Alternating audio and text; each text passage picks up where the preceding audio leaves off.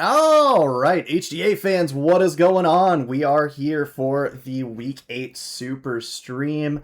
It's JJ, and I am joined by Commissioner Jackson. Jackson, how you doing, man? What is up, gang? Welcome to Spoiler Sunday. We're gonna see who falls, who crumbles, and who rises to the occasion. We're gonna kick it off Absolutely. with a little pregame action with our out-of-playoff contestants with some very snazzy teams. Who we got today? Yeah, so today we have Abigail and the Vermilion Vanillites against Ted and the Hartford City Flare Blitzers. We're going to skip the graphics this week, but Ted's team, obviously, the Near Mono Fire, featuring Charizard Y, Arcanine, you've got Volcarona, Greninja, Emboar, Mega Emboar, that is, Bastiodon, and of course, everyone's favorite G tier Pokemon Cast Form. Over on Abigail's side, of course, first overall pick, Floette Mega, Mega Blaziken as well, Meowscarada, Vanillix, Mega Altaria, Feraligatr, Crabominable, and Stunfisk. So, very interesting matchup with absolutely nothing on the line but fun and pride. Yeah, these players have been talking about it in the chat how excited they were to play today for this matchup. So I'm really excited to see what our chefs have cooked for us today and what they bring to the table. Yeah, I think that it's going to be a really exciting one. Really fun implications, too, just in the matchups, right? You think Mono Fire or Monotype in general is not necessarily the greatest draft strategy. Um, as we have just gotten confirmation, we're going to have to remake the room, so we're going to have to yap a moment longer. But Mono Fire, you think, right? Not the best strategy for draft, but when Charizard Y is the strongest Pokemon in the format, you can really get away with it, and there are some really, I would say, fun support pieces that you get, right? Arcanine, versatile Pokemon, offensive, but also as a support piece. Volcarona, very much the same, right? Tailwind support, Rage Powder support, but also Quiver Dancer. Mega Emboar is just a beast, like just a ball of stats that can punch its way out of situations. And when you have cast form, I mean anything can go your way, right? So I think for Ted, finding the right fire types to use is going to be really clutch. And then for Abigail and the Vanillites, it's going to come down to, what pieces do you choose to bring and how do you choose to counteract all of that very literal firepower? So I do know that she has the potential to run that snow warning on the cone, to offset the drought setters on that team. Although it might be a little bit harder with the Charizard Y. Although we do see Ted this season frequently bringing the Greninja as a Mm-hmm. common lead, so not always leaning into the immediate stun mode. But maybe this is the time, as Abigail has a lot of fire weak pieces and Meowscarada, of course, the Vanillix itself, even though it can reset the weather, still weak to that fire uh, onslaught of flaming hot power from Ted's team. I'm just trying to think of other guys. The Altaria actually might be really good today, versus Ted's team, as long as Ted doesn't pack an Ice Beam on that Greninja, or there's no Dragon moves anywhere. Yeah, I was thinking the same thing, right? You get Cloud9 on the Altaria, you can even look to maybe use that as your Mega. Mega Blaziken, naturally fire resistant as well, is a Pokemon that could really come into play. And as we look at the Pokemon brought here, we do see Abigail does opt for all three Megas, so Blaziken, Altaria, and Floette. You see the Meowscarada here with that Protean ability, doesn't have to stay Grass type. Stunfisk, of course, the hero of Week 7 for the Vanillites. If you haven't watched that set, it was a thriller. And of course, the Feraligatr, probably the easiest bring, I would say, on Abigail's side. And on Ted's side, it's five fire types and a Greninja. Ted didn't bring cast form, so I think Ted loses this one based off of the lack of cast form, unfortunately. Yeah, lack of balls really does that for you. We do see the full brunt force of Ted's flaming barrage outside his ballless little guy. Um, Once again, bringing that frog, and I'm really curious to see if Abigail's gonna remember to click this Mega Evolution button this time around. She did great against Andrew. We're really gonna see uh, how it's going to show out today, as both gamers are locked into their bonds. So we're going to see how this turn one starts. Yeah, definitely going to be interesting to see what the leads are here for Ted. It's going to be Mega Emboar and the Ninetales, so we will be seeing the Sunlight. But on Abigail's side, it's Altaria and Blaziken. So as quick as the sun is rising high, it gets shut down by the cloud cover. And the beautiful Altaria just doing work already before the match even starts, I'd say. Yeah, the floating pith egg just sitting there waving away the sun with his gentle cloud-like wing. We're gonna see what these actually firefighting guys are just staring each other down. Both capable of, actually no, just Abigail's capable of Mega Evolutions. I'm pretty sure. And Ted also does have Mega Emboar, so both could very well Mega here. We will see. Good, yep, right. Abigail going for the Mega Blaziken. No surprise. I would have been a little bit more shocked to see Altaria Mega Evolve and give up Cloud9 there. But it's going to be the old guard versus the new guard. The new kid on the block, Mega Emboar, against the old school Mega Blaziken. Mold Breaker, interesting. Break the mold. Oh, Helping hand. Yeah, Altaria getting involved early. Not known for its offense, but doesn't need to be. Sucker Punch actually coming out and failing. Sunny Day also failing. And Earthquake from Blaziken. So all the offense on the Vanillite side of the board. We'll have to see how much this does. It's a double knockout with the helping hand of what's the commentary line from old school Pokemon Stadium? A violent blow from the word go. Abigail out for blood as Blaziken taking a double knockout to get turn one started. JJ showing ball there with that reference, and Abigail grabbing Ted by the balls, throwing him back into the trenches with that massive shattering earthquake. So Ted's really gotta think about this one, as what he can do here is just a Volcarona, not known for his physical defense, and Matt the Unrivaled Greninja, now Cloud9 is active, so that water type damage will be doing the same as if the sun wasn't out. So we're really gonna see yeah, it's gonna do. It's gonna be interesting though. Blaziken with speed boost already at +1, so you would think at least has a chance to be outspeeding this Greninja, threatening it with some super effective damage. Volcarona is probably safe unless there's a Rock Slide potential, which is a move Blaziken's been known to carry for these Fire-type mirror matches. So are we at risk of seeing the two-turn sweep here for Blaziken? We're going to find out. It's Helping Hand again. Volcarona going to deny it with the Protect, so Volcarona will at least be around for one more turn.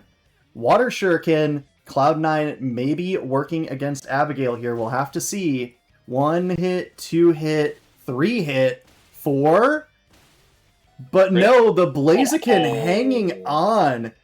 3% HP, and it will be the rocks that fall. Volcarona will keep itself safe. Greninja, however, has to take this attack. And that's so much damage on a neutral hit. So, Ted, turn 2 happening, very much more favorably than turn number 1. You are threatening a KO into this Blaziken with Water Shuriken, but you still have to deal with 3 more Pokemon after this. Yeah, and just the sheer amount of pressure that Abigail has, maybe could be packing a Vacuum Wave for the... Nope, it's just going to be a Water Shuriken, so down goes the Blaziken. Getting a very crucial 2 kills that early game, though, providing that pressure. We didn't see a Helping Hand, so Altaria is going to be moving here on its own. We do see Quiver Dance pop out from the bug, so hopefully Ted dancing his way through. But we do see a Dragon Pulse, and Altaria is going to pick up that KO, leaving Volcarona versus the world here. Yeah, absolutely. And Volcarona, where there's a will, there's a way, right? I mean, very much a Pokemon that can get out of hand, but even, in a disadvantageous, or a Pokemon like Meowscarada hitting the board in a disadvantageous state, Altaria still is going to be quite difficult for Volcarona to clear, right? You think Firebug, neither hitting Altaria for very much damage. Most of its often coverage moves like Grass, Giga Drain, not going to do a lot to that Pokemon as well. So Altaria may just, wall this Volcarona out for the rest of the game. And Meowscarada, of course, like we alluded to, has access to Protean. So just because it's 4x weak to something like a bug type move here. We're going to actually see Protean into the normal type with Protect. So now you're not taking super effective damage from that Volcarona. Yeah, getting rid of our bug and fire weakness. And the protect coming out from Volk, so good scouting by Abigail potentially for that. And Tailwind, so just another free turn for Abigail to just position her board state even better versus Ted here. So Absolutely. you're really gonna see all the burns and the dodges and the crits on Ted's side against Abigail, but we do see a helping hand come out. We're gonna see with a power gem. Power gem into the Charty Berry though. Layers on layers. That Charty Berry may be the only thing keeping Volcarona in this. Special attacking Masquerada. The Life Orb revealed. Very interesting. That was also +1 special defense too, by the way. So from that Quiver Dance, we do see the Fire Dance come out, and not even because of the Cloud9. So not even the +1 Fire Dance with Stab could help get the kill in this Masquerada. Maybe training a little bit of bulk there. Yeah. But this next Power Gem definitely going to take the kill on this next turn.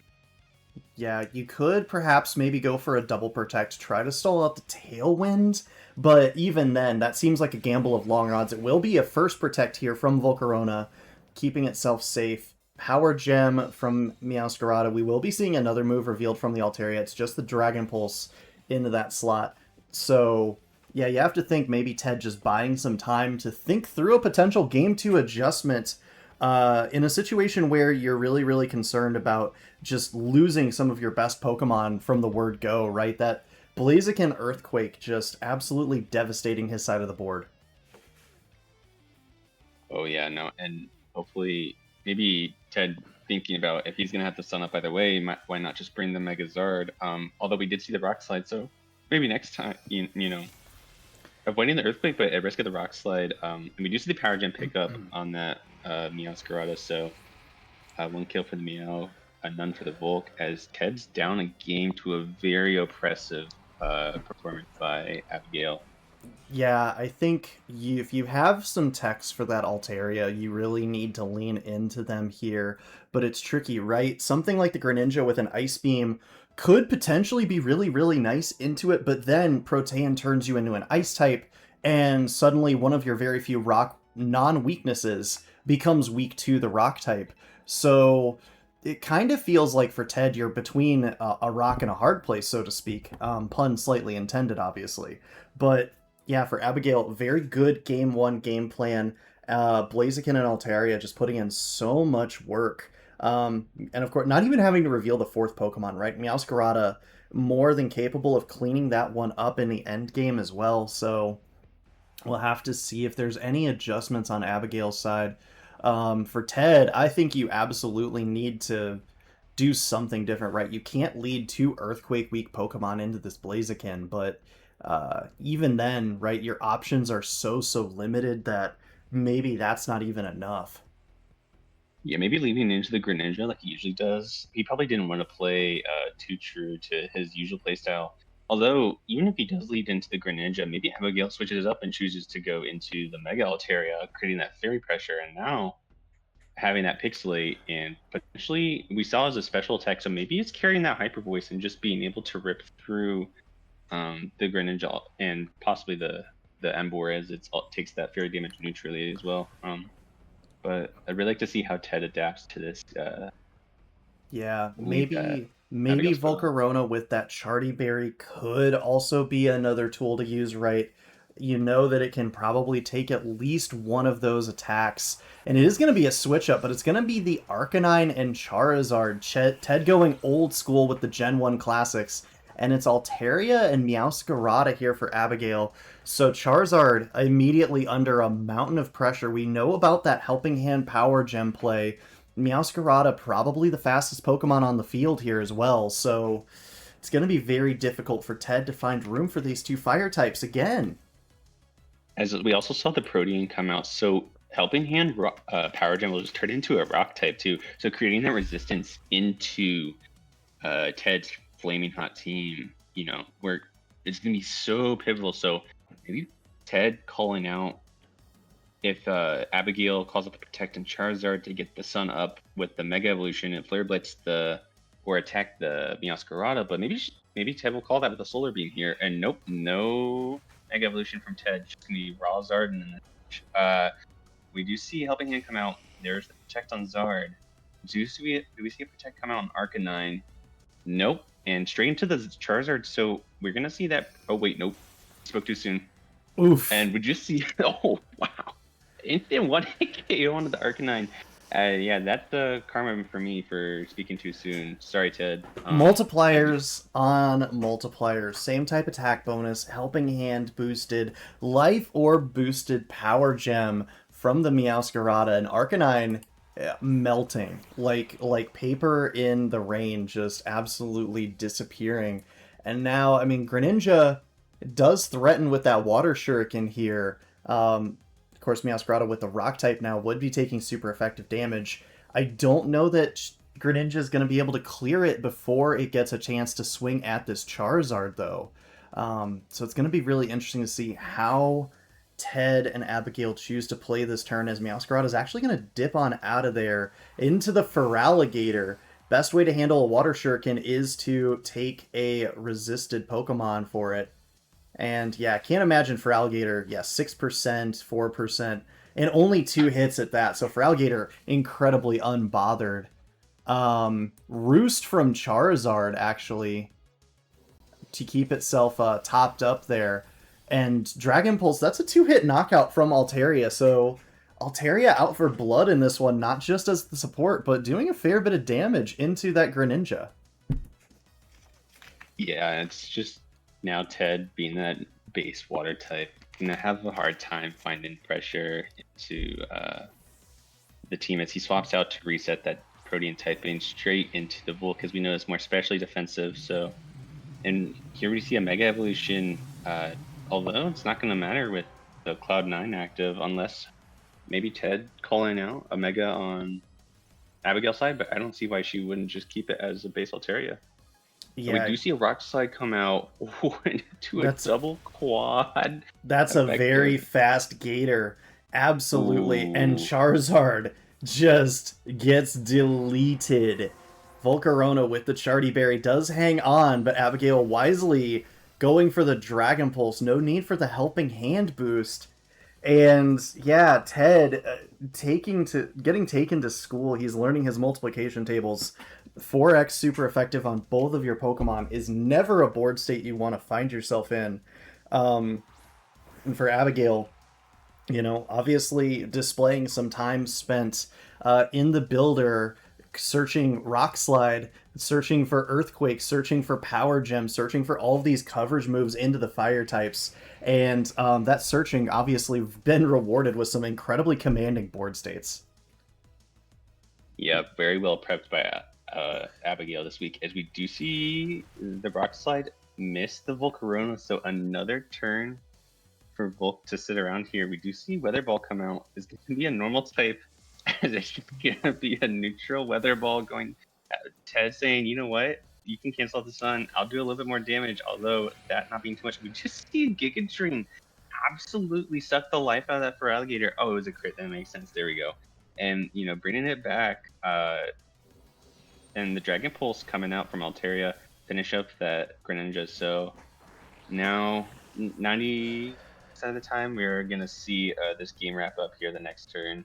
Yeah, Volcarona needs to put the dancing shoes on to avoid this Rock Slide. Otherwise, it's curtain time. It's all she wrote. But even then, you still have to contend with the Meowscarada. And again, for Abigail, an unrevealed 4th Pokemon. This time, Mega Evolution, not even needed, right? You don't even have to care about clicking the button when you don't need it, right? And it will just be Rock Slide, Feraligatr with the broom, sweeping this one up. And a very, very crisp 2-0 for the Vanillites. Without their signature Vanillix this week, but I think Abigail will be able to take the whole team out for ice cream anyways, all the same. Hey, if Abigail's offering free ice cream, she knows who to call, because I am always down the clown. So... yeah. Fantastic stuff. And absolutely just an incredible display from Abigail. I think... just excellent game planning, right? Like I alluded to, you go in and you just say, okay, I'm against a mono-type team. that on paper, right, you don't have that many resistances to Altaria, Feraligatr, Blaziken, sure. Um, but leaning on those coverage moves, right? Leaning on things like Protean Meowscarada, and I think a very probably Choice Scarf for Alligator, and of course just Altaria, showing how I think useful that Pokemon can be in draft leagues where weather is so predominant, right? You don't even need to utilize it as a Mega Evolution. Sometimes just a bulky dragon type that can stay on the field and turn off weather is all you need from that slot. Yeah, absolutely. And yeah, might have a winner's interview coming in here real quick.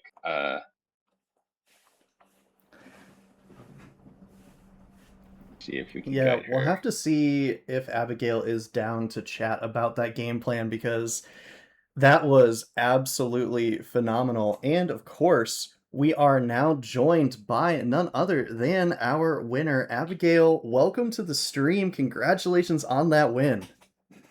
Thank you so much. I have been so excited for that matchup in particular, like from the beginning. Yeah, I can imagine quite a bit. So talk us through it from your perspective, right? You see the nearly mono fire type team. Obviously not a great situation for your beloved Vanillix, but talk us through the rest of the picks. Talk us through your other Pokemon and what had you so excited for this week. Right. So there is particularly one thing that I have been begging Blake to help me calc for from week one, and he would not let me do it. And that was max special attack, Meowscarada hitting Power Gym and turning into a rock type.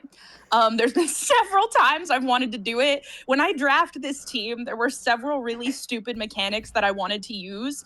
But like at the beginning of all of this, I didn't really understand, to be honest with you, like how much base stats and like special versus physical attacks could change up how you use the mechanics. So I knew, like by week 2, I knew that this was the week I was going to be able to do that, and that it was dumb, and that I love Meow. So I kind of based everything else this week around that, and the fact that I knew I was going to have to bring Altaria, because I didn't have that 4th game on Altaria yet. Yeah, but Yeah, that queen popped off today. Absolutely, just denying Ted his beautiful sunny Sunday. Yeah. What else have you teched on the team? Is there anything that you were upset that didn't come to the game that you didn't bring? No, I just was here to throw rocks. There you go. yeah. Yeah. I mean, yeah, throwing rocks, the earthquake as well on turn 1 from Blaziken, right? I mean, just that was so much fun just to be able to see. But yeah, I think you really leaned into the strengths of your Pokemon very, very well. I want to actually go back in time because I didn't get a chance to talk to you about it, but let's go back in time to last week. How amazing was it for your Stunfisk to be the one Pokemon answer for your opponent last week in Isaiah's team? I gotta tell you, I was so excited when I got to draft Stunfisk because, for those of you that don't know, I played Go for a while. So in Go, when I was playing Stunfisk and Galarian Stunfisk, both were kind of having a moment. So like the way that that Pokemon matches up was something I was familiar with, in terms of just like what Pokemon it kind of KOs. And actually, you see that across my draft team. Like Pokemon that I am familiar with, since I don't have a ton of experience with the game, really sticking to like the types and the moves that I know they have was kind of important. So to be able to get so many of those wins with Stunfisk has been a ton of fun. He's sort of been a sleeper. And like I played in Indy, I played like a Tailwind team. So that's an archetype that I knew. But right after Indy, Blake was teaching me about like Tail Room. So when I draft my team, I took Altaria, and then I was like, well, I guess I could have some slower guys. And because I know I want this Meow, get like some Trick Room situation going on. And I've used them in a few ways. I've used them outside of that tech as well, but it's been super fun blowing stuff up with them because they hit hard. Absolutely. Yeah, and I mean, you get to have some fun with it. You get to use Pokemon that, not necessarily picks you want to take to a regional, right? But I think that's been the highlight of Draft League for all of us, especially with this format, right? We get to go to those low tier fun picks like Stunfisk and just have fun with it, really show the strengths of these Pokemon that maybe other people don't respect, but we know and love, and that's what the game is really all about at the end of the day. And yeah, Abigail, you find yourself finishing the season here, 3-5, 10 match points on the season, so a pretty good record for your first draft league experience. How do you feel now that it's all wrapped up? I got to hit every mechanic I wanted to hit this season, except for one, and that's the explosion on cone. I never got to make that happen. But everything else, I'm feeling great about this season. I didn't really anticipate getting any wins. I wanted to finish better than Blake did last year because Blake's pretty good. So if I can continue to just be a little bit better than him, then I feel like I'm on a pretty good track. So I'm feeling great. Honestly, I thought this was a lot of fun. I look forward to hopefully getting the chance to do it again. And I think, if I recall correctly, you did finish better than Blake. I think it's not the same record. You finished a game above him, and not only that, but being able to take a game off Andrew. So I consider that. Highlight of the Yeah. season. Absolutely. Yeah, that was actually my subsequent question of like, what was your favorite part about like your season? Hitting the And sheer cold hitting the sheer and cold. screaming. Yeah, at the top of my lungs. I'm pretty sure that was a game that I ended up losing. But it didn't matter. It wasn't No, about that.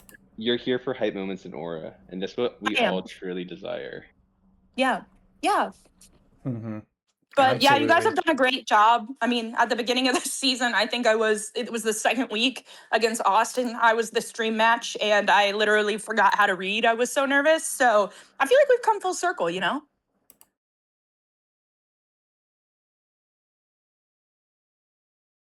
Made the pisser chair at a regional, and that's what matters. That is what matters. No HDA piss chair that we know of. I hope not. And if you do, maybe find a therapist. Maybe we can link some next season. Yeah, physical, and also mental health. Obviously, take care of yourselves, guys. Go to the doctor. Go to therapy. Touch some grass. Drink some water, but not so much water that you piss yourself. I don't know. Please, I'm not. please do that. Disclaimer. Thank you guys for all that you've done casting this year. It's been phenomenal. I think it's really cool what this community's done. It's super super fun watching, kind of passenger princess on all of this community stuff with Blake, but it's been super cool and I love what you've done this year. Yeah, thank you. It's been a lot of fun, and I think it's just a really big embodiment of our whole scene as a whole because we're just a bunch of goofy people who love the game, and this is just us being goofy and loving the game. So, we're having fun with it. Glad you're enjoying it as well. Glad that everybody has been able to have fun with it. I think we've been able to feature pretty much every single team at some point or another this season. So, it's been a lot of fun. Yeah, that's awesome. I love that for you guys. And looking forward to other matches today, watching them. Absolutely. Hell yes.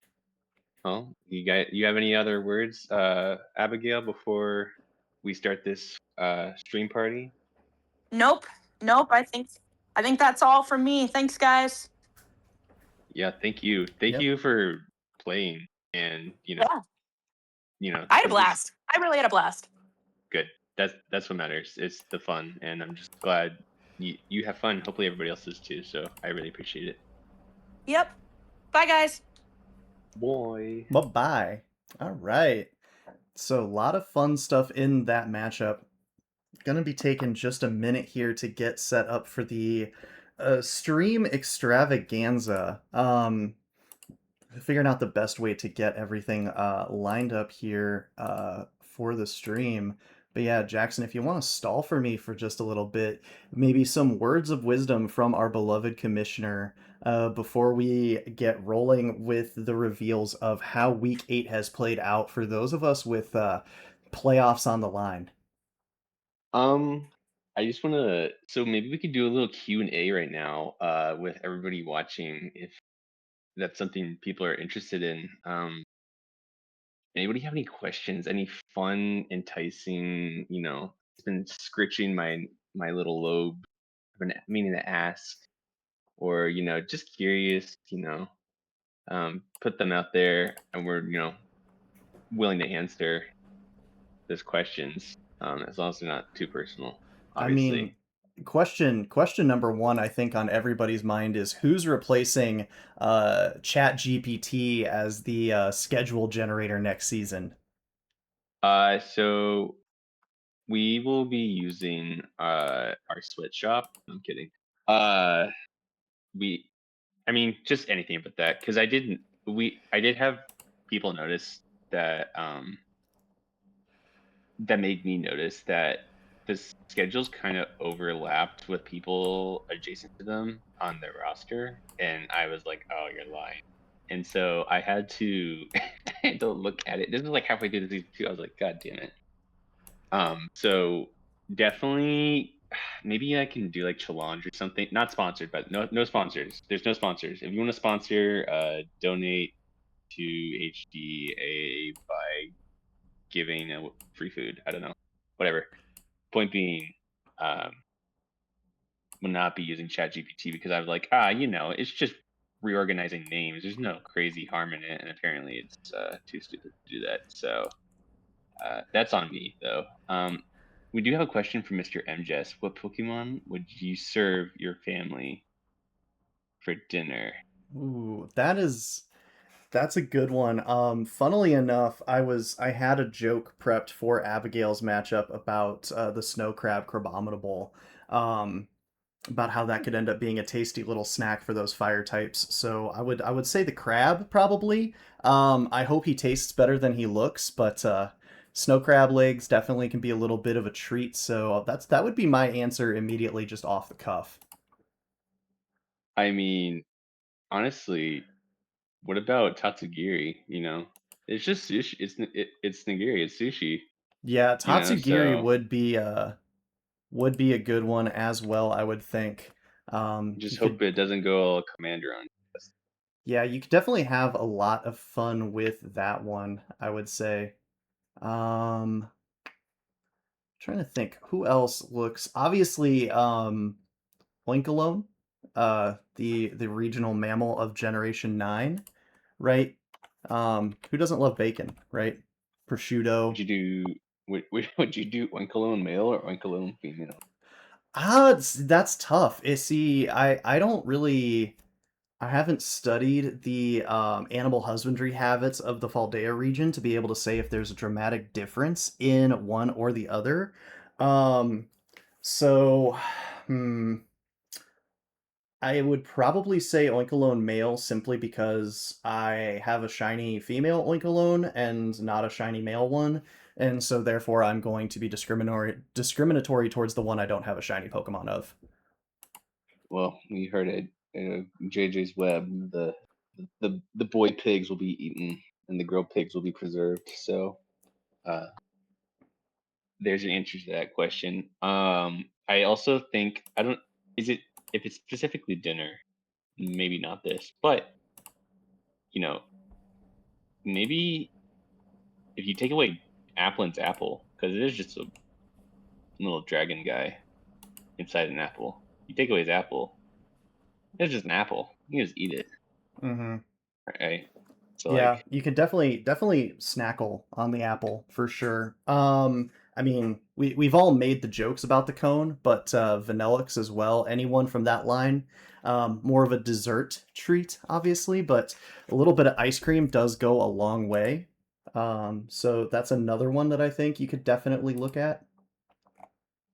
Jordan is asking, are we doing? Are we gonna reach for 50 players next? Um, Probably good not in the question. same league. I No, think I don't no. know I, how deep into the planning you want to spoil Jackson, but I think 50 players would necessitate a small format change, probably. yeah. So I plan on stepping back from being a player next year. I decided that really early on this season.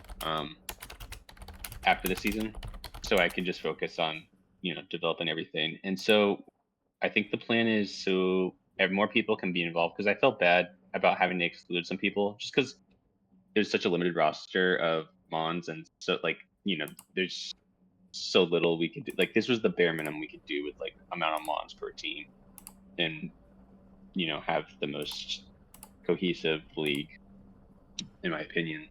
But next season, there's definitely gonna be a bigger draft board because of the more Mons we'll have access to around this time next year. So I'm thinking that like I'm willing to say like yeah, it'll probably be a split league. I can't say by how many people or how much. It really just depends on the format we have, the number of Mons available, and the number of people that want to play. So, and we're gonna also announcement. We're gonna retire the spreadsheet hopefully after this year. Since I'm not doing any IRL events, I'm gonna be working on this project with others throughout the VGC season, and hopefully I'll have an official HDA website active by the time we roll around next. So things will be a little bit smoother, crisp. UI will be better even because there will actually be very full UI. So hopefully people will be excited about that. That way, we don't have to share access or anything. It's just going to be, look up the URL, boom, you're there. Don't expect anything crazy or in depth, other than like the basic necessities. I mean, I'll make it look decent, obviously, but it's not going to be super, super, super crazy. But it's a start. Yeah, I mean that's a lot of cool stuff, man, and I think that that's definitely just going to be a really cool step, right? I mean, because what you guys started this last year with, what was it, 16 teams or 12 or something like that? Not too many, I remember, right? We are last year we had 18 teams, including myself.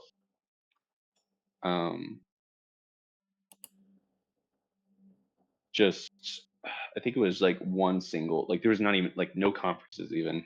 It was just you play, and we decided that top 12 make playoffs, the top 4 get to pick their opponent. But I know some people are against the idea of not resuming that this year. But I say if you want to choose who you play, then you better win, and then decide who you want to play based off the room you have, based off how you win, because it's more fair that way. So it may not be as silly fun, but it's definitely more balanced that way, in my opinion. But we do have some opinions about the web page. They're saying make it look like a 1998 web page. You know what? Possible. We can make it look like a little Windows 1998 style. I think it's called Tiger Fusion. Is that type of theme where it's kind of got like that liquidy, like computer electric feel to it. So I could definitely lean into that if that's something people are like somehow weirdly interested in. Yeah. All right. That was the next thing I was gonna follow up about. If you hear some clicking, don't worry about it. Yeah. Don't You worry got your about it. answer. Don't worry about it. It's not total amateur hour over here, okay? I'm doing my best. With that though, I do believe we are ready to get into it. And DJ, with the perfect segue question, Oh, there what we go. is the next match? Well, we are going to get into that. It is time for the Week 8 Super Stream. So let's get right into it. And first match is going to be a little awkward for me as it's my own match against Andrew and the Sweethearts. A battle for first place in the Corn Cob Conference. Jackson, you want to go ahead and drive us through the implications on this one? Yeah, so what's going to be going on here is how it's going to be laid out is we're going to be looking at each team today, and at the beginning of these matchups, we're going to look at what's on the line for them. What are they playing for? What's at risk? So as we see here, JJ is facing against Andrew, and just as a great opener, you guys killed it this season, and I figure why not send it off with a bang to start us off. And so we have this match. And luckily enough, we do, so you don't feel too awkward about it. We actually have the absolute glorious pleasure of the pre-recording being casted by Andrew himself. So we get to see into the mind of the Grandmaster of the Sutopolis City Sweethearts. Yeah, definitely a POV that I've been curious about since we played this on Thursday evening for sure. Let's go ahead. Just going to do a quick run through of the teams. Of course, this is a 7-0 versus 7-0 matchup. Andrew and the Sweethearts, of course, with the Goldango as their first overall pick. Mega Glamora, Mega Pyroar, the dual Mega format for this team, but featuring some other really strong Pokemon. Komowo, of course, the signature female Basculegion. Andrew, now using this Pokemon in back-to-back seasons to really great effect. And then I think three really good supporting options in the Spiritomb, the Luxray, and the Simisage. Jackson, I'm gonna let you talk about Andrew's team here, though. I'm a little biased. I think Andrew has a very cohesive team. I think on paper it definitely looks a little funky. But when you are used to playing with a couple funky mons and you have some consistent and strong guys, like just sheer power and double adaptability with the Mega Glimmer and the Vascular Legion, we have the Heat main from the Mega, or the Fire main ability name for the Mega Pyroar. Goldengo is always such a good Pokemon, even through the nerfs. It's like, just pray you hit the Mega Rain when you need it. Otherwise, it's going to do the job. And then Draft has more coverage too, so you never know what he could be packing other than that typical set. We've seen the Luxray. I'm pretty sure that's his vote for one of his MVPs if he were to actually, no, it can't be, because I'll explain. You can't vote for your own guys. In Self-nominated. MVP, yes, self-nominated. You can nominate towards 2 mons that can't be yours. Yep. But we'll get into that another time. But Yeah. And the Simisage acting as Rillaboom Gomez Jr. here. We do have a mention. These guys all have great hair. That they do. That they do. Absolutely. I mean, especially that bottom row, right? I mean, I know what Rex I'm taking to my barber when I see him next week. That's for sure. Um, little Andrew trivia for you, Jackson, and for the viewers at home. Um, which Pokemon has Andrew brought to the most games this season? It is a tie between two Pokemon going into this matchup, and I think that the answer is half surprising, half not. I know Luxray is one of them. That is correct. Because he talks about it all the time. And I want to say the second, Basculegion. Yes. Part of my prep this week, I was looking at it. Luxray and Basculegion coming to 13 games apiece here for Andrew going into week number 7. And eclipsing a lot of his higher picks, right? Glamora, Komodo, only 4 games apiece coming into this week. So someone who I think has definitely found incredible value down his draft board, especially, I mean, Mega Pyroar, but also just getting that much mileage out of Luxray and Basculegion, 2 of the quote lower tier Pokemon, I think really just speaks to why Andrew is the defending league champion. Of course, now we jump over to his opponent from this past week, none other than myself. Jackson, go ahead, just yap, and if you got any questions about the lineup, let me know, because I know these guys, I love these guys, but I'll let you yap. Yeah, absolutely. Yeah, I think yours is, in my opinion, the most balanced team in the league. I think there's a mode you can lean into if you want for anything. Nothing is the strongest at what it does, in my opinion. Other than, like, nothing can, like, it's like the Indiana Pacers on our glorious run before Tyrese went down. Tyrese, sure, he might be a superstar because he was the main focus, but that team went far because it was a team. And this is kind of what it reminds me of, if that's a good example or not.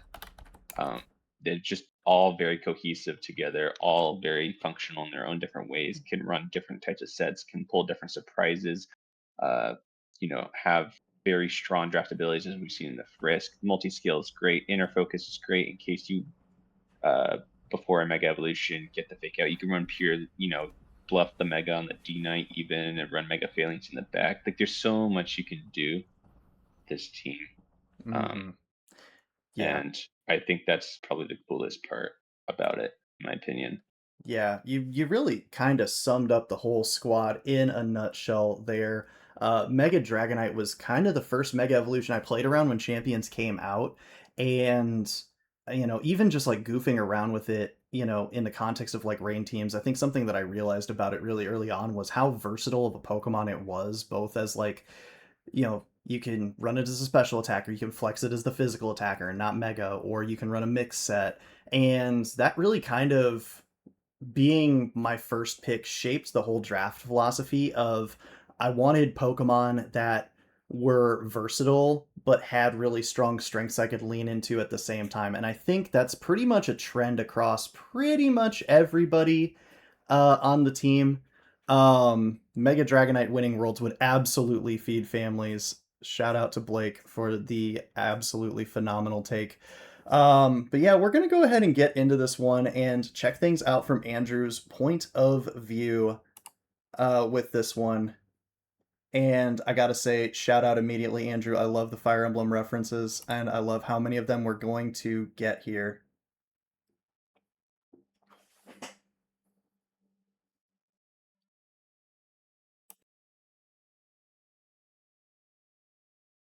Make sure we have that audio on for.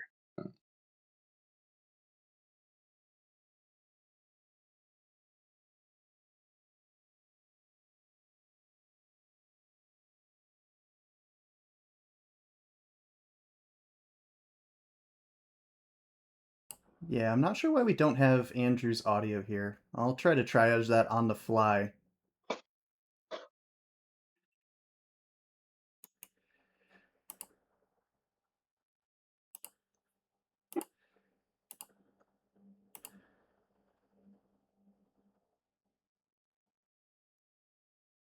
Just have to find out.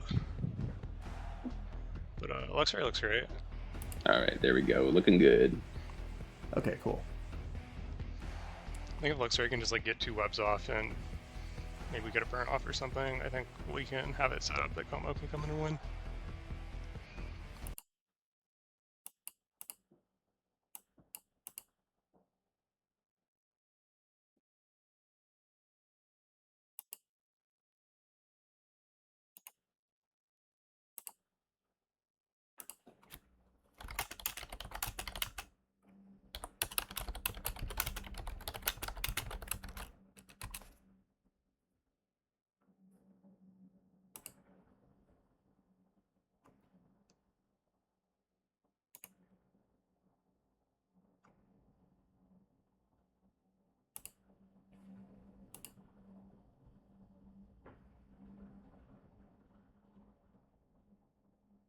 Well, it looks like we've lost it.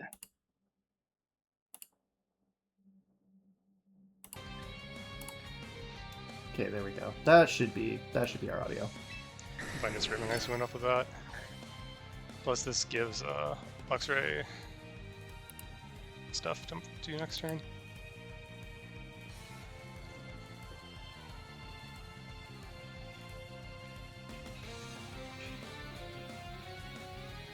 They might just be fake out tailwinding here.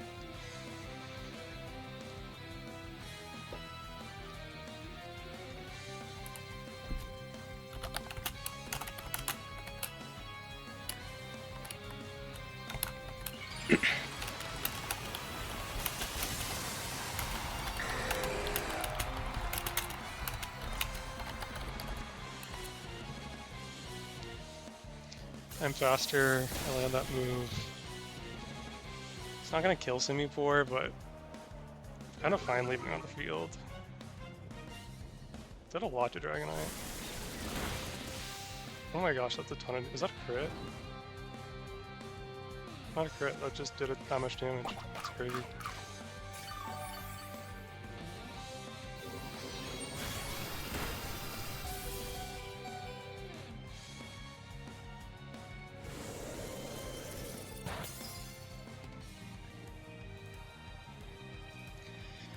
Yeah, that is decent damage. D-Knight. We take one more burn turn, and we go down.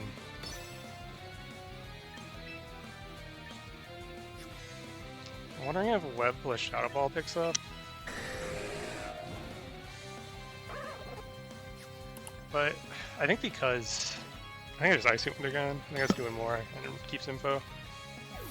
That's fine. This thing's getting -2 to whoever's coming in. Oh wait, these are Grail Mercenaries. Duh. Okay, Metagross actually won't get -2.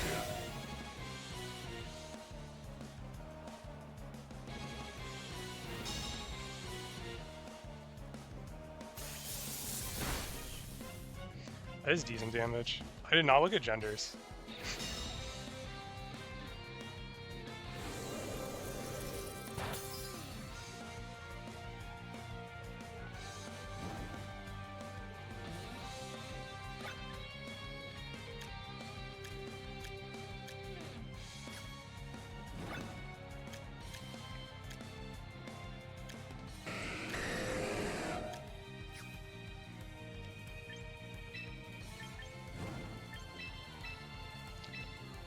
I'm safe to do this.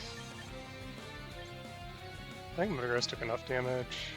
I think if I get a Wisp on it, that's big though, just so come up and set up.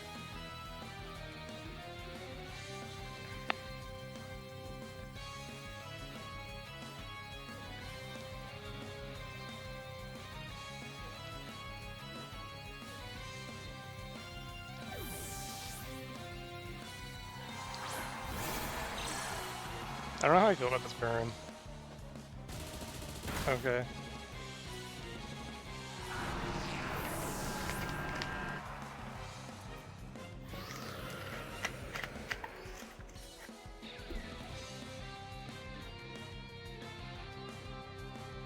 Tailwind's pretty annoying. It is a -2 though. I can just go back out to Luxray.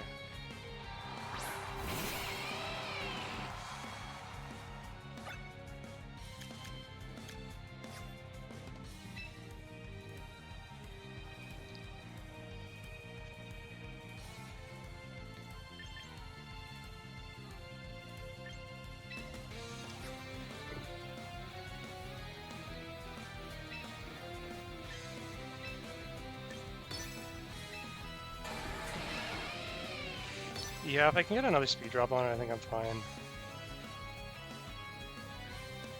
This is just icky. And based on how much damage Simipour did, if it has Shadow Ball, I'm a little concerned. Does it get Shadow Ball? Get Shadow Claw. Okay, switch. That. As long as this thing doesn't kill. Okay, yeah, that's annoying. I think I live with. Yeah. Good double KO this turn.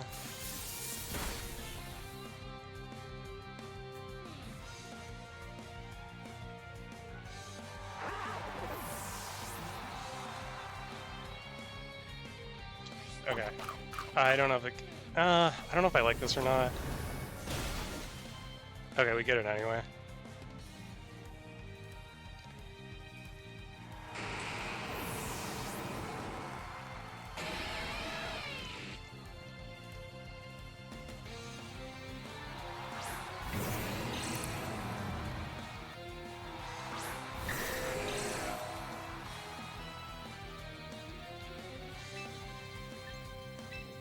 Okay, thinking this through.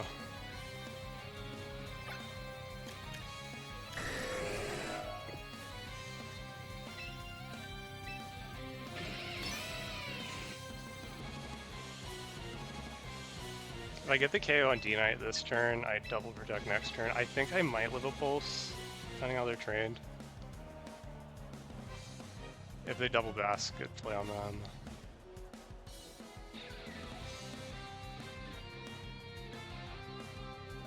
But yeah, Barry at least gives me something to do here.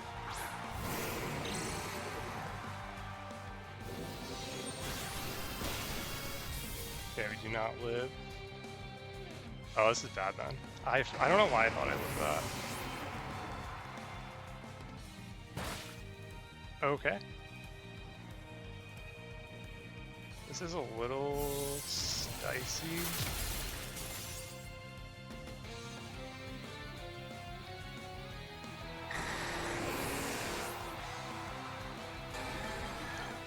Okay, so I basically, yeah, they have one more turn to win.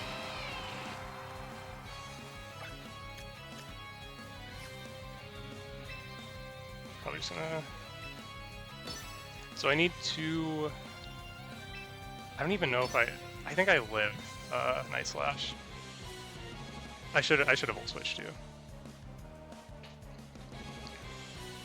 But I think you gotta kill Luxray this turn.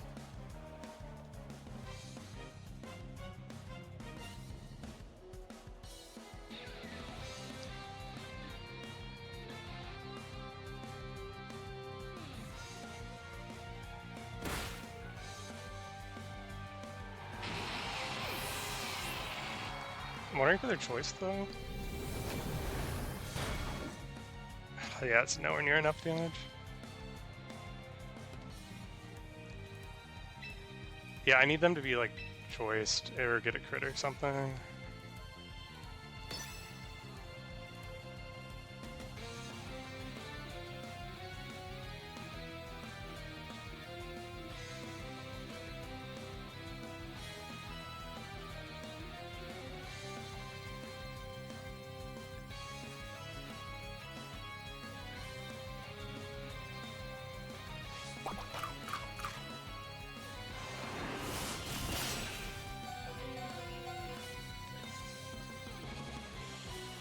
I should went by Ice Beam Freeze.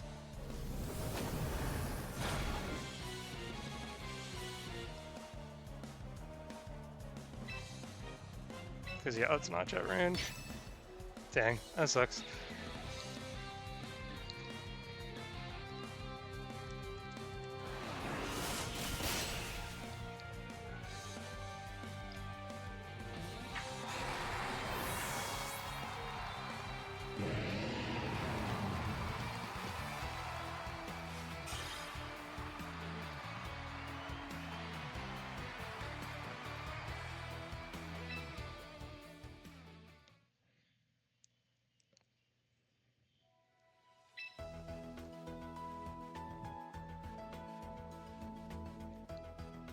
I don't know if I bring the same.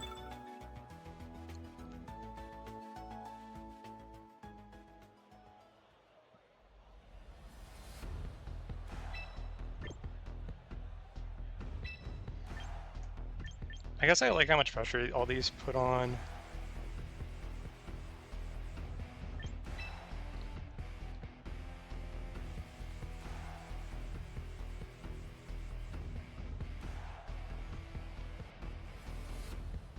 I'm just debating if I want Spirit Tomb, just based on how destroyed it got. I don't know, Dragonite's kind of just running the same set we thought, so I at least don't have to worry about that.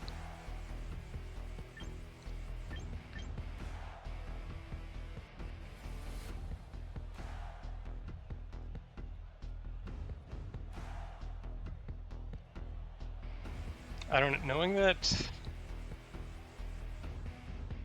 Metagross isn't, or Samurot's not Scarf does make Lamora a bit better.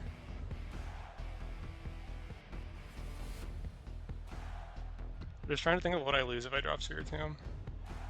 Lamora's really bad into, I don't know, I like Pyroar too. I don't know, I just feel like I made that on the spur of the moment, but we'll see. I don't know, I see the Pyro Vision. I was scared of Akaberry Metagross, but like now that I know that's not there, Pyro's at least useful. We seem to like deny Tailwind. Okay, high chance of Choice Scarf here.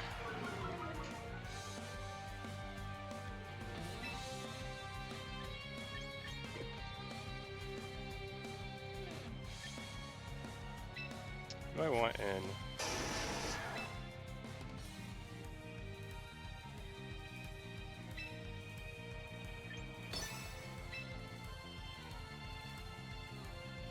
Arcanite's a girl? Okay. wonder if that was conscious. That's funny if it is.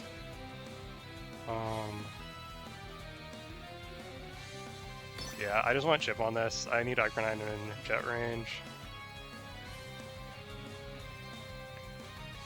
Fortunately, rivalries. I wonder if I did get him to fall for rivalry. Scarf Heracross. That's bad. That's very bad.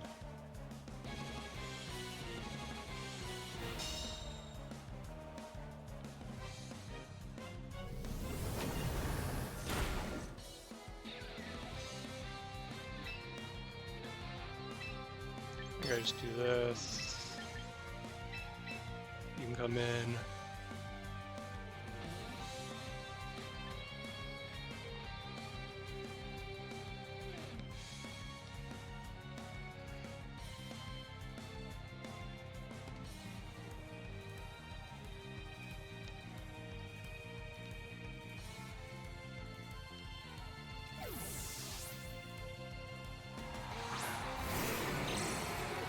Maybe I should have left the Heracross on the field.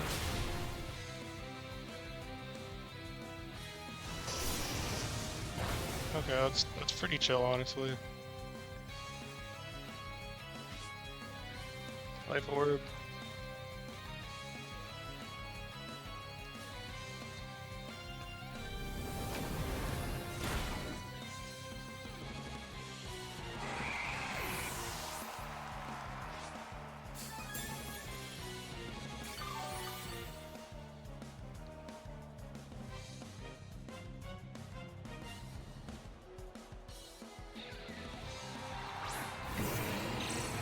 Yay.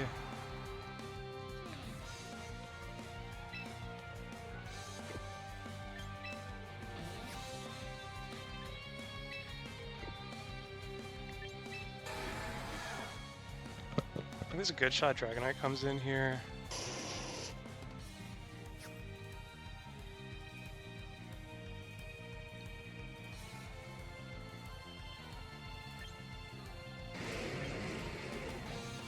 I don't know, should I call it? Am I that behind that I need to call this?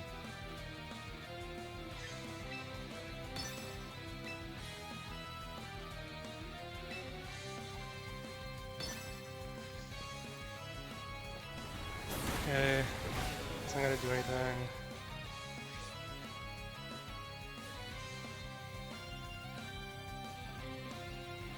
Okay, we're faster than that thing. I think that's range of the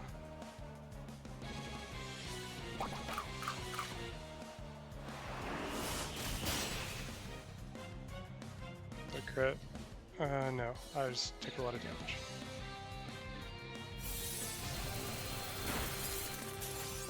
That's funny.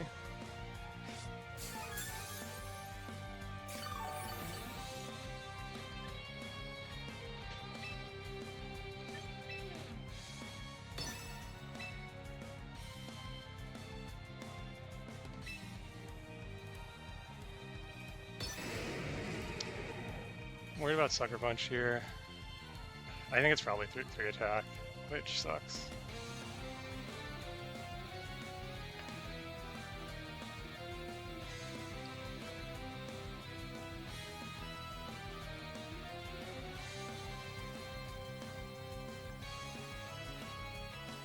But knowing I'm faster is huge.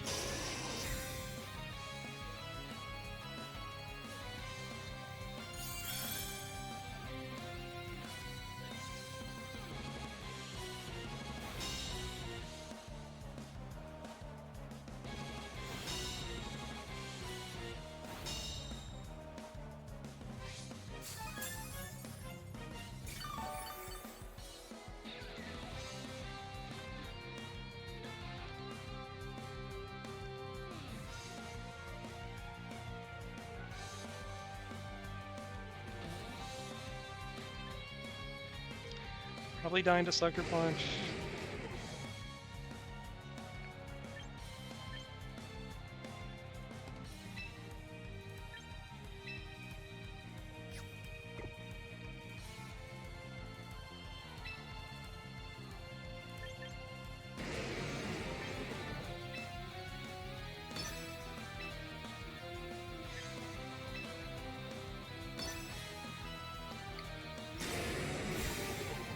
I just want to see if it's there. Yeah. Okay. Get the call wrong.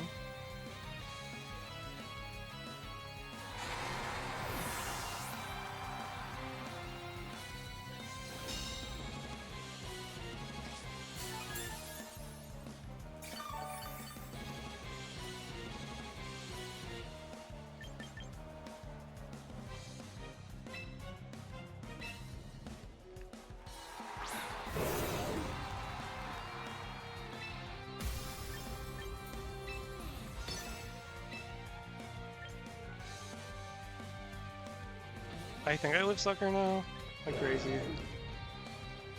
Yes, I live sucker now. Oh wait, that's from Jolly I'm looking at. I might die to sucker. I mega right. Okay. I'm assuming Dragonite's back.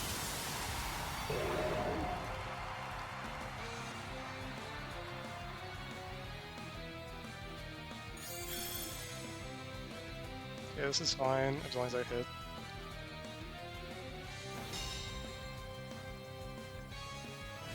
Okay.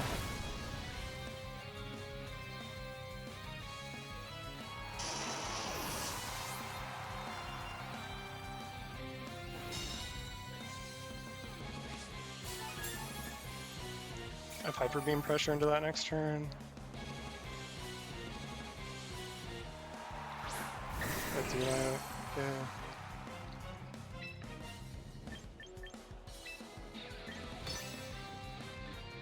Yeah, this is just bad. I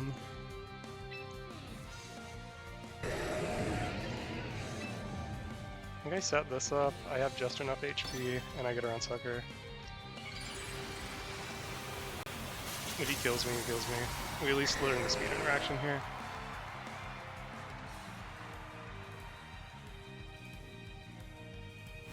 Okay. Did not sucker.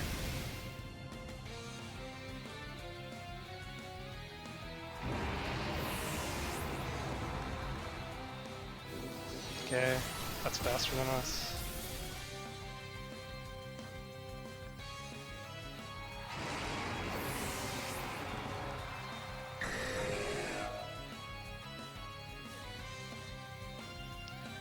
Okay, I need to get to like 50% and then Hyper Beam will kill. I'm just curious if it was a move for Pyroar. Could Snarl. Realistically, all we're doing is breaking this thing.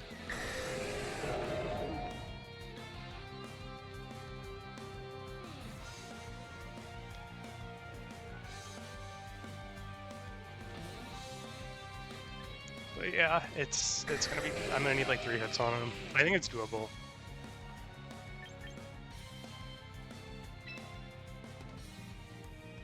Yeah.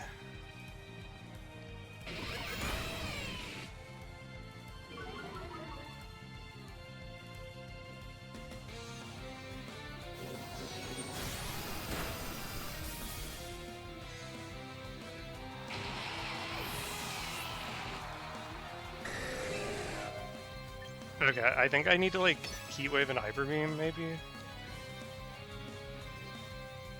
Let's see how much Heat Wave does.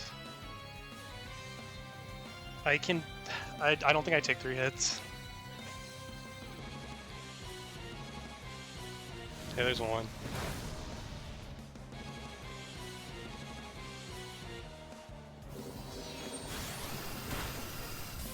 Oh my god, that did so much. Okay, I just need to hit a few 90%. If I take 1 more.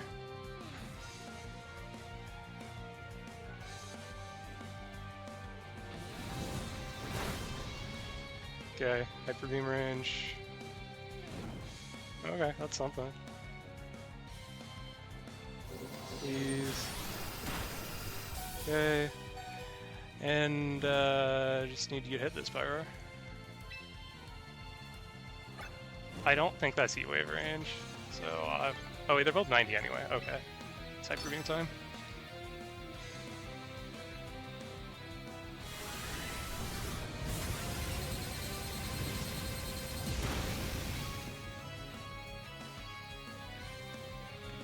Okay, now that I know where the items are, Glamore is, I think, fairly better now.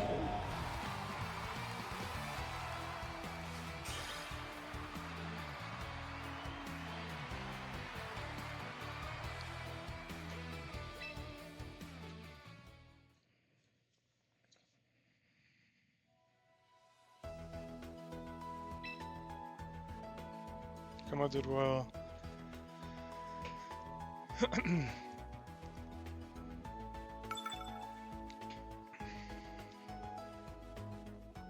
Whenever he brings Metagross back, I kind of don't think you would after doing that.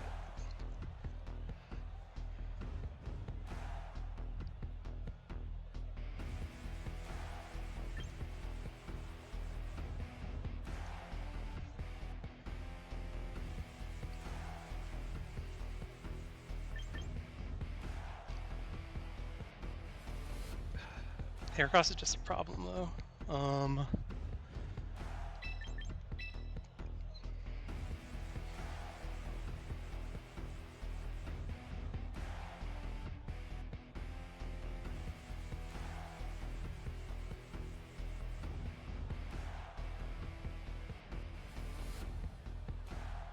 I don't know, I think I can ally switch to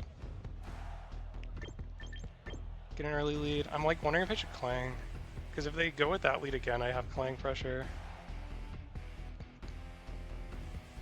It's just if they go with the game 1 lead, that's really bad.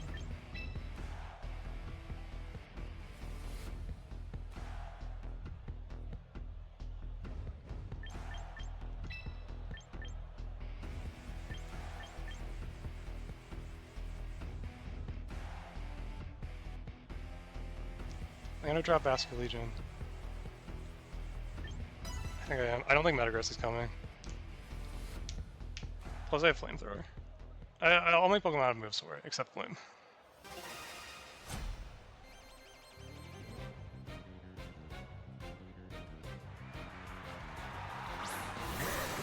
Guys, these guys, these jokers again.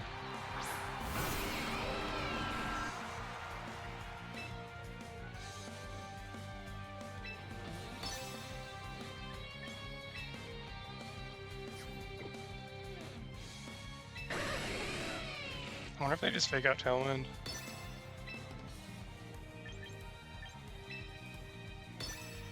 We still get stuff broken at least.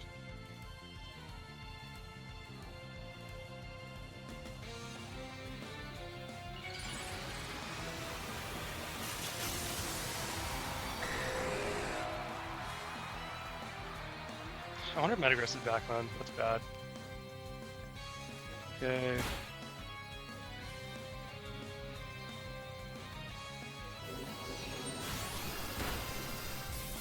I'm actually super cool with this.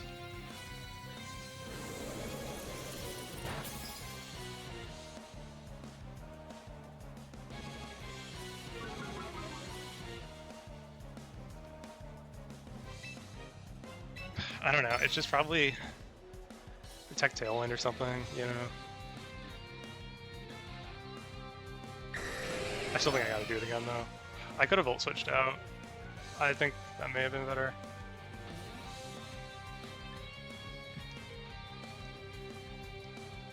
But yeah, I'm like, am I setting up Glim for success? And I'm not sure I'm doing that.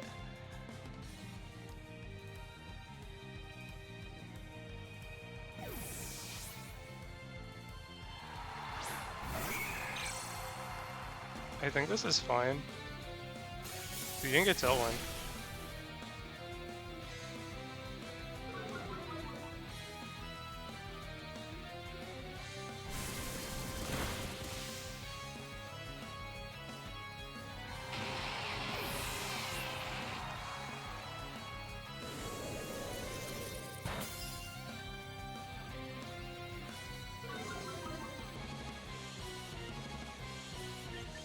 Like, part of me wonders if I can Clang.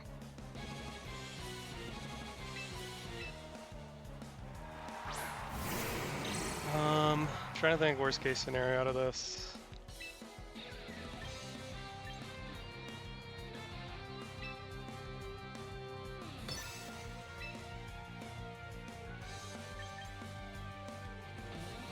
Making sure I click the right move.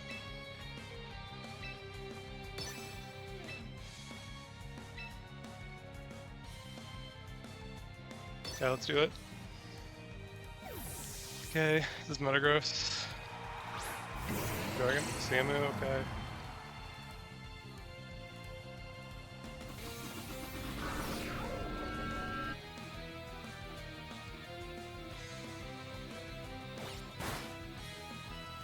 It's a little annoying.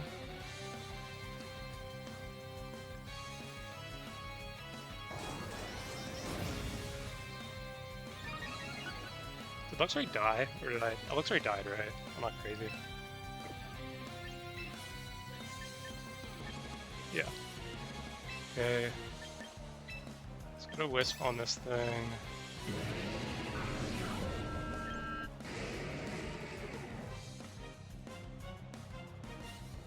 I don't want to give him a double KO.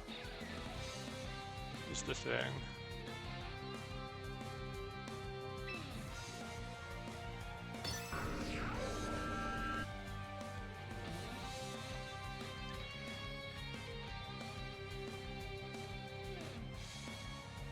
I'm a little sussed out by Heracross if it switches out here.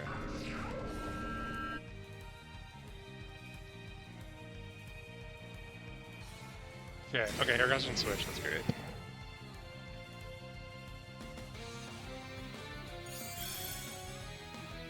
This is fine, I think. That's a little annoying, but I'm fine with it.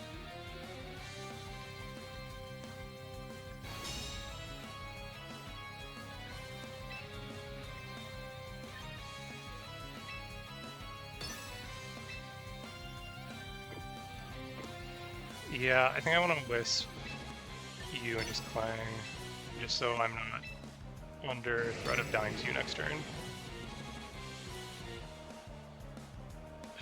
Actually, I don't know, they might be able to kill me. I think...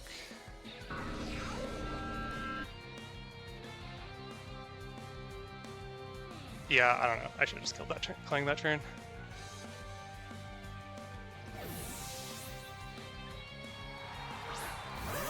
I'm okay with that.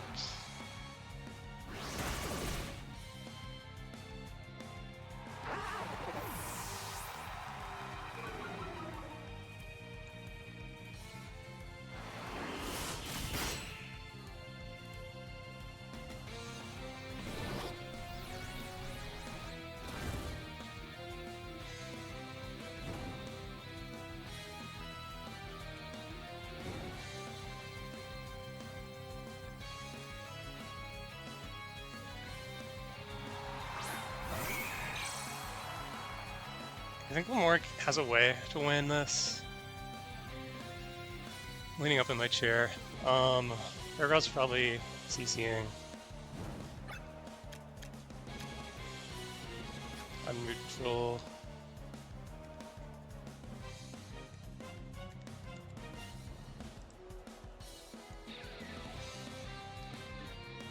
Yeah, losing my leftover sucked. Yeah, he just kills Como. I gotta do this.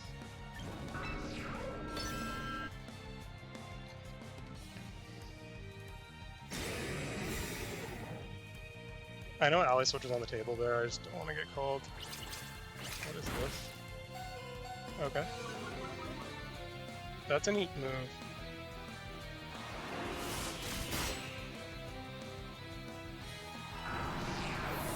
Okay, got red there. We still have the burn ticking away.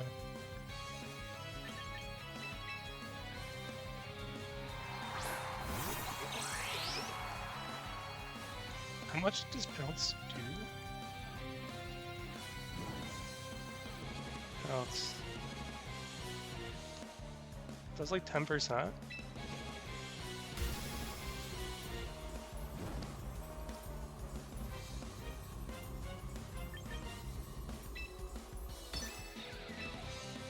Okay, so Pounce. One of my guys gets a speed drop, the other's gonna win it. Am I crazy? That makes sense. Was like a crit? I think I'm fine. I mean,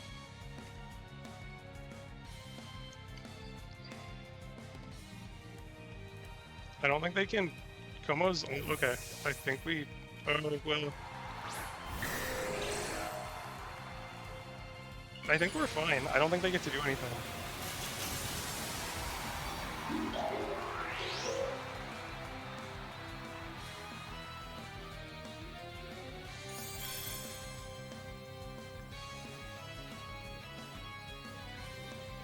Okay, this is a little annoying.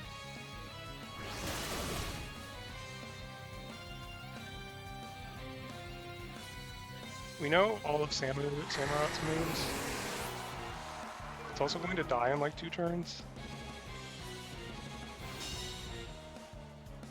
How many turns we got? Okay, it was really good.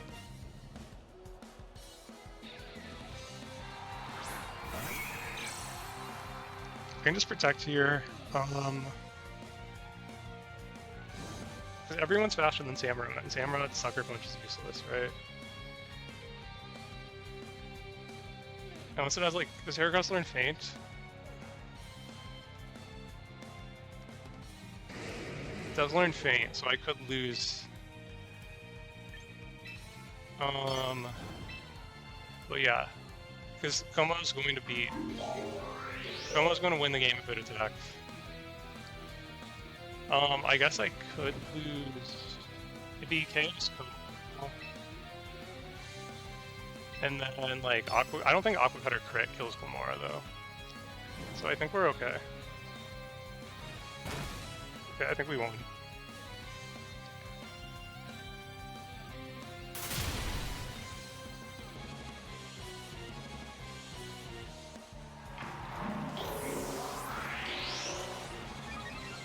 That's scary. Okay, let's go. Number 1 pick, baby. Okay, 8-0, first undefeated season. Once again, I'm the one undefeated player in my conference. GG's to JJ. This is the hardest week by far. Glad I pulled it out. I don't think the matchup is as bad as it like hyped it up all season. I do think it was like out of the 8 by far. So GG's, it was a lot of fun. Hope everyone watching had fun.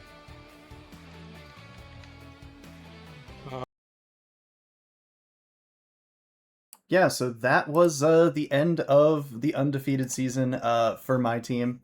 Andrew secures the first seed with the dub. I fall into the number 2 seed. Of course, both of us been locked in for playoffs for a hot minute. So, yeah.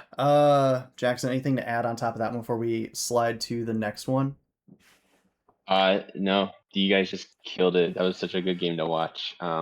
And you know, that was amongst the lengthier of our matches today. So for those who are worried this will take forever, trust that it will not take forever. If we need to, we can speed up some of the longer ones. But,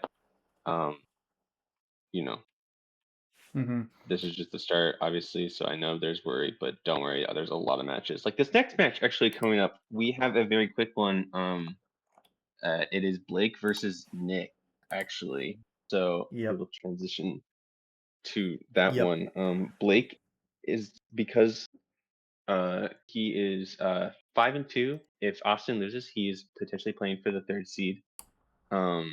If he loses, he could be locked in at the 7th of the lowest. And Nick here just looking to sour Blake's day, tank his record. So we can transition into the teams now that we've seen the stakes. Blake really just playing for glory here. You know, you've played this team, JJ. Blake playing for glory, but also playing for, I believe, Charizard and Aurorus, both still very high up in the KO count on the season. So trying to rack up some extra KOs for those guys, of course. Very threatening team, right? You've got a pretty interesting support duo of Vivi and Chimecho there. But then everyone else is really just a threat, right? You've got 4 setup threats between Zard, Gyarados, Torterra, Blaziken. Auroras can just put out a ton of damage, and Houndstone, I mean, we saw Female Basket Legion last game. Houndstone, of course, the OG Last Respects mon, technically speaking, so very threatening Pokemon there. Very hard to remove as well with Floofy. So, yeah, definitely interested to see how Blake pairs up for this one against Nick, and a pretty interesting team. I had to play Nick in week 1, so I'm pretty familiar with this one as well. The team built around Sylveon, base form Dragonite, Mamo, the dual megas of Shandy and Steelix, and then Watchog, Medicham, and base form Rotom. So yeah, some interesting mons here from Nick, and definitely a lot of interesting ways that he can choose to deploy these Pokemon. But of course, going up against a team like Blake's, you have to be able to withstand the onslaught of damage, as we'll go ahead and get into this one here. No audio, unfortunately, but that's okay. We can just chitter chatter.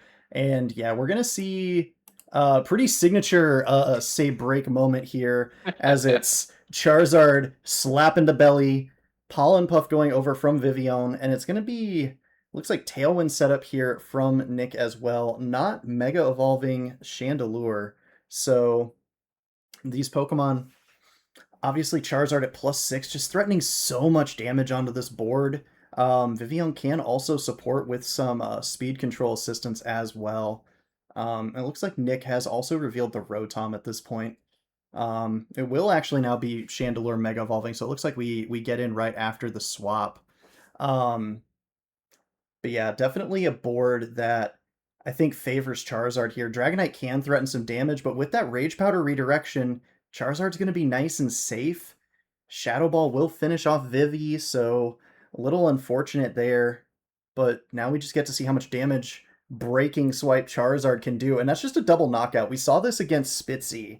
I believe that was week 2 or week 3, and AJ with the reputation as the Charizard X-Master from Regulation MA, but Blake, I think, coming for that title as well. And the loyal Houndstone takes the field. Rotom, Medicham. Yeah, these two feel a little pressured here for sure. There is fake out pressure on the board though, so Medicham, Rotom maybe could get something going here. Although you can't Wisp a Charizard X. So yeah. Yeah, it's gonna be looking really hard for Nick to come back from this one. Yeah. As Blake breaking his way through with his big old belly. And definitely showing his last respects towards Medi here. So just another, Blake showing his dominance in buildings again. So poor Nick being the victim of this game. Hopefully he can turn around and yeah. Blake Mullins, definitely the last person you want to, I would say one of the last people in our scene you want to sit across from at, like your round 1 at your first local or something like that. Because you never know what he's gonna bring. But yeah, Houndstone we see just sniping Medicham there with the Shadow Sneak, and a little Rotom with the Shadow Ball does pretty respectable damage into Charizard and does outspeed. But that just makes Charizard angry as we see that Temper Flare. So I believe this is the exact same set, at least for Charizard Vivian, that we saw Blake run against Zach earlier in the season. Pretty infamous set. I think one of the 2 contenders for most most brutal beatdown of the season. And yeah, we should be getting into game number 2 here pretty quickly. We can do a little bit of cinema magic fast forwarding. Yeah, Sylveon coming out here for Nick is interesting, right? You do threaten some pretty strong damage into that Charizard. You can get around Rage Powder with Hyper Voice. Dragonite, of course, is a good option, especially if Nick had teched Haze onto it. It gives you a way to get around that Belly Drum setup. And of course, we do see the Pollen Puff again come out. So Vivian faster. Blake also wisely not Mega Evolving to not take super effective damage from that Dragonite. And so the combination of Pollen Puff allowing Charizard to survive the turn And we also see the speed interaction, so we know that Charizard is the fastest Pokemon on the field. So Yeah, still definitely not a bad board state for Nick, but Blake, I think, looking to keep this Charizard nice and set up, and if you remove the Sylveon, could really be putting himself in a position to just kind of sweep through this one again. Although Charizard definitely in a much worse spot than it was, right? We saw how much damage that Hyper Voice did. Dragon Claw doing a lot to Charizard there off turn number 1. Yeah. maybe I don't know if Nyx has any priority to salvage this board state, but one Pollen Puff and a Temper Flare and all is back to normal. So we Yep. see the Temper Flare come out. That Sylveon is one cooked fairy dog thing, cat. Yeah. And and there's that Pollen Puff back to full. Yep. Gonna see that Dragon Claw come out. Good amount of damage still, super effective. So another day, another kill for the Zard, but also, on that life alert, Yep. Abigail got a quick reminder, a quick round, relax with some blocks. Abigail, let's hope we got some of that block time in today. You do see the Medicham come out. Yeah, I mean, also some shout out to the Discord notifs popping up, of course. Doing the best we can here with making sure everything got recorded from a neutral POV if possible. But yeah, fake out pressure from Medicham, little scary. Blake gonna have to play around that with Zard and Viv here. But of course, actually no, we just see the fake out into the Zardy. So Blake, no fear, and he hits the sleep powder to give Dragonite a case of the Eepies here. So, yeah. Question is, do you think that was Friend Guard or Compound Eyes? Ooh, that's a tough call with Blake. I mean, I think he has run all 3 sets on Viv, all 3 abilities rather. I would maybe hope for Compound Eyes, but yeah, the Rage Powder here is going to keep you safe from Medicham's Prio Bullet Punch. So Charizard on a sliver of HP and a Dream. But yeah, we see, say, Breaking Swipe, Medicham needing that Focus Sash to hang on, and it does, I mean, does still have the pressure of that priority Bullet Punch, so maybe a bit of an out for Nick, but... It's not looking too good, to be honest. Especially if that Houndstone coming out in the back, just another Yep. Shadow Sneak away from victory. Yeah, We Houndstone, do of see it course. pop out there. Yeah, best boy Houndstone, and a bit of a speed sandwich around Shandy too, right? Charizard outspeeding, you have to presume Houndstone probably underspeeding, so even something like a Trick Room to punish Charizard's Protect, you just open yourself up to last respects from Houndstone. Although, interestingly enough, Houndstone with Fluffy would be taking a ton of damage from Flamethrower, although I don't think Chandelure necessarily needs that. In this particular instance, since Shadow Ball is also stab and also super effective.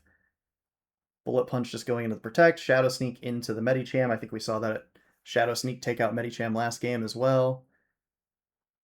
And yeah, Chandelure ripping the Heat Wave, so we'll see Houndstone actually avoiding it. So shout out Houndstone. Putting in a lot of work for Blake this year, of course. Absolutely. Blake, A-tier dog dad. Houndstone, no exception to that. A-tier dog dad, indeed. And Breaking Sword. We love all 3 dogs in the Yep. the Win-Mullins household. So Yep. Yeah, so fantastic stuff there. My Houndstone is calced to live Heatwave from modest max mega Shandy, says Blake. Castleberry for Shadow Ball. What a wizard. What a wizard, Blake. Clinches the 3 seed if Austin loses. If Austin wins, Blake instead locks the 4 seed. And Nick, unfortunately, unable to play spoiler.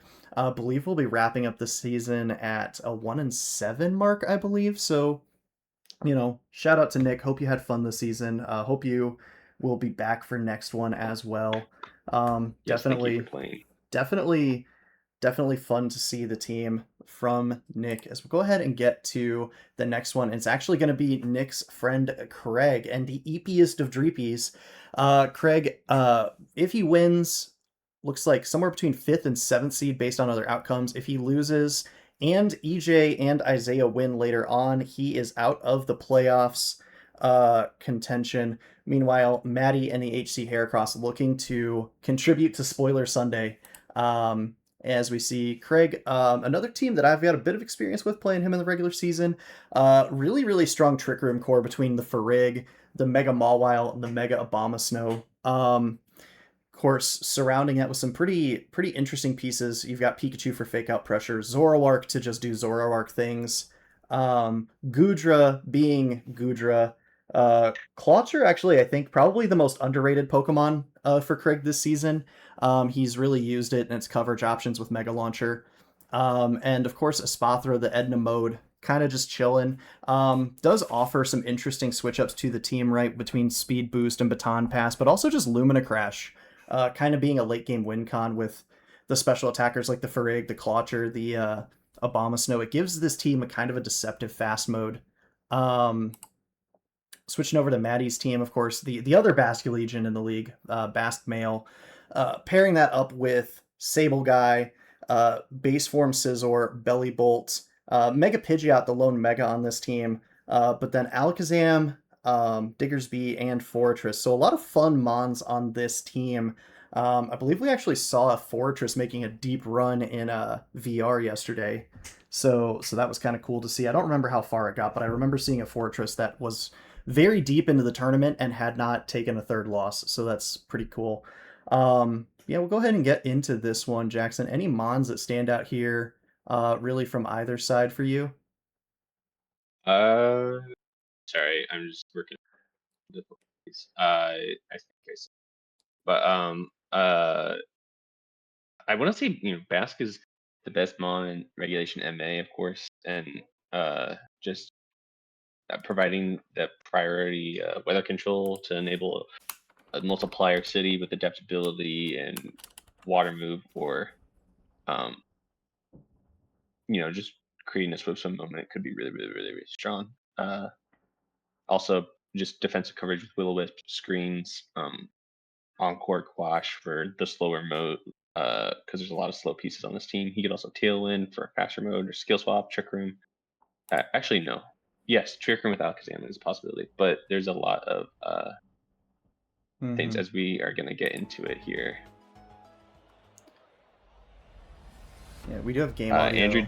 Yeah, so we'll play this one at normal speed so the game audio doesn't get too wonky. But yeah, Craig opting for both Megas again. I would say this is probably his team's standard mode. Pikachu supporting the Frig with the fake out, Zoroark being just a really deceptive menace for the team. I'll go ahead and turn that down just a little bit so the game audio doesn't drown us out. But yeah, over on Maddie's side, I think he's made some interesting picks, right? You've got three Pokemon really that play in Trick Room well between Diggersby, Belly Bolt, and Scizor. Sableye, doesn't want to see Farig, obviously blocking those prankster moves, but can still set up Light Screen, Reflect, and I think you have to bring Basque, right? Yeah, you really gotta bring Basque here. Yeah, Alakazam I think is the interesting one for Maddie. Could be some Imprison shenanigans maybe, or some other fun stuff tacked onto that piece. We'll have to see. I think as long as you dodge the fire type move, if you could set up rain or screens, I think Scizor was looking actually really good in the Craig's here. There's nothing that hits it super effective other than fire coverage, and not a lot of mons get these fire coverage moves per se. And if they do, it's not super strong with the lack of stab. So we'll see if Maddie's able to spoil Craig's guaranteed chances at playoffs here, as we are going live for game 1. You see the leads of Big Obama and Mr. Farig versus Mysterious and the Red Rider of Alakazam and that Scizor. So, Maddie reading my mind, or I'm reading his, leaning into the mode where, hey, it's no super effective against me unless they got that fire move, then, I'm chilling, right? So, really going to see what Alakazam's actually going to cook in this matchup, too, because it has a huge toolkit. Yeah, absolutely, right? And I mean, Scizor, obviously not having access to that Bullet Punch with Farig on the field, so interesting to see if Maddie maybe teched a different Steel-type move for this Abomasnow, or if we just see something like Bug Bite, but it's actually Taunt to stop a Trick Room setup. So using Alakazam's speed effectively there. But there is a flamethrower coming out from the Ooh. giraffe. Very interesting. Scizor going down from the word go. And yeah, Mr. Obama, it's going to get a little chilly there for Alakazam. Hanging on, though. Taking that better than I would expect for how frail that mon is. Absolutely. Frigg just off the bat taking a kill. Have to think that might be Charcoal. I didn't see any Life Orb chip unless I'm blind. So. Yeah, although there is also the possibility, you have to remember, against Craig, there's always the possibility that it's actually Zoroark and not Farigiraf. So I'll have to see what gets revealed here. Bellybolt coming in for the Fallen Scizor. Should be able to take attacks decently well with that bulk, but the question with Bellybolt is are you going to be able to get enough damage onto the board before your opponent finally breaks through that big bubbly exterior? Meanwhile, Alakazam probably on its last leg probably doesn't get more than one more attack in this matchup, you would have to think. So it's going to have to pick its move wisely here, I would say. Yeah, absolutely. There's a lot of pressure. We saw that taunt come out, and Craig said, yeah, don't care about Trick Room. I'm just going to throw attacks at you. And that's exactly what he did. And it's costing Matty greatly, losing one of his more beneficial pieces. Yep, the disable... And disable... Ooh, and Night Day's missing. So very interesting stuff there. Acid Spray as well into the Abomasnow. Gonna be super effective and lowering the special defense, but it's actually the Earth Power switch up, not falling for the Blizzard disable trap, and Bellybolt gonna get that Electromorphosis boost and the Leftovers recovery, but Dire Straits gonna go down to another one of those Earth Powers, and you can't be disabled twice. Also, with the Night Days reveal, we do now have confirmation that that is not Farig, that is in fact a Zoroark. I don't know if Farig gets Flamethrower, but I can tell you definitively it does not get Night Days, as I believe that is Zoroark's signature ability. So, Craig, up to a little bit of trickery of the non-Trick Room variety today. But definitely that Zoroark putting in a lot of work there in that slot. Threatening, just a ton of damage, and could have sniped the Alakazam potentially with that move had it connected, but even then, I don't really know that Alakazam threatens a Zoroark all that much. I'm pretty sure that Night Days is also 100% accurate, so I think that confirms that the Alakazam's holding Bright Powder. As we do see an Ally Twitch pop out on the Zam, so, shifting the sides. Brian's new favorite flavor of the month. We've seen the Flamethrower come out, and that's so close on the KO on the Chumbawamba, but Parabolic Chargers are outspeeding that. Oh my goodness, doing so much damage into the Abomasnow, and just the power of that Electromorphosis, killing his own teammate, putting the Zoroark down to low, revealing the illusion, and just healing. Although, interestingly enough, KOing the partner Alakazam with that move negates the effect of the ally switch, but Bellybolt able to hold on at 2%, thanks to all of the regeneration, so perhaps Alakazam sacrifice not quite in vain just yet. We'll have to see what the final Pokemon is for Matty here.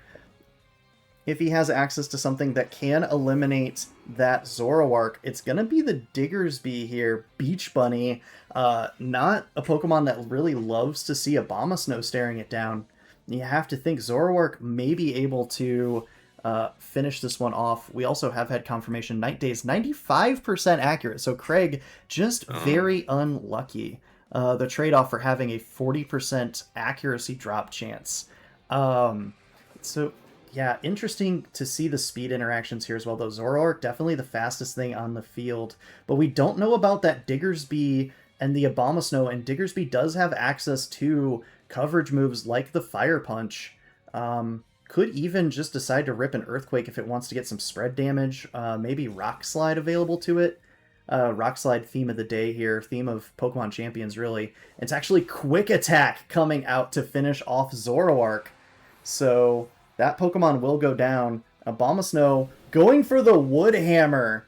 Gonna hammer it home and send Diggersby packing, though with a KO for its troubles. And we'll have to see who Craig goes into here. Not forced to reveal the third Pokemon, but we do know there is a Farigiraf in the back for him, thanks to the illusion. So a chance perhaps to conceal a little bit of information, or maybe you just have something that gives you a very effective path home. Something like a Lightning Rod Pikachu, for example, could just shut down this Belly Bolt and pretty much call game here, I think. But nope, just for Yeah, absolutely. Just a Frag. Don't want to reveal too much information there on the Craig's team. As we did see the Billy will actually outspeed the Obama. So we're gonna see that reveals Trick Room or just swings and reveals his attack. So really interested to see how. Yeah, Although it might not do much damage without the Electromorphosis. Might take the KO on the big Obama, but can't see it doing too much to the our big neck friend Frag. Mm-hmm. Yeah, Craig really kind of highlighting the strength of having access to that Zoroark, having access to the ability to bluff, Farig's Armor Tail, and we actually see the Psychic Fangs coming out from Farig. So Craig paying respect to the dual screen Sableye as well. And he will take game number 1 here over Maddie. We'll have to see what game number 2 of this set holds in store for us as we fast forward, thanks to the miracles of time travel. So yeah, very interesting to see what Craig opts into. We saw the Zoroark illusion paying dividends. Does he bluff it a second time? Do we see the same leads run back? On Maddie's side, I think you have to be a little bit more hesitant to lead Scizor, knowing that there is that flamethrower coverage now. But Belly Bolt putting in a lot of work, so maybe if Belly Bolt hits the field first, you can find yourself in a better position.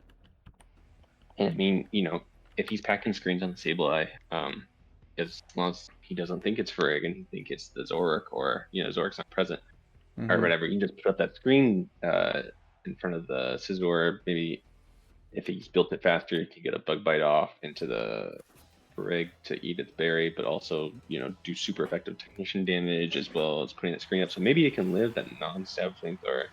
Yeah. Although it could be a charcoal item, so it boost that damage ability. But we do see Big Fish and Little Guy Sableye, and what maybe could be a Zoroark, but for now, just Farig and his friendly Claw. Yep. So switch ups on both sides here. Sableye perhaps packing a Rain Dance to turn off the Abomasous Snow. Could also be running those screens. Could be running a lot of different things, but not going to be able to affect the other side of the field if that is in fact the Farig.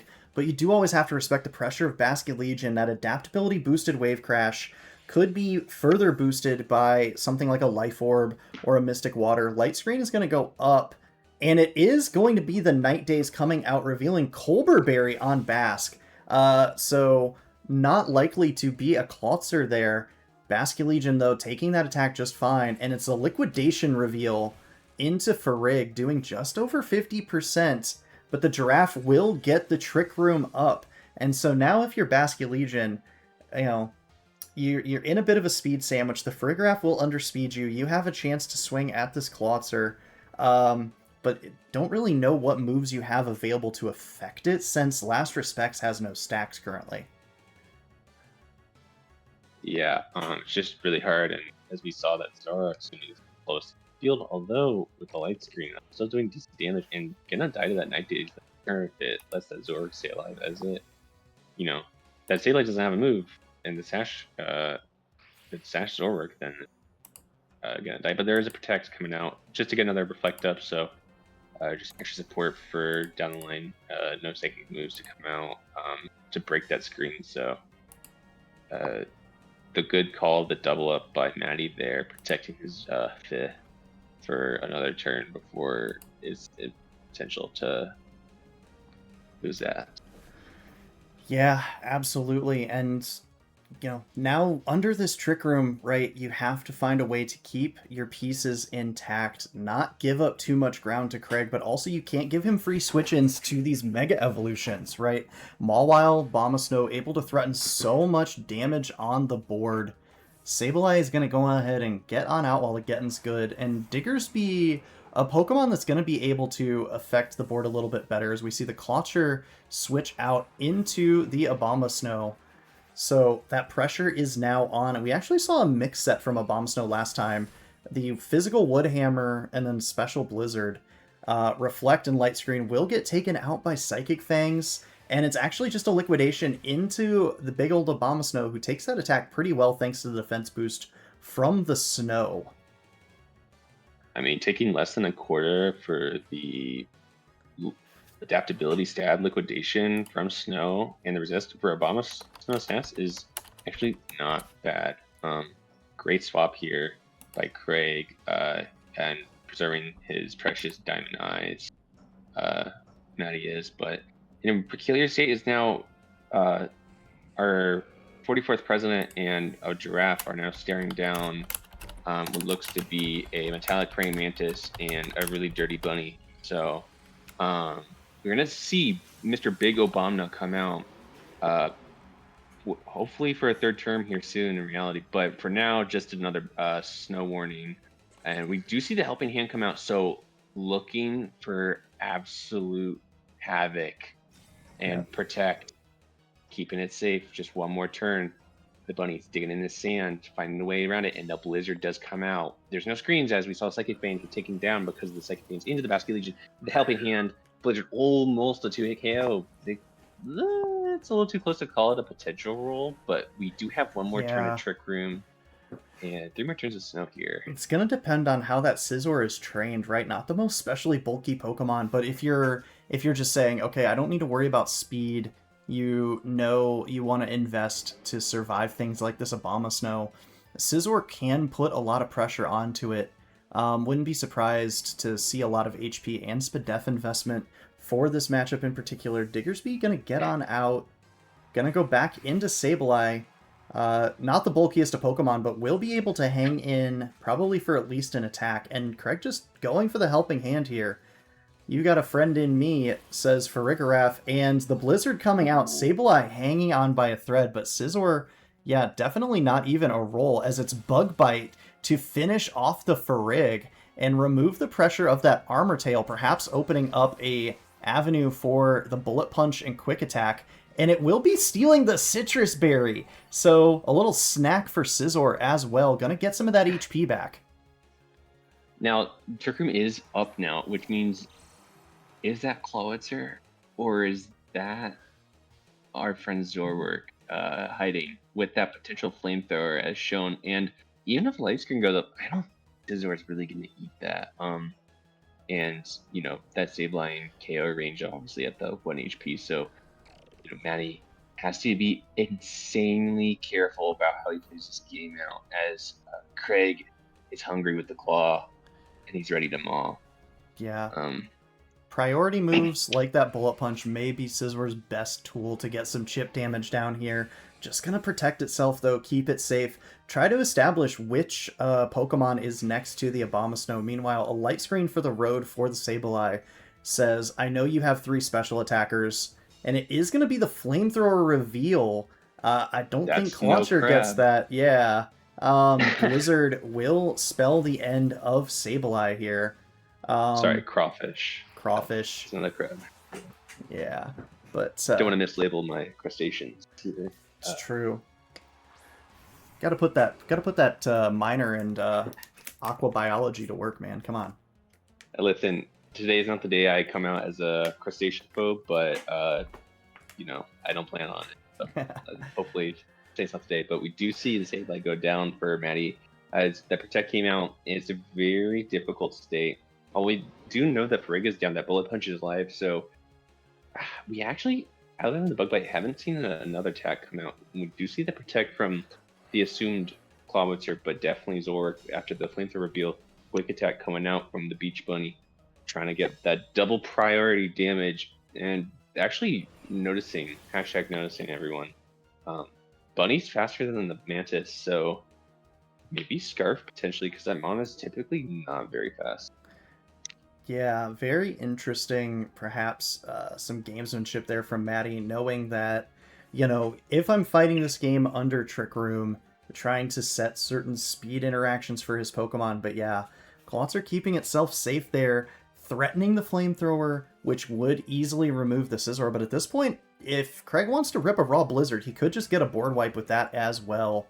Although we could also see it switch out to reset the snow, and then we could have some really funny shenanigans of, you know, two of the same mana on the field at the same time, at least for a moment. Have to imagine it's going to be tricky to see. I have no idea how Zoroark would potentially take that, but it's actually going to be crustacean for crustacean here. Clawitzer takes the quick attack, will take the bullet punch. That is going to be enough for another knockout if they get the opportunity, but Abomasnow says no thank you. Blizzard felling the bunny, and Scizor hanging on by a thread. So it does have pressure with bullet punch, but it's the freeze! Oh, Craig, you dirty man. Of course, Craig, knowing for liking it raw, going for that crazy blizzard and getting that freeze at the crucial pivotal moment. And now Maddie hoping to thaw his despair for one last time this season, force it to a game 3. Will he do it? Yeah, Craig showing that he has ice in his veins, knows that the playoffs are within reach, and going for that blizzard could very well lock this one up. We'll have to see. It's going to be another turn of being frozen for Scizor, and the Aqua Jet actually comes out to secure the KO. So now it's Basculegion versus the world. Certainly not a bad choice for the situation. We'll have to see. The last respects going down will finish off the Clawitzer. The actual Clawitzer, the real Slim Shady, not the imposter. But Abomasnow with that wood hammer will slam it home, and Craig will be able to take this one into and lock up a playoff slot for himself. So very well played there for Craig, as we're going to go ahead and put a bow on that one. We're going to have to see where Craig falls in the playoff standings based on some other matches. But yet again, the spoilers have yet to come to fruition. That's 2 in a row now where we've not seen an upset, but we've got plenty more opportunities for that. So we'll have to see what happens in these later matches to find out just where everybody ends up falling in the playoff bracket. Absolutely. And Craig putting the frosting on that by slamming his wood down on Maddie there. You know, great performance from both you guys. I hope you guys absolutely enjoyed your season. And I'm glad that you signed up to play, and thank you very much again. But fret not. There's always next season, Maddie. Thank you for playing, of course. And Craig, hope to see your beautiful, shining bright like a diamond face in playoffs here in the next week. So yeah, absolutely. I believe Maddie pretty new to VGC with Pokemon Champions coming out, so definitely a good experience for him. I would hope to just get his feet a little bit more wet as we get into the first full season of Pokemon Champions with 2027. But we're going to go ahead and jump forward here, and we have even more playoff implications here. It's going to be Austin and the Azumarils against EJ and the Garchomps. Austin with that playoff seed locked up, playing for somewhere between 3rd and 5th, knowing he needs to win this now. Well, we know at least that he needs to win this with Blake getting the dub. And if he wins, he knocks EJ out of the playoff race. EJ, of course, win and in potential, I believe at the time, was sitting as the number 8 seed, looking to hold off Isaiah, John, and Joey for that slot. Also could potentially have gotten in had Craig lost, but with Craig winning, we really at this point have 4 teams fighting for the last slot on the side of the corncob bracket between EJ, Isaiah, John, and Joey. So we'll have to see how that one plays out as we get into these lineups. First off, with EJ, definitely an eclectic group of Mons here. The Mega Scrafty and Mega Victory Bell, 2 Pokemon that he has found a fair bit of success with in this season. Of course, you've got Klefki to set up those screens. Plenty of fun partners for the Annihilate. But then a pretty threatening Trick Room mode, actually, with the Mudsdale, the Slowbro, and the Toucanon. And of course, Gardevoir, a bit of a wild card for this team, can really kind of do whatever it wants, I would say.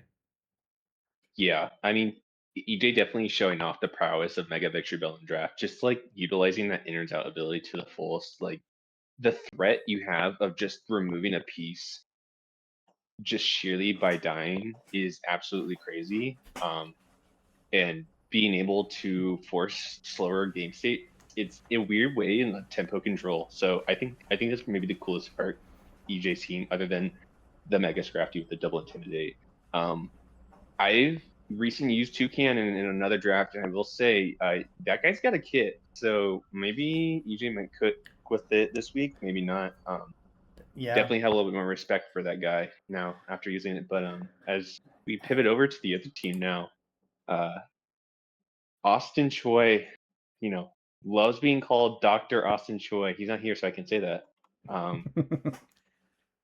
With his cute, cuddly team of friends, the Mega Peppers, Mega Pinsir, friends Azu, Simeon, Kane, Mushi, Bolt, and Jolteon. Uh, Austin just being on a tear of the season 6-1. What a great performance. Only losing to, yours truly. Then honored to be here with Indeed. today. Yeah. Really trying to see if he can match that performance that you've had.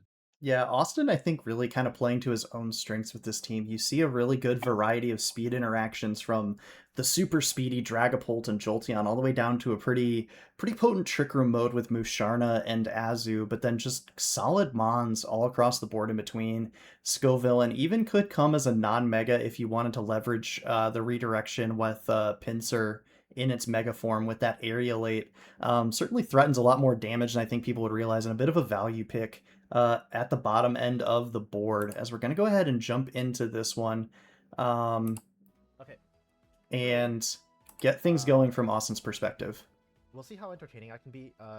This is actually the end of my first week of work, which was cool, but very tiring. I had to wake up much earlier than I usually like to wake up, and so I feel a little bit lethargic right now. I'm working on slightly less than 6 hours of sleep, which is not like a terrible amount of sleep, but I wish I'd gotten more. EJ is here. Good luck, have fun to EJ. That is my MMM team. Oh my gosh, I'll tell you about my MMM team. Well, most of you I think have already know about this, but basically I went to a friendly local with the MMM team, and one guy shows up with like this meta like Wimmy, Glimmy, Charizard, Alola Ninetales. It was so sucky. Why did he do that? I don't know. I mean, I know why he did it, and he was like, I would have brought something fun if you had told me ahead of time. You knew what I was bringing. I have receipts. He didn't tell me what he was bringing until 40 minutes before the local. And it's on him for bringing a stinky, sweaty team to that. If he should have known. Okay. Anyways. No Klefki is, oh my god, no Klefki is so good. Wait, no Klefki is awesome. Holy. Okay,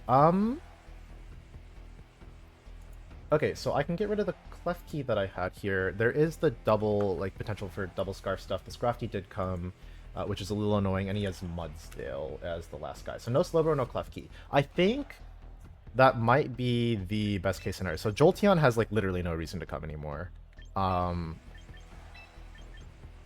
Well, that's not entirely true, but I think it's kind of true. So I think because Jolteon kind of sucks, it's either Musharna or Azu, and I'm scared to bring Azu. I don't want to put him on hazard pay.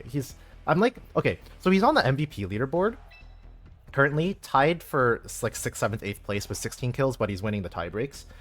If I get more kills with the Azu, I think this isn't really an Azu kill spree matchup, but so it's a question now of whether or not I want to try and push him up a little bit higher on the MVP board, or if I want to preserve. I think he's got the best KD ratio in the league right now, which is 16 kills and only 2 deaths, and I think that's the best differential.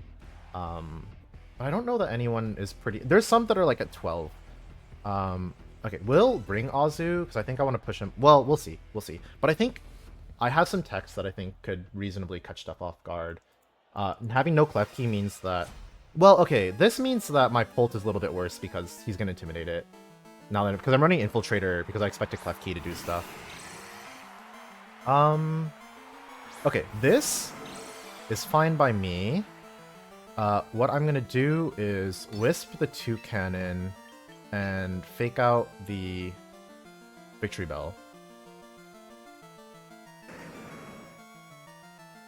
And we'll worry about what happens to the Toucannon later, I guess. If he's Life Orb Beak Blast, which is what Patchy had, then it's a little bit spooky, but we'll see.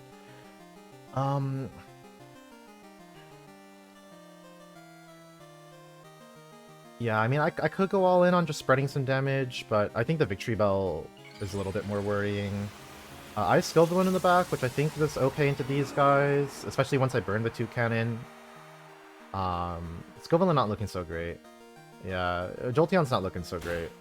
Well, okay, Jolteon would have been nice, but... Oh, what did he do? Did he Sucker Punch? I think his Victory Bell is Sucker Punch. Because he went first before my Pult. Like, he flinched first. Knockoff coming out? That's Triple Berry gone. Interesting. Okay, who am I more scared of? I think I'm more scared of the 2 well, no, I'm not scared of the 2 cannon. I just want to keep my Roselli Berry, really. I should really be more scared of the Victory Bell, right? So I'm gonna Phantom Force and Double Edge it.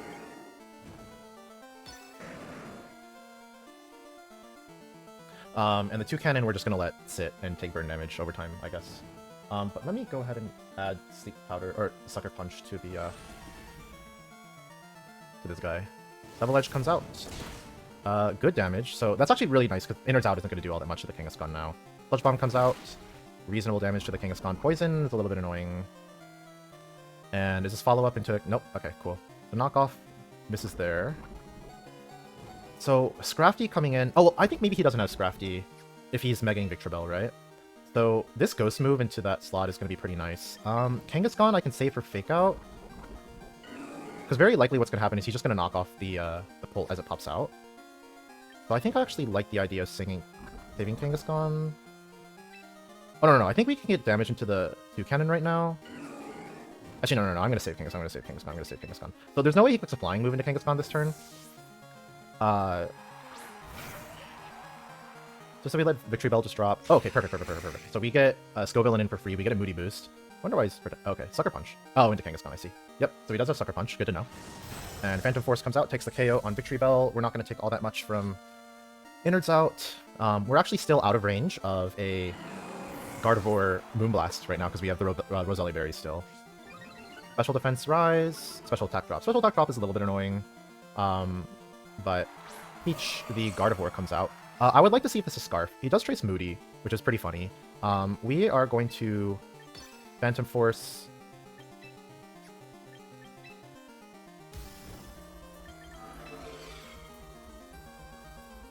And Rage Powder. And just let the 2 cannon do whatever. I think we're just going to let this go and be a bot. If he wants to Moonblast... So we get to see the item on Gardevoir here, which is nice. What's the best that he... I don't think he can really do anything right now, actually. Like, I think the worst that happens is the Gardevoir Moody's a defense boost. But Rage Powder comes out. Gardevoir, I think, should go for Gleam or Moonblast. If it's Gleam, then he gets to see my Roselli Berry. There's Gleam, but it's not going to do all that much. And it is Scarf Gardevoir. Good to know. So the Ape is not Scarf. Cool. And the Gardevoir will get burned after this, too. So as long as this is not a defense boost on Moody, and even if it is, the Gardevoir still might die. Brave Bird comes out. This won't be that much damage. It's already burned. I mean, that's a lot of damage. But I think we're out of range of a Gleam on the Skill Villain. 25 to 30. We're at 50-something, right? Oh, are you kidding me? That sucks. Oh, Speed Drops. Speed Drops is not relevant here, though, right? But I think we should...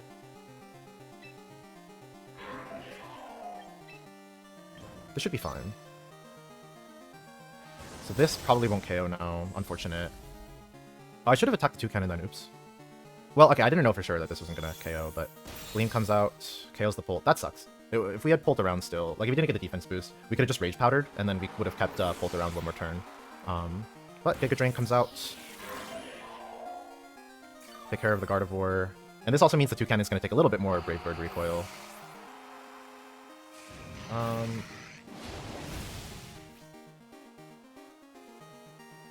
And how much is Poison Chip on this guy? Yeah, that's very unlucky. Because the Pult was a good source of damage for us. 25. What is 1/8 of... Oh, yeah, we died of poison, so he's just going to protect here, I'm pretty sure. If this is Ape... Okay. So because this is Ape...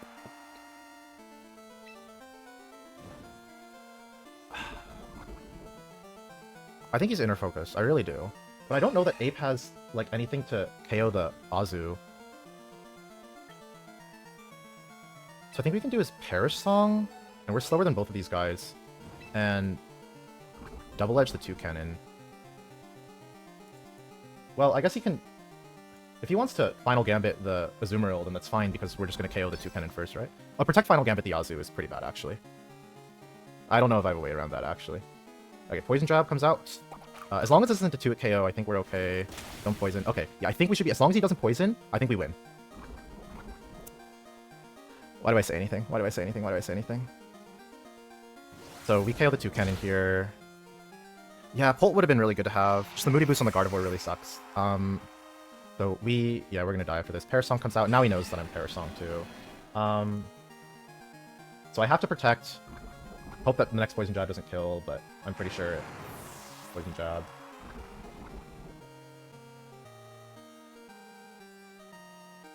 So we protect. Yeah, if he didn't poison, then we were like very fine. So this is a little bit unlucky. He got the defense boost on the Gardevoir, and then also got the poison on the Azu. But I think if neither of those things happen, then we win this game. And I don't think we got like any crazy RNG on our side. But probably his Poison Jab roll is just enough here. So unfortunate, we're gonna take a game. Azu, unfortunately, is going down without taking a KO. Very sad. So Azu now 16-3, no hazard pay.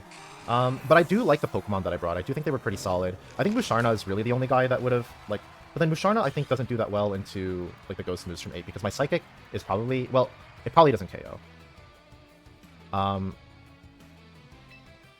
Yeah, I still want to play as if he's Inner Focus on the Annihilate.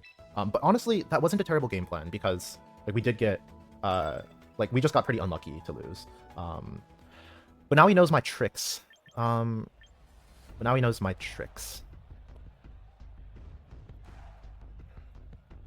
Now that he knows also that I'm Physical Pult... Well, Intimidate... If he brings Scrafty, how bad would that be? Not terrible. I mean, I can burn it, right? The 2-cannon was pretty annoying, actually, up front. Like, I'll have to do some extra stuff to get the 2-cannon. So actually, because of that, maybe I'm dropping Azu. He didn't bring the Mudsdale. The Kangaskhan is good. The Scovillain is good.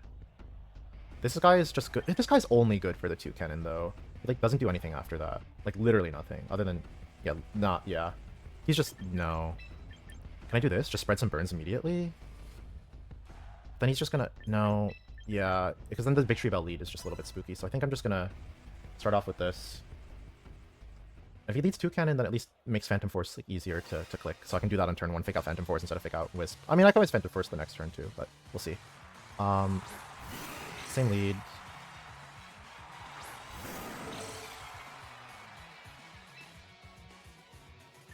I think we will just click the same.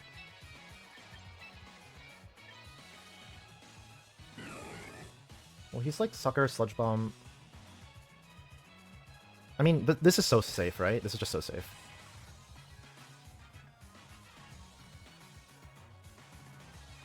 Man. Losing... So, his Ape is definitely either Sash or Cassibberry. Probably Sash, if I had to guess. Yeah, I'm... Okay, I just need to... I shouldn't think about what happened last game. I mean... A double protect here is good by him. That's all he needs to do is double protect. Oh. Okay, we got 1% more this time. Wisp does connect again. Cool. 2-cannon... So he didn't go for Sucker Punch this time. Knockoff comes out into the Pult this time. So now Gardevoir is going to be a little bit of a problem. But just a little bit. Well, I mean, yeah, well, not just a little bit. Like, a lot of it. Man, that sucks, actually. You know, now I think about it, that sucks. Should I click Fake Out plus... Like, I don't even know what I'm supposed to... How much do we think Sucker Punch does into... into me. He's mixed, so he can't be like fully invested. Oh my gosh, I don't have enough time to think. But I'm probably in Sucker Punch range, honestly. It just looks like it. So we are going to yoink the Victory Bell like this. And then next turn... Oh, he did his Sucker. That's kind of crazy to me. But I mean, I'll take it. So ideally, the plan this coming turn is to... Okay, that's fine. We're gonna Sucker his Victory Bell. I think it's in Sucker range. Should be. It's in Sucker range, so we can Sucker and Phantom Force here, actually.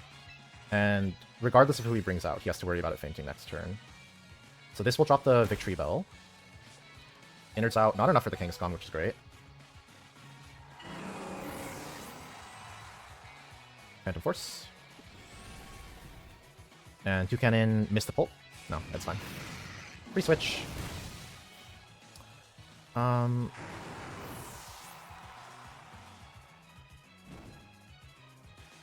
So Skull comes out 100%.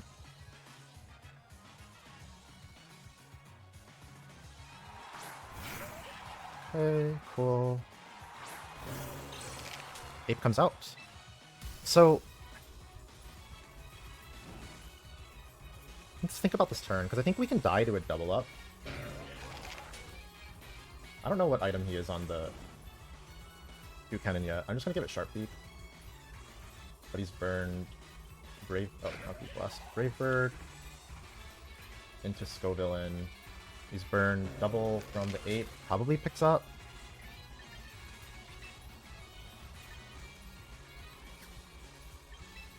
We're just ignoring Toucannon, I think. So...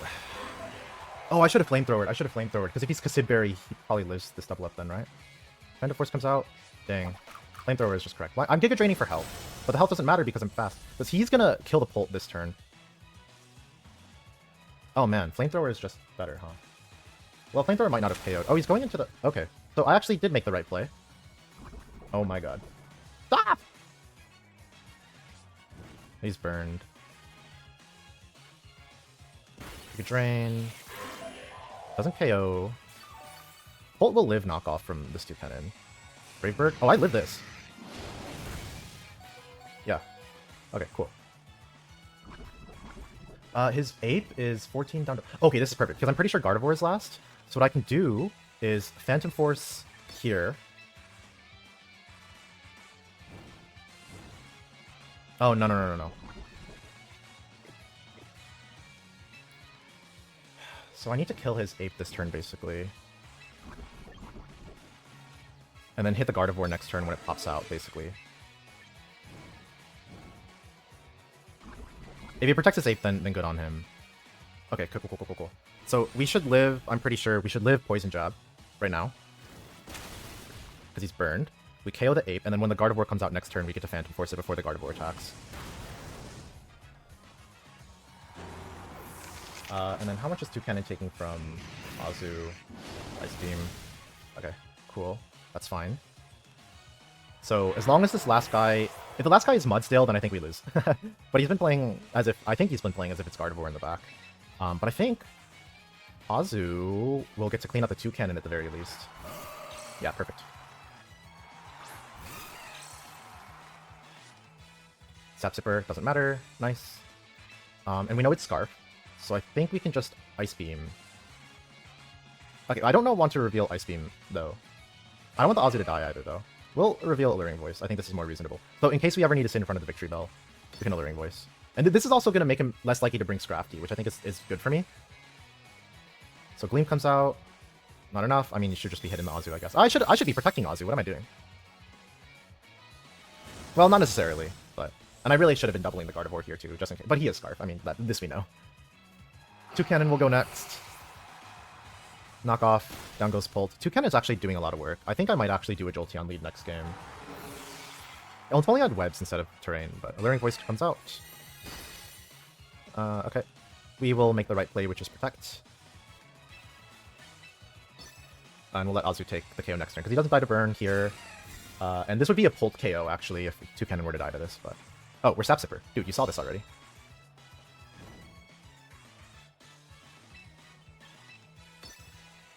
You saw already, we're Sap Sipper. Well, this sucks that he's gonna see it again now. Okay, that's fine. Okay, well, we took the game. Which is fine, I guess. Well, I mean, it's not fine, it's good. It's good that we took the game, but, like, we had to reveal a good amount of information at the end. Mostly the Azu ability, which he should have seen on the Gardevoir anyways. The Azu ability and the Azu move. So Phantom Force did 50%. So he's like reasonably bulky on the ape. But it did 50%. So I think T-Bolt plus Dragon Claw is a KO on the ape. Oh, it's not actually. Is it worth bringing this guy? We still never saw the 2 cannon item. I would be so sad to bring this guy and then have the 2 cannon just be like Luck and Berry or something.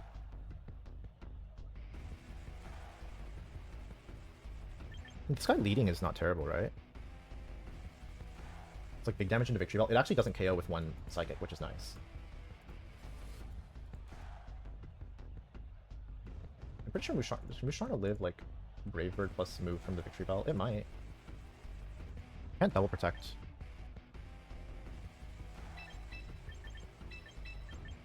Let's try this. Yeah, Azu is just not feeling that great. Like, I don't think it's possible for me to end up with a serious Mon advantage to do Perish at the end. Okay, same leads. So now we have to think about who we want to target. But I think we're actually going to switch it up this time. We're going to go fake out the 2 cannon, Psychic the Victory Bell. And if he double protects, I mean, like, he has to worry about Trick Room to some extent, right? And if I had Psychic Terrain, I would fake out Psychic Terrain, E-Force, like, what, Protect, switch to Go Villain, E-Force, E-Force. Actually, that's not even that good, because Go Villain will just die to the 2 cannon, but Victory Bell Megas. Honestly, so we don't kill unless we crit. But I think I might be okay trading Victory Bell for Musharna. Yeah, no, I think I would be okay. I think I would be okay with it. No protects. This is just Sludge Bomb into Kang. That's a lot of damage. No poison. That's great. Psychic into Victory Bell. Good damage. He's just clicking Sludge Bomb there.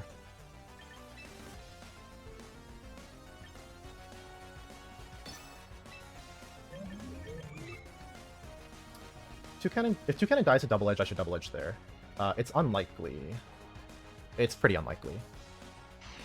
So, I think double edge into Victory Bell Psychic the 2 cannon is fine. This will KO. Innards out. Sucks a little. Oh well. But suddenly, like, Scovillain is looking a lot better. Knock off into Musharna, we're Colbur Berry. Nice. Psychic. I actually did realize, like, we are all special defense drop. May or may not matter. Ape should come in here. Oh, Gardevoir? Gardevoir? Does it die to Sucker? Wait, 2 cannons in Sucker range. I should just take this KO. Wow, Ozzy would have been great here, huh? And then we'll Shadow Ball for... I mean, Trick Room would be fantastic, but I don't have it, so... Shadow Ball will come out. Shadow Ball is the best of the guard, right? Yeah. Does Shadow Ball into Sucker KO the guard? If so, then I should definitely do that. Shadow Ball into... So, Shadow Ball is... it shouldn't. Yeah, it shouldn't. So we're just gonna take the KO this way. That's fine. Maybe it's not fine. I mean, this is fine. I mean, if he doesn't KO, he should Gleam. That's a lot of damage into... Musharna to crit.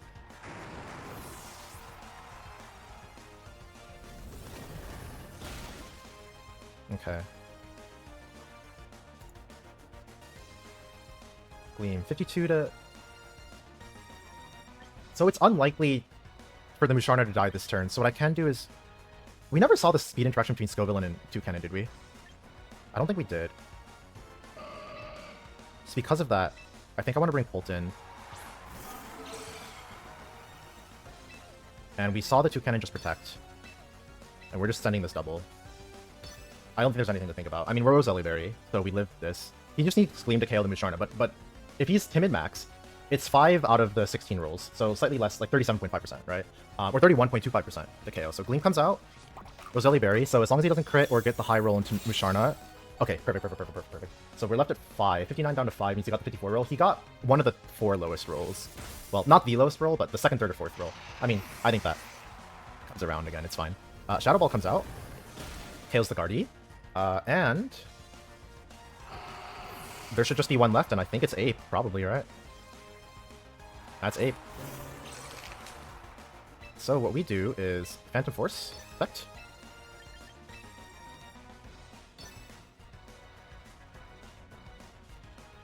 So by doing Phantom Force Protect, he can't hit. He can't get a KO this turn. I don't know how this backfires ever. Poison Jab comes out, doesn't KO the Moosh. So now this turn he has to choose. Like he has to KO the Bolt as it pops out, or KO the Musharna, and then the Bolt just kills it the next time. So we're looking good. Musharna. You should let Musharna get a kill. Let Musharna get a kill.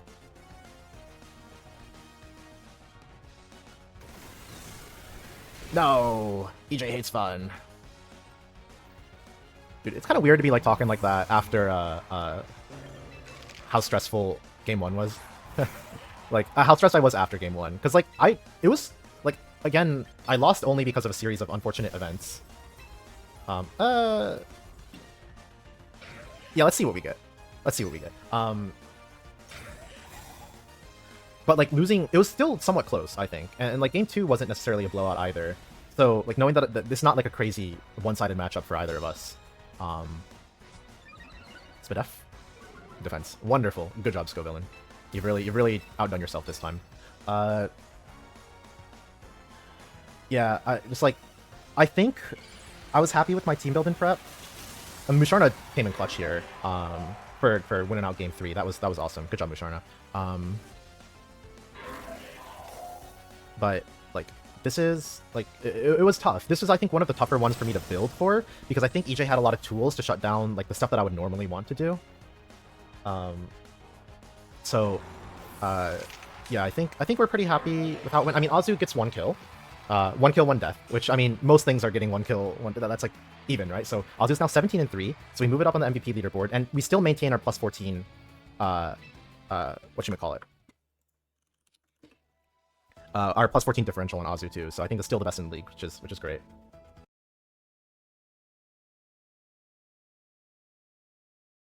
All right, and yeah, so thank you for overly caffeinated Austin for talking us through that set.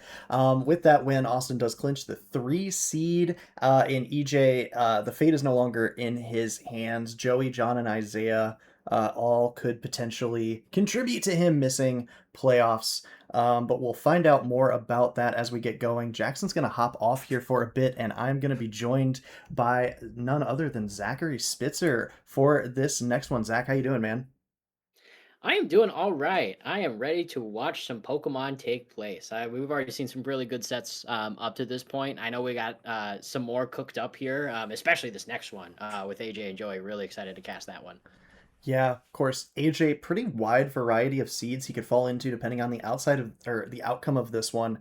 Having seen Blake and Austin both win, would need a pretty good performance, I believe, to actually, I don't believe he could surpass Blake since Blake 2-0'd. But still, his seeding is very much in his hands. Meanwhile, Joey kind of has the, how do I want to put this? You know, the Cinderella story, right? He's the lowest seed going into this week that's still eligible to make playoffs. He needs a lot of people to lose, and he needs to beat AJ here, preferably in a 2-0 fashion, but a win is a win is a win. Yeah, call them the pre-Josh Allen Buffalo Bills, with the way that we're going to need several different scenarios to play out for Joey here in order to make playoffs. But a low percentage is higher than no percentage. So there's definitely an avenue here for him to still make it, as little as that chance may be. We're going to take a look here at Joey's team, kind of see what he's got cooking up here. Of course, the big thing that I am looking at is that Mega Gengar. I know that AJ here likes to play really balanced in the way that he uses his teams and in the way that he kind of sets himself up. And I think that Gengar here, with its ability to go for something like that Shadow Tag, is going to be able to disable the switching that AJ likes to use pretty frequently. So that's personally something that I'm keeping my eye out for. Yeah, absolutely. I mean, Joey with a lot of tools at his disposal. I think that the Glaceon could really be a big factor as well. We know that Garchomp being a big piece of AJ's team, something like a Freeze Dry into the Gyarados as well. Of course, we've seen Joey leverage that Mega Lucario, the Blastoise, and the Tinkaton. But also just a lot of creative pieces that could be used across the board. We saw Altaria putting in work earlier on stream, so maybe could be a factor here again. But we're going to go ahead and look at AJ's team here. Like I alluded to, does have that Garchomp, the Gyarados, Heat Rotom, Serperior, Scolipede, Alolan Raichu, Space Form Steelix, and then Mega Medicham. Yeah, you mentioned it earlier, JJ, but I think the Garchomp is really going to be the name of the game here for AJ. I think keeping that thing safe from Glaceon is going to be the way to do it. It matches up really, really well into Altaria and into that Mega Gengar. So I think there's a lot of avenues here for AJ to be able to use that to kind of key himself up for a win. Of course, got to watch out for that Glaceon. Glaceon almost certainly coming to this matchup with the way that it matches up really well into 3 of AJ's different Pokemon. So I'm also looking at that Rotom Heat and that Steelix. I think that there is an avenue there for both of those to do really well. Steelix, if perhaps a Trick Room angle comes around, has that stab ground to be able to clear that Gengar. And then Rotom, of course, really good at being able to take advantage of the pivots such as Volt Switch to get itself out of Shadow Tag, and Overheat as well, an option to be able to absolutely cook that Glaceon if it ends up being an issue. Yeah, we'll have to see how AJ decides to employ this team. But yeah, the Gengar could really be a big contributor for Joey here, as we're going to go ahead and get into this one here. And looks like some interesting nicknames here for AJ. Going with Garchomp, Rotom, Raichu, Gyarados, Serperior, and the Mega Medicham. On Joey's side, both Megas, Lucario and Gengar, along with the Blastoise, the Glaceon, the Altaria, and the Lopunny. So very interesting picks by both trainers, I would say. Yeah, I think generally pretty standard across the board. Interestingly enough, no Steelix here for AJ. Of course, no Scolipede either, but I think that Scolipede would have had a really tough time trying to set up against stuff like that Altaria, that Glaceon, and a couple of those other Pokemon, Blastoise as well. Really able to outpace a potential Scolipede option, so I don't know that was ever going to be a choice here. Really curious to see how Joey plans on employing that Glaceon. I'm excited to see specifically what this Altaria can do. I know we saw earlier in one of the sets, we saw it absolutely go to work. I'm curious to see if we potentially maybe see like a Dragon Dance angle. I think that could be really fascinating. It has a really cool move pool, so I'd be curious to see what that looks like. Yeah, absolutely. Of course, Scolipede never quite got rolling for AJ in his Week 7 set. Not too surprising to see it an absentee here, but looks like he wants to go for that Rotom, threaten a lot of damage, as well as the ability to pivot out. Will be interesting to see. Serperior definitely threatening a lot of damage into Blastoise, but could really struggle into some of these other Pokemon. So it'll be interesting to see how this plays out for our trainers. It's going to be the Lopunny and the Lucario on lead, though, for Joey, into Raichu and Rotom. So Rotom does threaten a fair bit of damage here, obviously. Raichu, I believe, has the fastest Fake Out on the board as well. Yeah, so both trainers threatening Fake Out here. You got the option here for either Raichu or Lopunny to be able to use that Fake Out. Interestingly enough here, that Mega Lucario, when it Mega Evolves, hits that base 110 speed, which is also the same base speed stat that Raichu has got. So it would be really curious to see how both of these trainers have trained these two Pokemon. I think that there's an avenue here for potential speed tie shenanigans to completely throw some things off. Yeah, Lucario will go ahead and Mega Evolve here, but it'll be interesting to see, is this just going to be a Detect turn? And it is. Lucario keeping itself safe in face of this Fake Out and Overheat pressure. The Fake Out will land on the Lopunny, not going to be moving on this turn, and it's actually the Electroweb lock from the Rotom, so it will be affecting the speed order. Obviously, Lopunny going to get slowed down, will become the slowest thing on the field, but now if you're Joey, you know your Lucario is not under too much pressure here. There's no threat of an Overheat coming out.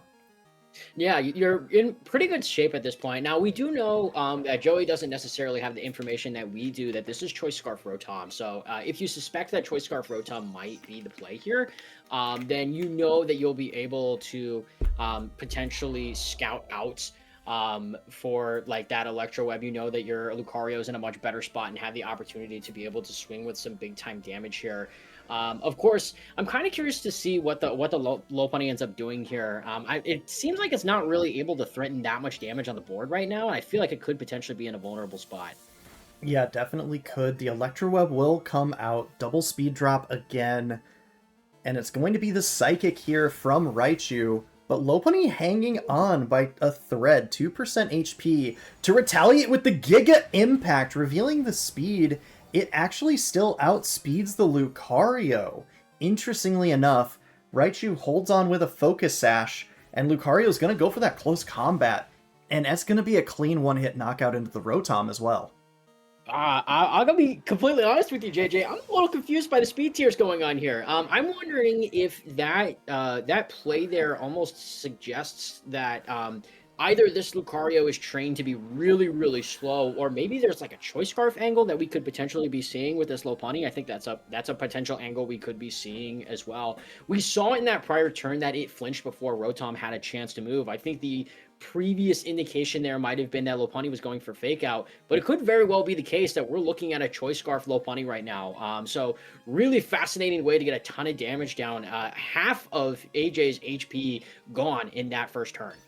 Yeah, absolutely. The upper hand reveal here from the Raichu will fail, expecting a priority move from the Lucario. Leaf Storm, even at -1, not doing the most damage into that slot. The Lucario will hang on with plenty of HP to spare. Lopunny forced to take its recharge turn as we see the Substitute come out from Lucario. So very interesting interactions here. As the Lucario has that barrier, we'll have to see how much damage AJ is able to threaten into that slot to break it. Yeah, that really aggressive turn there from AJ. I think there is an expectation there that Lucario could go for an extreme speed. And so because of upper hand's priority, Raichu would have had the chance to move first and potentially knock it out. I mean, you're looking at a 1 HP Raichu, so an extreme speed just to pick it off is very, very tempting there. I'm really fascinated to see how this next turn plays out. It really feels like Joey kind of got away with one with that. Lopunny still stuck on the field. It hasn't been knocked out yet, so I could potentially see a switch here to try and preserve it if it is in fact that Choice Scarf like we think it is. Yeah, and of course all 4 Pokemon here still for Joey. No Protects coming out. We'll see, does the Substitute survive or does it break? It does not break. No, it does. I lied. I was baited. I would be very surprised if that ended up rolling through. Psychic here going to knock out the Lopunny, but Lucario still with another chance to move. Yeah, Lucario's staying alive though thanks to that Substitute and close combat. The call here, not revealing too much information in terms of offensive moves, keeping that last move close to the chest, and it will remove Raichu from play. So, AJ down to his final 2 Pokemon here. Joey still with 2 full HP Pokemon in the back. Yeah, so it's kind of interesting here, right? So, AJ's got his final 2 Pokemon here. We're going to see the Altaria reveal, which I think is really, really cool. I'd be curious to see what that ends up doing. But if you're AJ, you still have full HP on both of your Pokemon. Your Superior here is now up to +4 on that special attack because of the 2 Leaf Storms that you used. So even though both of these Pokemon pretty clearly resist those Leaf Storms, you're still threatening a lot of damage regardless. So Altaria, I think, has got to be the perfect switch in to try and counter that Superior if you can find a way to clear that Garchomp. We mentioned that this was going to be a big indicator at the beginning of the set here. We'll see if AJ is able to keep it safe here. Yeah, and Lucario actually going to switch out in favor of the Glaceon. So potentially taking a lot of damage, but Garchomp just going for a Protect here. Altaria is going to be free to act how it wishes. Leaf Storm doing a massive amount of damage and will remove the biggest threat to this Garchomp in that Glaceon. So now it's Altaria and a very low HP Lucario up against these two, but with Tailwind at their back, maybe that gives Lucario the speed advantage it needs to affect this board state. You have to think that this Lucario has Ice Punch if you go for a move like that. I think that the Leaf Storm coming in there, just immediately one-shotting that Glaceon, is a really, really bad spot for Joey, because that is a huge offensive Pokemon that you could have used to clear both of these guys, just immediately gone. So I'm wondering if this Lucario, obviously, of course, we've seen that it has close combat. It doesn't have something like that Ice Punch to threaten that Garchomp that just went for Protect. If you can clear that Garchomp, this Altaria is in really good position to win the 1v1. Yeah, definitely, although Garchomp does threaten it with that Dragon Claw as well. Tailwind turns will tick down. It's going to be up to Joey to utilize them correctly. It's actually just a close combat into Garchomp, and it survives on 3%. So, Rough Skin not KOing Lucario either, though. The Brave Bird double up from Altaria will finish that slot off, but depending on the targeting, it may be a 1v1 of Altaria versus Serperior, something that I don't know I've seen in quite a long while, as it will just be that Leaf Storm into Lucario. Wow. Okay, so a lot going on inside of that turn there. Garchomp managing to survive on 3 HP from that close combat. Very smart double up there from Joey to ensure that that knockout takes place. And now we're getting to the board state that I think Joey wanted right from the get-go, which is an Altaria v Serperior 1v1. So you got that Brave Bird to be able to threaten it for super effective damage. And even though the Serperior is up to +6 in its special attack, it's not really able to capitalize on it all that much, because Leaf Storm is just not doesn't have enough on the type advantage chart to be able to help carry Serperior here. Yeah, Brave Bird looks like it's going to be a 2-hit knockout into Serperior, and the recoil damage, we'll have to see how much a +6 Leaf Storm does, but we'll have to wait on that, as it's going to go wide and miss. Oh, that's such a huge miss. If there was any avenue for AJ to win this game, it was hitting that Leaf Storm there. We mentioned that it's a quad resist.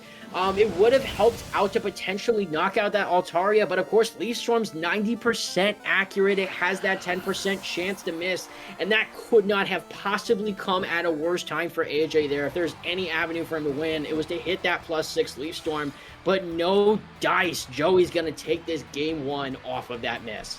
Yeah, Altaria, not the hero we knew we needed, but definitely the hero that Joey needed there at the end of that game.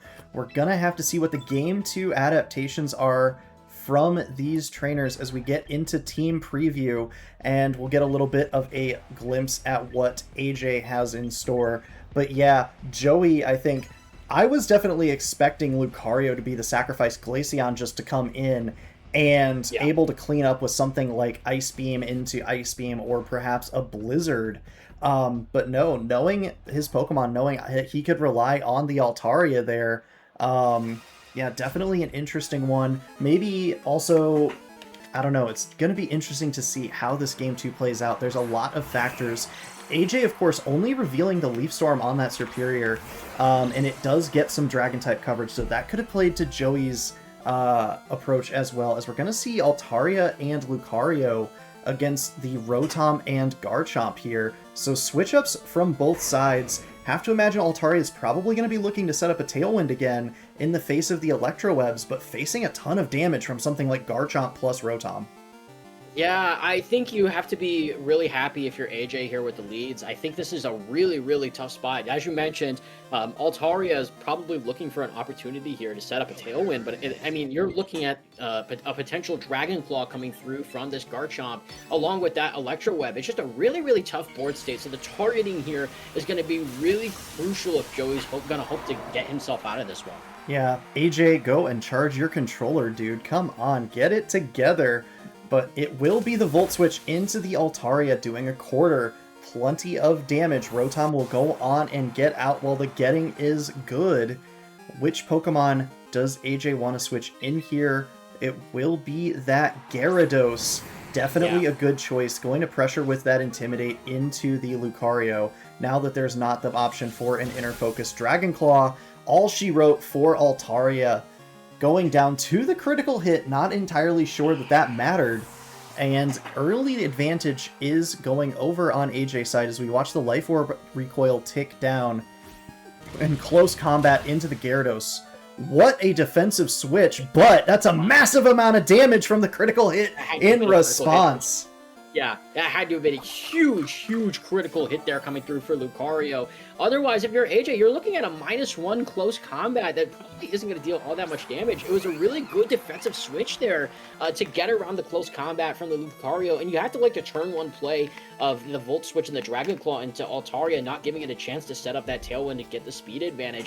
But at what cost? You lose a ton of health on that Gyarados. Luckily, the Citrus Berry is going to be able to help it out and keep its survivability up a little bit more. But now we've got that Lopunny coming in, and I'm wondering if there's going to be an opportunity here for a huge Giga Impact to come through again for that Lopunny. I mean, it's one of those cases where you have to feel like AJ feels pretty good about the turn. It's just the critical hit coming in at a really unfortunate time. Yeah, gonna go ahead and switch out Gyarados to keep it safe as the Garchomp goes for a Protect.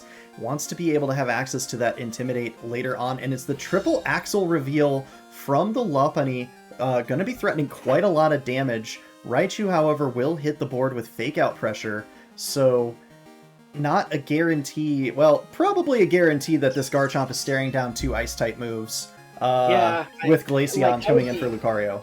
Yeah. That would be my concern here is that, like, the good news, so there's good news and there's bad news, right? The good news is that you got that Fake Out pressure and an opportunity for Garchomp to go for a ton of damage.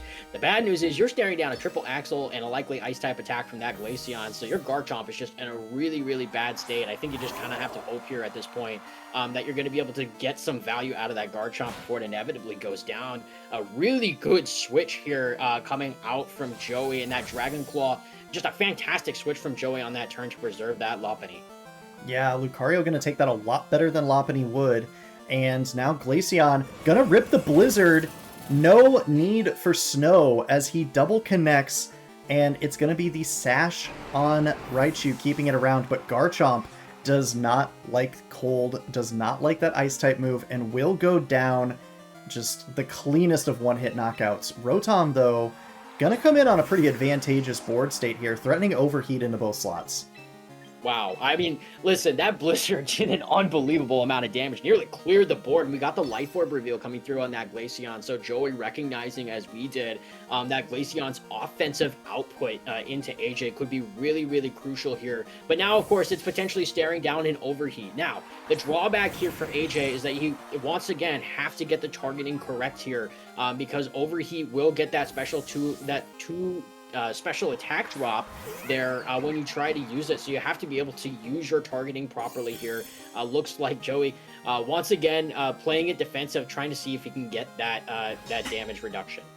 Yeah, and a good switch here. Detect will keep Lucario safe, but Lopunny coming in onto this board without the Intimidate is going to be able to pressure a lot of damage, and if you're AJ, you're running out of defensive pivots, right? That Raichu on 1 HP will not stick around much longer, and now you know that the overheat is the move locked in. We'll have to see how this one plays out. Can this Lopunny affect the board state? It can. It's going to be Giga Impact, and Gyarados is going to be Giga Gone with that KO. And now it's going to be the overheat from Rotom. It's going to be stuck on the board at -2. Lucario will go down, but these drops are going to add up. I don't know that Rotom is going to be able to KO the Glaceon cleanly here, and we know about that Scarf on the Lopunny. Yeah, no, officially getting confirmation there that is Choice Scarf on that Lopunny there. That Giga Impact coming in super duper clutch to clear that board state. And now, as you mentioned, JJ, this Rotom is stuck on the field at -2. We know that Glaceon's got a pretty good amount of special defense. So I'm curious to know if it would be able to actually take this overheat at -2. I think there's a decent chance that it could.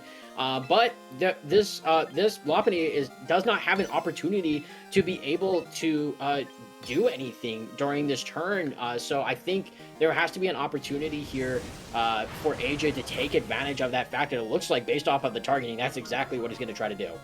Yeah, the overheat going into the Lopunny, not doing too much damage, but notably, we did not see a Protect come out from this Glaceon, it's going to be Freeze Dry to secure the kill on the Alolan Raichu. And now both Pokemon surviving the turn. Rotom at -4 special attack. Critical hit into critical hit might be AJ's only win con here, because I don't know how Rotom clears these two Pokemon. Yeah, I think at this point, you got to feel really good if you're Joey. There is a win condition here, and that is a Giga Impact miss, but it looks like that's not going to happen. Lopunny, you got to get a chance to go for some huge damage, taking out 2/3 of Rotom's health at Overheat. I don't think is going to do enough. I mean, it'll take out the Lopunny, of course. It's going to go down, but now this Glaceon is in a spot where it's up against a -6 Rotom, and the Water Pulse reveal as well. The perfect tech here, and Joe's going to win this 2-0. Yeah, expertly done by Joey, knowing that he needs to win in order to have a shot at creeping into the 8th seed of this playoff bracket, and doing so in expert fashion. Meanwhile, AJ finding himself dropping quite rapidly from 5-1 now down to 5-3, I believe, in subsequent weeks. Potentially falling all the way down to the 7th seed, Zach, depending on the outcome of your match, which we will get to a bit later. But yeah, Joey has officially eliminated EJ from playoff contention. Still waiting on the results of Isaiah and John, who will be playing against yourself, Zach, to see if he's able to sneak into playoffs. But we're gonna go ahead and keep the ball rolling with Isaiah versus Patchy. Patchy, of course, clinging to very slim playoff hopes that were dashed in week 7. So just looking to play spoiler here. Meanwhile, Isaiah can win and in, but if he loses, the door is open for John and Joey at this point. So we'll have to see how this one plays out. Of course, Isaiah with the Raichu X and the Toxapex, I think probably two of the most notable Pokemon, but we will be seeing Lucario in its base form as well, along with Grimmsnarl, Kleavor, Sceptile, Vaporeon, and the Galarian Stunfisk. So, interesting collection of Pokemon here, Zach. What stands out to you here? Yeah, well, I can tell you from personal experience here, I actually played against this team a few weeks back, and the first thing that immediately stuck out to me in my prep there was the Toxapex. Now, you take a look at this Toxapex, it's a ranked C Pokemon, so you don't think that it would be that much of a carry for Isaiah for his team. But I know that when I went up against it, it had a 10-to-1 kill to death ratio, which is just an absolutely insane ratio to deal with. The name of the game for Isaiah up to this point has been using the Grimmsnarl screens and that Raichu fake out to potentially enable Toxapex endgames with that Toxic and that Infestation. I expect that strategy to not really change all that much here, especially against Patchy's slower team. It is, of course, really fascinating, too. We're potentially looking at a battle of the Raichus here. Isaiah with Raichu X Mega, while Patrick has Raichu Y Mega. So I'm very curious to see which Raichu will end up coming up on top here. Yeah, of course, Patchy, the champion of Raichu Y, of course, also has a couple other Megas at his disposal, though. Mega Skarmory with that Steel typing, immune to Toxapex's toxic shenanigans, as is the Empoleon. So a couple of options there, as well as a very strong Trick Room component of Snorlax, Uniclus, and Runigregus, most notably with the ground typing there for the opposing Raichu. Of course, Meowstic Mega being another Pokemon, and Patchy, of course, one of the champions of the Paldean Tauros, featuring the combat breed from the G tier that he has used to pretty solid effect. But yeah, I think the matchup definitely, first and foremost, you're looking at those two Raichus. Do they come, and which one is Mega Evolved first? Of course, the other one would still be able to remain in its base form and have access to Lightning Rod. So that is a very interesting interaction. Of course, Isaiah, without a second Mega Evolution, Patchy could opt for something like Skarmory, and then just bring regular Raichu to soak up the electric type attacks and let Skarmory truly spread its wings and fly in this matchup. Yeah, absolutely. Now I'm going to tell you, I have no idea what that player fun fact says. I cannot say that I am well versed in many other languages other than English and maybe a little bit of Spanish. We can only assume that the fun fact there says that I I am a Pokemon fan, and I'm really excited to play some really good games of Pokemon here today. But yeah, taking a look here at Patrick's team, I can tell you also from my own experience with my own Tauros Aqua that the Paldean Tauros forms have a lot going for them. Patrick, of course, using it to great effect up to this point during the season. He's been able to use stuff like Rock Slide and Anger Point to get it into a state where it can really do a lot of damage. You also mentioned it yourself, JJ. Both the Skarmory and the Empoleon have that steel typing, but the problem is that they're also both weak to that Raichu X. So it's a kind of a little bit of an awkward dance there that you have to play between both of those Pokemon. I think that Patrick's got a lot to be able to handle that Raichu X. I think that's going to be target number one, and then putting yourself in a board state where you can just clear out that Toxapex using your remaining Pokemon. That Runerigus in particular, I think has opportunities to be able to use its ground stab to clear out that Raichu X. And as you mentioned, JJ, both of these Raichus have access to Lightning Rod if you don't go for that Mega Evolution. So that could be another angle here. I know, speaking from personal experience in my set against Isaiah, that I was able to use Rhyperior Lightning Rod to kind of help deal with that Raichu X. I'm wondering, because there's 3 Megas here for Patrick, I think there's a lot of opportunity here to be able to just use Raichu in that base form to help enable the Skarmory and the Meowstic to sweep. Yeah, it's going to be interesting to see as we go ahead and jump into this one between our two competitors. Who comes out on top What's up, between everybody? Patchy This is and them? HDA Season 2, Week 8, the final week of the regular season, and As we will just let my Patchy final take it official away week. with his We might be doing dulcet something tones. else, but I am unfortunately out of playoff contention at this point, so this is more of a for fun, and as you can see, I do have a nice little for fun bright powder on this mon. That's gonna be real nice. Cannot wait to proc that. Okay, he did bring the Pex. I was expecting it. My secret build partner was not, but this works. I'm gonna just go with the... Actually, do I want to go with Trick Room? Lax should outspeed 2 of these mons. Should I just go with Lax lead? What is it threatened by? Sacred Sword? And I should be able to... Yeah, we'll do this. This is kind of big. Alright. Here we go. Game number 1. Versus the Goldenrod... the Goldenrod City Gliscors. Piloted by Slyscore. That one is a tongue tripper.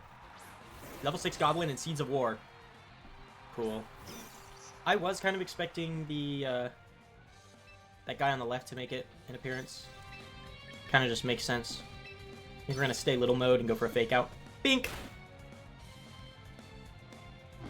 Level 6 Goblin. I think it has an extra space in its name. That's very funny. We're drumming. I wonder if that's physical or special Skeptile. I guess we'll probably find out, maybe? I don't know. Either way, cute little body slam moment. Or should I go after left slot with Raichu or right slot? Or should I just switch Raichu? Just go for Intimidate? Make the double up weaker? No, I think I'm in a positive position. I need to advance my board state. I'm gonna go ahead and do this in a Sceptile because that should definitely kill, and then I'm gonna Zap Cannon, the level 6 Goblin. This will be nice. I might even make it slower than my Snorlax with Paralysis, so it won't be able to get an attack off. Maybe you can hear my dog now? She is grumpy. Oh, nuts! +5 attack instead of +6! What am I gonna do? Please just put the Pex in that slot. It would be so funny. Special Rat. That's not the Pex. That's the immune one. Drats. Hopefully it is... Oh, Leech Seed. Interesting. Alright, well I think we probably still kill. Because they only got Light Screen up, right? Not Reflect? Yeah. Seriously underestimating my Belly Drum Snorlax right now. Oh, it did say Special Rat. I bet that means it's a special attacker. This is unfortunate, because I cannot get rid of that Pex. I mean... Actually, High Horsepower might do a lot. He didn't get Reflect up, right? Yeah, just Light Screen. I might just be able to kill it. Hold on. Let me run the calc in my head. I'm running the calc in my head. That's what I'm doing. Yeah, no, that just kills. Ooh, that is so very tempting. I'm gonna go out for Sahara, because it's funny. Sahara, get in here! Unless he has Focus Blast, I don't think he can one-shot my Snorlax with anything. I don't know. Volt Tackle might do a lot. It's gonna do a lot. I went for Fake Out. Huge. Toxic, but I am immune, baby! Immunity is huge. Finally, Snorlax is getting some use. This is awesome. Snorlax, I feel like, has been selling all season. I haven't really gotten the chance to belly drum him up, but finally found a game where I can just belly drum up and kill everything. Should I just protect and Trick Room? What do you do here? Can you kill me? I don't even think so. I don't think he can, like, even with a double up. Sucker Punch fails. Volt Tackle. Blocked. Trick Room, baby! So it is a physical rat, it's not a special rat. You really had me worried for a second there. Don't take my HP. I need that. Alright, high horsepower should kill through Reflect if he gets it up. I think I want to do this and go for a little burn. Actually, what did he have in the back? Was it revealed? Sceptile's down. Toxapex is down. This is it. Okay. Sucker Punch fails because I'm just going for Will-O-Wisp. Lamau. I miss. That's sad. High horsepower, I land. Huge. This is looking to be a 4-0. Snorlax is kind of my goat. Even being leech seeded. It's like, no worry. He's a monster. Go for a little body slam action. Go for a Nightshade. Or should I let him see how much Sucker Punch does? Because if Sucker Punch is a 2-shot, that kind of matters. I'll just go for Will-O-Wisp. I don't want to reveal my defensive spread on Sahara yet. Into Lax. Okay. Yeah, you were not picking that up. I'm very bulky. Huge burn. Probably doesn't matter, because I think without Reflect Up, this Body Slam's just going to kill. Yep. That's the power of the belly. Y'all were not ready for Jelly Bean. Huge. Very, very good game one. Very happy with how that went. I don't know if we run back the exact lead, though. No, because how does he punish it? Like, he leads... How does he punish it? Oh, I know why there's barking going outside. So, one of the dogs is outside my door, barking to get in because he wants a chicken nugget. And then my dog is inside, barking at the other dog barking. So basically, this is Chicken Nugget's fault. I do really like Raichu, and I think I either have to lead with Jelly Bean or Sahara. Either to immediately set up Trick Room or immediately set up Belly Drum. I think I like the Belly Drum option better into what he's got. Yeah, because even if he brings... Like, he can't bring 2 Pokemon that could threaten to one-shot Snorlax. So I think I'm sticking with the same game plan.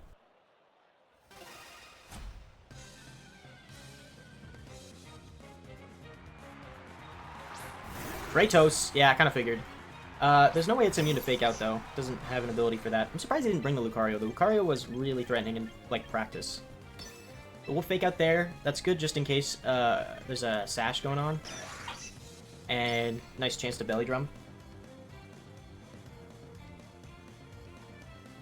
I still don't know for sure what is holding the Sash. It's got to be either the Cleaver or...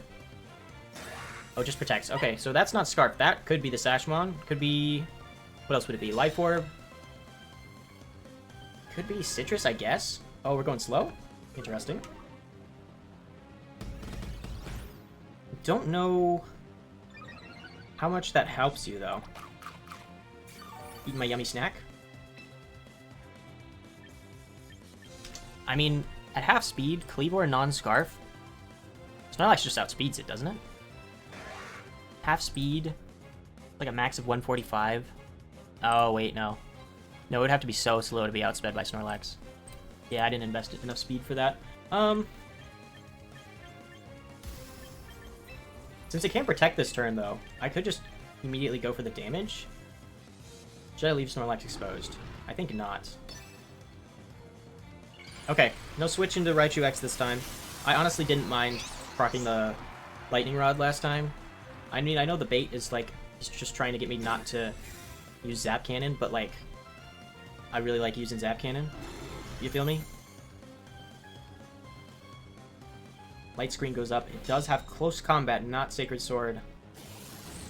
Honestly, evidence that it might not even be sharpness. Wow, behind screens it did that much. That is probably Sash. That's like no bulk. Not that I'm weak, but like, you know, kind of crazy damage there. And now if he switches in the Raichu, I don't care. Alright, Protect, fair enough. I'm gonna Body Slam and just kill this Goblin. Ooh, little sucker damage. Does not two-shot. Actually, probably rolled a two-shot. Yep, my dog's still mad. Not putting up Reflect is, I think, a bit of a blunder, unless he just doesn't have it, right? Like, I mean, we've seen, what, Parting Shot, Light Screen, Sucker Punch. Maybe he just has the Fairy move, but, like, why wouldn't you go for that, then? Okay. This is a Fake-Out turn. Might as well just Protect. Yeah, I can just double Protect on this turn. I don't think he has an effective way of punishing it. And without Reflect, I'm confident Body Slam. I'm going to run the calc, but I'm confident Body Slam will just pick up the Raichu X at +6. Raichu. Yeah, no, it will. Handily. Unless he's... Oh, wow, even with a lot of bulk, he's still dying to it. Huge. Flan and Jelly Bean are protecting. Special Rat fakes me out. No dice. Stone Axe. No stones. I like not having stones up. Even though it's not really that bad for my team. It's like if Raichu's low and I need to switch it back in, I don't want it to drop to stones. But like otherwise, this is not really a position where I'm switching a lot, so I don't mind the stones even if they do go up. But Focus Blast can't miss. So that's cool. So he has to one-shot the Snorlax with whatever X is going for. Probably just Volt Tackle. I don't think he's picking that up, because I am so bulky. Oh, Drain Punch. Okay. Yeah, no, without all the like stab and electric terrain boosts, you're not doing any damage with that. And he is the fastest mon on the field. That's interesting. So he is like very, very fast Raichu. Mine is not that fast. Pink. Huge. Dude, Belly Drum Lax, I've been sleeping on him, I think, the whole season. I barely have gotten the chance to use him. Don't even like bringing him to games because it feels like Belly Drum's like really weird and kind of iffy to even get working. Electric Terrain boosted Zap Cannon, please. Or should I give this kill to Snorlax? How many kills has Snorlax gotten? He's gotten a lot.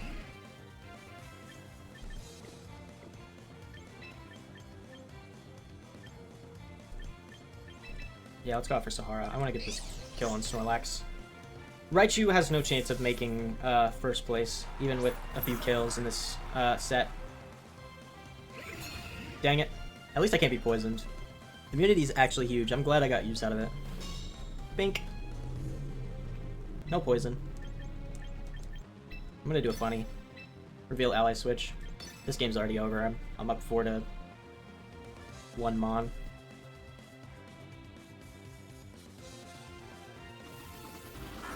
Whoop. Haven't used that all season. So it's funny to get to use it when it like just doesn't matter. Okay. And Snorlax takes the final kill. Good game, Slice Score. That was a fun match. I'm sad I didn't get to proc Bright Powder at all, but it was cool nonetheless. I will see y'all next time.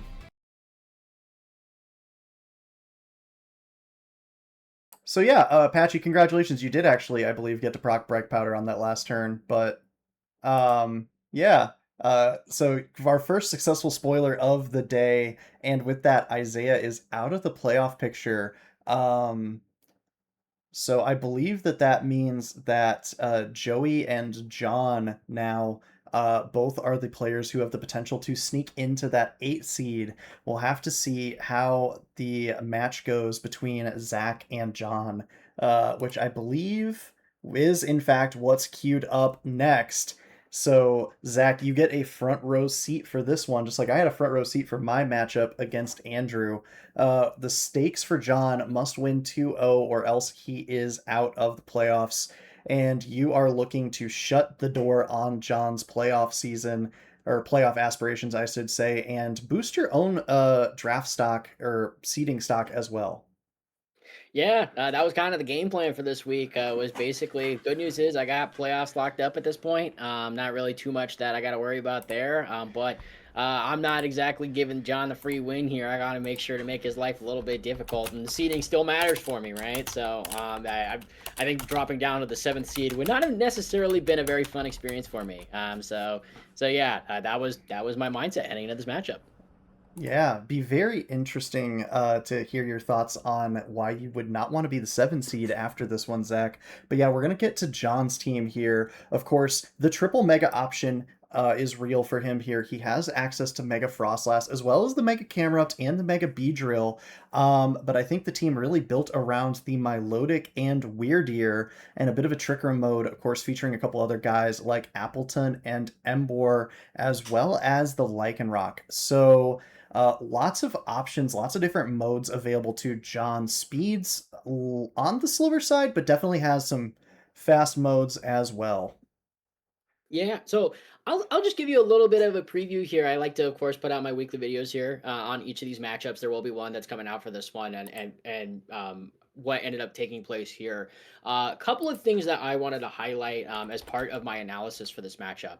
The big thing that I wanted to highlight is that this Weirdeer has come to 17 games for Brig this entire season. I don't know how many games he's played. I would not be surprised if I was if I was doing if or I wouldn't be surprised if that was like every single game during this set. And Milotic, I think, came to 16. So the big deal here is that essentially what Brig likes to do is he likes to use that Weirdeer Intimidate to lower his opponent's attack stat. And then he'll use Skill Swap to give that Intimidate over to his opponent. And then from there, Intimidate will proc onto Milotic, and because Milotic has that competitive boost, it'll give it a +2 special attack boost. And it basically enables it at that point to start sweeping with moves like Muddy Water and other options like Ice Beam Scald, a couple of others. So obviously, I thought that was the #1 strategy coming out here.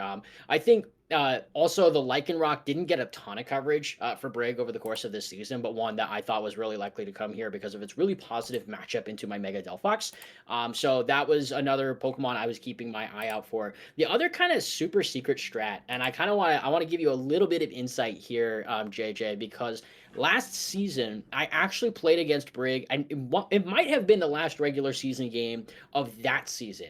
And during that season, I actually had base Camerupt on my team. And it wasn't just any base Camerupt. In this matchup specifically, it was max speed. So my plan there was effectively to lower Brig's speed and then use my base Camerupt with Terra Fire to sweep through his team. And so one strategy that we've actually seen from Brig here over the course of the season is that he will use this Beedrill Camerupt combo and effectively do the same thing. So his Beedrill can use String Shot, and that will lower the speed of each of the opponent's Pokemon on that side. And if you're running a really, really fast Camerupt here, it allows you to be able to sweep with Eruption up to that point. So that was the big thing that I was keeping an eye out for. Those were the two main strategies there. And then like as far as like I wasn't entirely sure what he would bench. The only one I knew for sure he was going to bench at this point was that Embor. Basically, it's really, really bad in Delphox. It's really, really bad into Tauros. So I was very, very confident that one was getting benched. I thought everybody else was a kind of valid Brig, though. Yeah, absolutely. I mean, with a team like this, you kind of have to respect everything. As we jump over to your team here, Spitzy, rallying to a really strong 5-2 mark here going into the final week. Another triple mega option as well. You've got the Delphox, the Mega Aggron, as well as Mega Clefable, who I believe has had actually one appearance as a Mega Pokemon. Mostly, however, you've just been leveraging it as a regular Clefable without a held item. But then, of course, the Aqua Breed Tauros you've alluded to a couple of times, Mr. Fat Jessup himself, the Rhyperior, and then some pretty interesting mons for your final 3 slots in Absol, Gourgeist, and Rotom. So definitely Pokemon that I can see making appearances in this match. I think all of your megas do have some appeal, as does the Tauros, but I'm curious how you felt about your bottom 4 Pokemon going into this matchup. Yeah, so taking a look at the bottom 4 Pokemon, actually, the big Pokemon that I thought could do a ton of damage wasn't anything in the top 4 rows, and it wasn't even Fat Jessup either. It was that Absol. So Absol has got a really, really fascinating toolkit, even though it is basically just a rank E mod. So one of its abilities is Super Luck, which boosts the critical hit ratio of all of its attacks.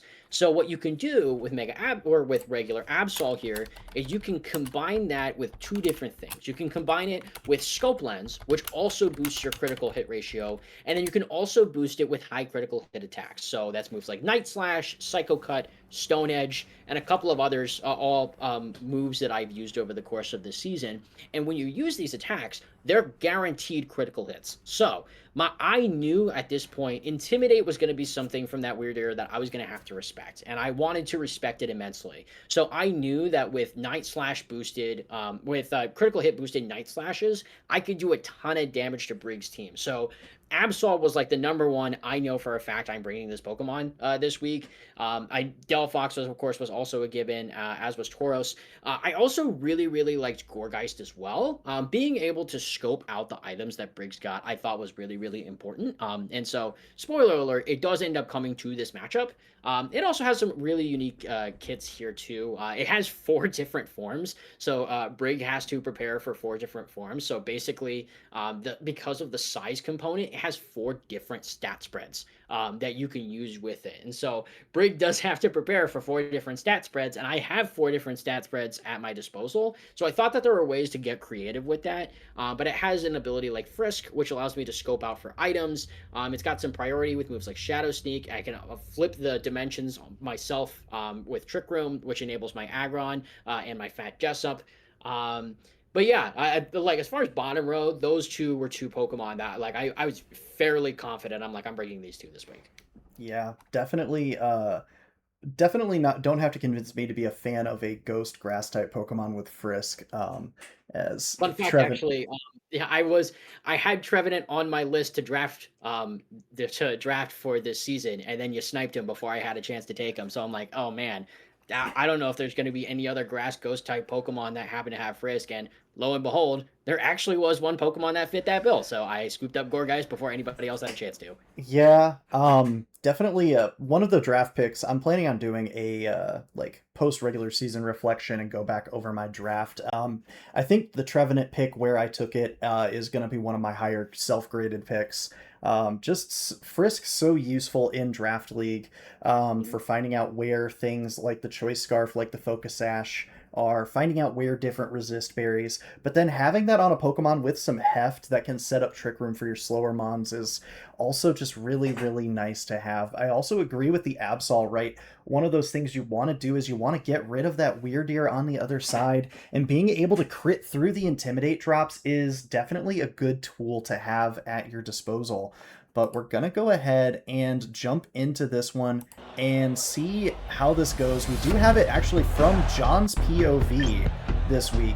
So you get the same experience I had watching it back from Andrew's POV, as I'm going to have to tweak the audio settings here a little bit so that I can actually hear what's going on. But yeah, so John opting for pretty much the usual suspects we expected. Has Camerupt and Frostlass, the Milotic Weirdeer mode, as well as the Apple and the Lycanroc. As we look on your side, it is pretty much exactly as I foreshadowed. Your whole top row, all 3 Megas with Tauros, Absol, and Gourgeist.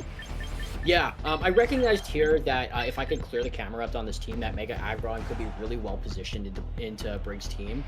So I going back and forth between Aggron and Rhyperior, ultimately settled on Aggron. I thought that Aggron was a really good pick, and I liked a lot of my other picks here as well. I was a little surprised to not see the Mega Beedrill. It makes sense though. I think that there was a lot of avenues for me to punish him bringing that Beedrill, so I think it would have been a little bit of a suspect bring this week. But I knew for sure. I knew for sure that if I could clear the Camerupt, the rest of my Pokemon would be in really good shape. All the brings didn't really surprise me all that much. So yeah. Yeah, definitely. And I think you definitely have the tools needed for this matchup as well. We'll have to see how this one goes. As we see you leading with the Gorgeist and the Absol into the Appleton and the Milotic. So definitely some interesting leads here. But Frisk revealing the lefties and Choice Scarf off the rip, giving you insight into what John's plan is. Yeah, so immediately here I recognized, oh man, this Appleton has Joy Scarf. I'm not really sure what it wants to do. I was a little bit confused by that, to be entirely honest. But I wanted to stick with getting some damage down on my Milotic here and just kind of scouting out what this Appleton wanted to do. Yeah, getting rid of the Milotic early is never a bad strategy. It's a Pokemon that can sit around on the board for turn after turn after turn, can wreak havoc with Hypnosis, and you never know if it's got that coil to boost up its defenses, if it's got access to something like a Recover, but it's going to be Apple Acid, the opening play here. Not very effective into the Gorgeist, even with the critical hit, but notably dropping your special defense here as Milo goes for the Blizzard, and that is enough to clear your Gorgeist in one hit. Yeah, so this was a pretty surprising play on my end, not one that I was entirely expecting. I was generally okay, though, with the trade here, as we see the Night Slash go into that Milotic, and as I previously mentioned, the name of the game was critical hits. We see that critical hit there, taking out a ton of Milotic's health. So I'm very surprised by how that lead sequence played out. I certainly was not expecting Blizzard on Milotic, but it was something that I was generally okay with. The other thing I also noticed right off of the bat here is that this Milotic has got some speed on it. Based off of the way that I had trained my Pokemon up to this point, I figured that there was an avenue for some speed. We saw that play out here with that Milotic Blizzard. Yeah, Aggron will hit the field here in not a bad situation, but definitely not a good one. You're going to want to leverage the Mega Evolution to shed that rock typing and pick up some resistances into things like that Apple Acid, although the Spadef drop could be a little spooky here with that being threatened into either slot. I don't think Blizzard is the most ridiculous bring when you have access to Mega Frostlass and Blizzard. Being able to double up on two 100% accurate Blizzards, right? That sets you up for multiple 10% freeze chances every turn. So I do kind of like that approach from John, as we will see, of course, the wall, Mega Aggron, taking its place on the board here. And Absol just opting for a Protect. Pretty wise here, keeping that critical hit bot safe, but Apple Acid once again going to start to weaken the armor on your Aggron, bringing it down 2 stages of special defense.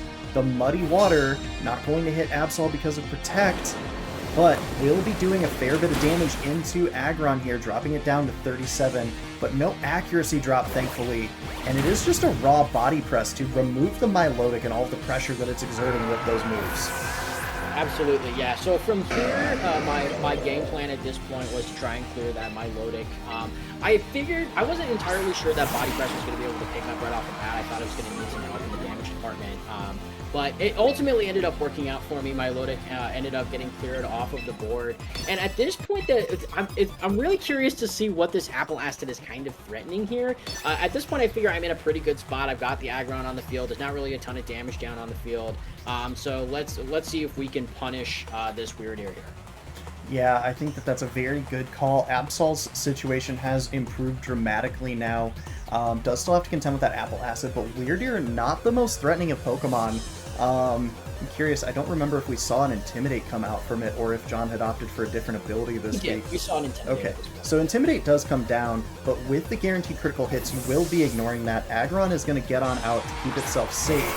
And we see the Tauros now don't have to worry about proccing the competitive, but I don't see an Intimidate there, as Absol clutches up and lives on 1% HP for the taunt into that Weird Ear as well. Yeah, so here I suspected that this Weird Ear could be Culverberry. I thought it made a lot of sense into this matchup. Going for the taunt there because I want to be able to shut down a potential Trick Room play, even though this strangely fast Appleton is going really, really fast. At that point, I just wanted to be able to shut down Trick Room because I suspected that Mega Camerupt could potentially be in the back at this point, and I didn't want to give him an avenue to be able to sweep me with it. Yeah, a pretty smart decision on your part, I would say. Appleton definitely still threatening this board with that Apple Acid, but a taunt into the Weird Ear will shut down a lot of the things John has liked to do with it. Obviously a Trick Room setter, obviously having access to Skill Swap could take away something like that Super Luck or the filter from your Mega Aggron. And it is going to be Colberberry revealed here as you forced him into an attacking move with that taunt. A pretty smart play on your part. And a critical hit to boot will drop that Weird Ear's health pretty dramatically. And the double up from the Wave Crash should just clear that slot, and it does. Yeah, so the name of the game here was making sure that we get that Weird Ear out of there.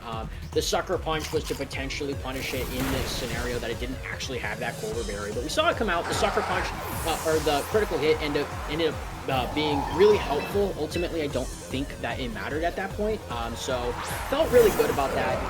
And then we basically get ourselves into this board state where I recognize, okay, Camerupt is now on the field, so at least my intuition there was correct, but I do have to deal with this Appleton at some point. Yeah, Appleton could chip away at your remaining Pokemon with this Apple Acid, threatening super effective into your Tauros, but Aggron and Tauros finding themselves in a good board state here. Can't imagine that Camerupt wants to take a Wave Crash from Tauros, and Aggron is threatening quite a lot of damage as well. So we'll have to see how this turn order plays out. Obviously expecting the Apple to move first, but you should be able to get attacks off into these Pokemon if you so choose. We're just gonna have to see how it plays out. Interesting though, with the revealed choice card, John actually doesn't even Mega the Camerupt, I think maybe hoping that Solid Rock could keep it alive, but no such luck as the 4x super effective Wave Crash comes out and clears it. Apple Acid does respond into the Tauros and will remove it, but that just leaves Aggron in a 1v1 situation that I think it finds pretty favorable here. Body Press off of that massive defense stat looks like it's just over 50% in the Appleton. Yeah, so I want to highlight the just how crucial that last turn was. I thought that there was an opportunity here for that Camerupt to go for Protect and put me in a really bad spot, but I didn't know that for sure, right? And I wanted to be able to punish if Camerupt decided to get too greedy and potentially go for huge damage into the Aggron. Ultimately, ended up really paying dividends for me. At this point here, I have no idea what weight calculations are, so I had to run a quick calc to understand just how much I thought a potential Heavy Slam could do into this Appleton. Of course, being able to outspeed me. Confident I was going to be able to take the Apple Acid, but I wouldn't be able to take a second one because of that special defense. And as it turns out, Heavy Slam is a base 120 power move into Appleton. Despite its kind of round appearance, a very light Pokemon. So Heavy Slam ended up getting that damage there for me and ended up winning with that game. Yeah, Apple Pie very filling, but not enough to boost Appleton's weight statistic up enough to keep it alive in the face of the onslaught that Mega Aggron presents. So finding your avenue to win in Game 1 for sure, and dealing with the more annoying components, I would say, of John's team, especially that Milotic, pretty effectively, and gaining some pretty good information as well. 2 Mega Pokemon on his side of the field. You've learned about 3 of the held items. Not really learning much more about Appleton's moveset, obviously, since it's choiced, but definitely gaining some insight into Weird Ear's potentially more supportive moveset, revealing both of the offensive moves that Milotic showed you as well. Definitely gives you a good line going into game number 2, I would say. Yeah, definitely. So at this point, I felt pretty good about my game 1 strategy, so there was an opportunity here for me to be able to run it back for game 2. Actually really fascinating here to see Brig potential with Hover bringing that Camerupt in for another go. Basically, the strategy that I was thinking of here was that I know that Weird Ear and Milotic are coming. I think it's likely that the Appleton makes another appearance. The question becomes, what's the 4th Pokemon? I was pretty confident at this point that Lycanroc was not going to make an appearance. I didn't bring that Delphox to the first game, and against the Mega Aggron, let's be honest, Lycanroc's not doing much. So I was pretty confident that it wasn't going to come around. I suspected that Frostlass was probably going to be the adjustment over on Brig's side, and so given that, I wanted to be able to make an adjustment to do that, but there's definitely avenues here where I could have just run it back and potentially been in good shape. So I went with one of those two options. We'll have to see how it plays out inside of the set here.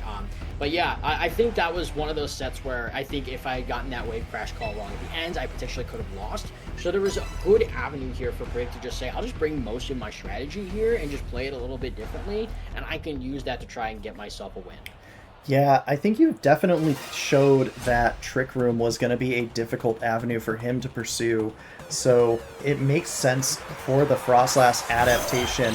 And we see a bit of a switch up here from you as well, bringing Clefable out in order to keep that Absol safe. And Absol finding itself in a pretty favorable board, one would say, against the Milotic and the Weirdeer.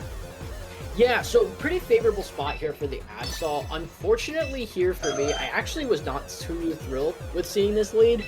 This was the lead that I expected in game 1, and so I went for the adjustment, and he just ended up going to the lead that I thought he would end up using. So that didn't really work out in my favor all that much here, but I was like, it's okay. The Absol is still positioned really well into these Pokemon, so we'll just kind of run with it and see if we can get something going there.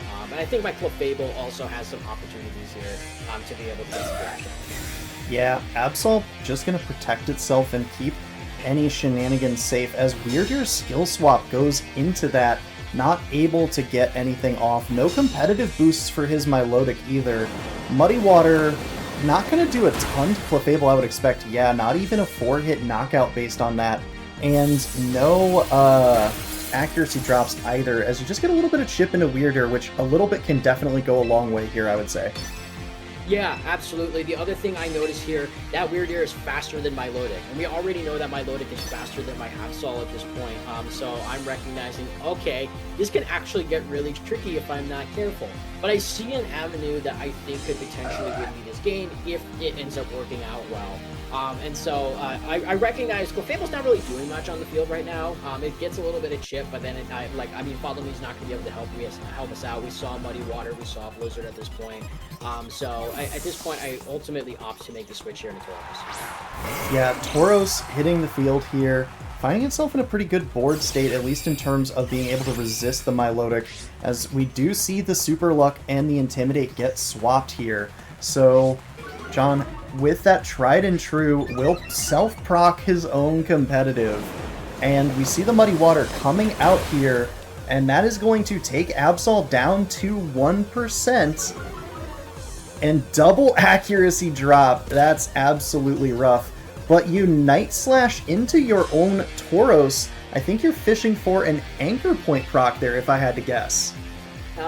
You would guess correctly. Unfortunately, because of the skill swap from that Weirdeer there, it ended up knocking Night Slash's critical hit ratio down from 100% down to just 50%.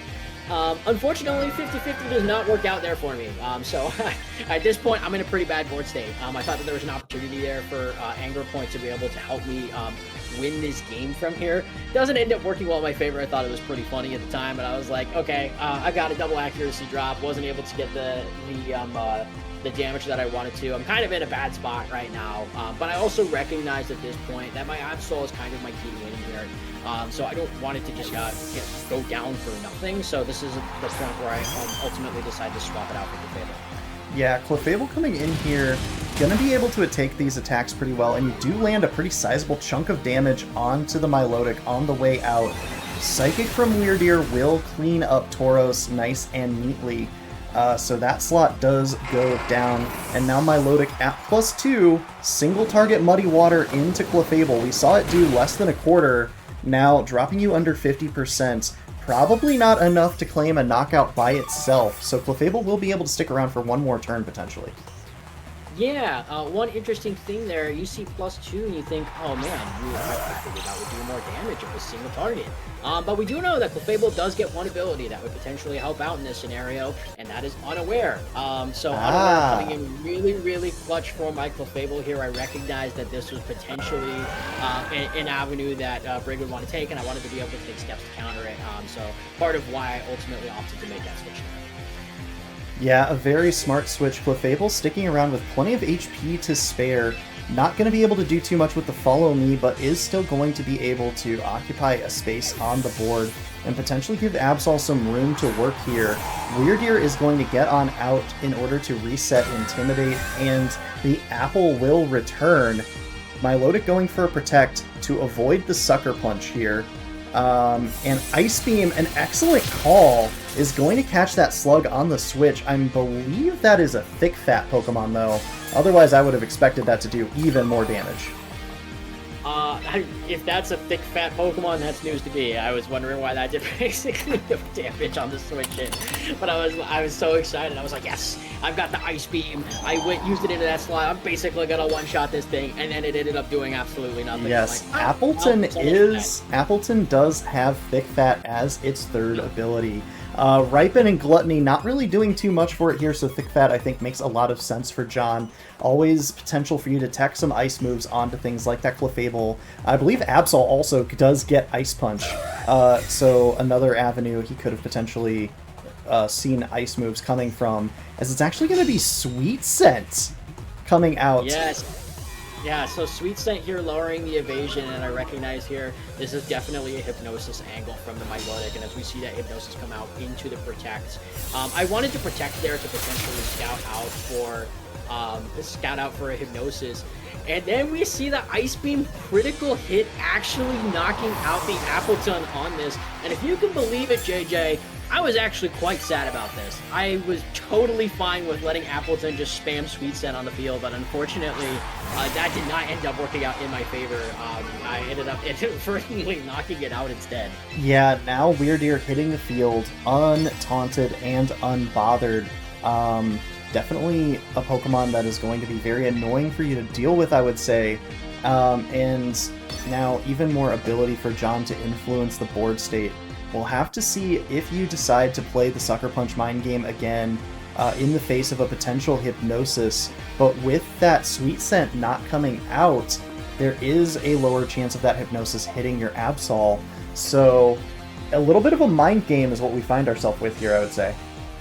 Yeah, absolutely. And we'll see how this plays out. I ultimately opt to go for Follow Me here, potentially keeping myself safe from a Hypnosis.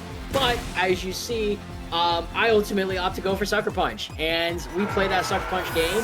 Critical hit there coming in super duper clutch. It's a 50-50 with the set that I'm using for that to potentially pick up. We saw that Gravity end up coming through, but a really massive turn that ended up swinging in my favor. Yeah, absolutely. And now Absol hitting the, or not Absol, but Frostlass hitting the field here. Does have access to Blizzard. Doesn't need Gravity for 100% accuracy either. And can threaten a ton of damage here, but you do still have Sucker Punch online for Absol. It'll be interesting to see what the damage calc for that is into this Frostlass, and of course, with the critical hit boosting held item as well, there is always the chance that you crit and deal a massive amount of damage. Yeah, but understand here, I don't know what the moves are on this Frostlass up to this point. It is very likely that it could go for something like an Aurora Veil or a Will-O-Wisp. So I didn't want to threaten Sucker Punch right off from the get-go.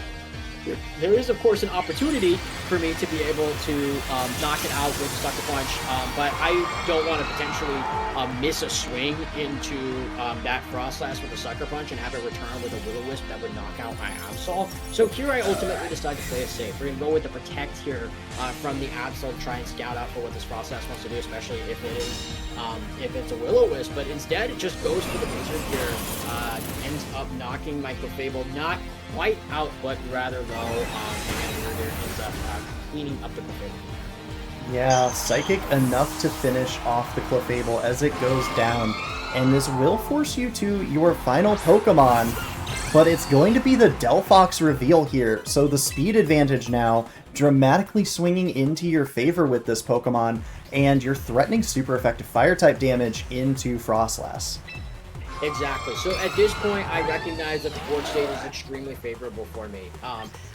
because we've seen most of the moves from the Weird Ear here, and as you could see here, it cannot hit my Absol for any damage whatsoever. So the only way that Absol can take damage is from that Frostlass. This Weird Ear is kind of a sitting duck right now. And so I went back and forth on how I ultimately wanted to approach this, on whether I thought the Frostlass would end up playing defensive or playing offensive.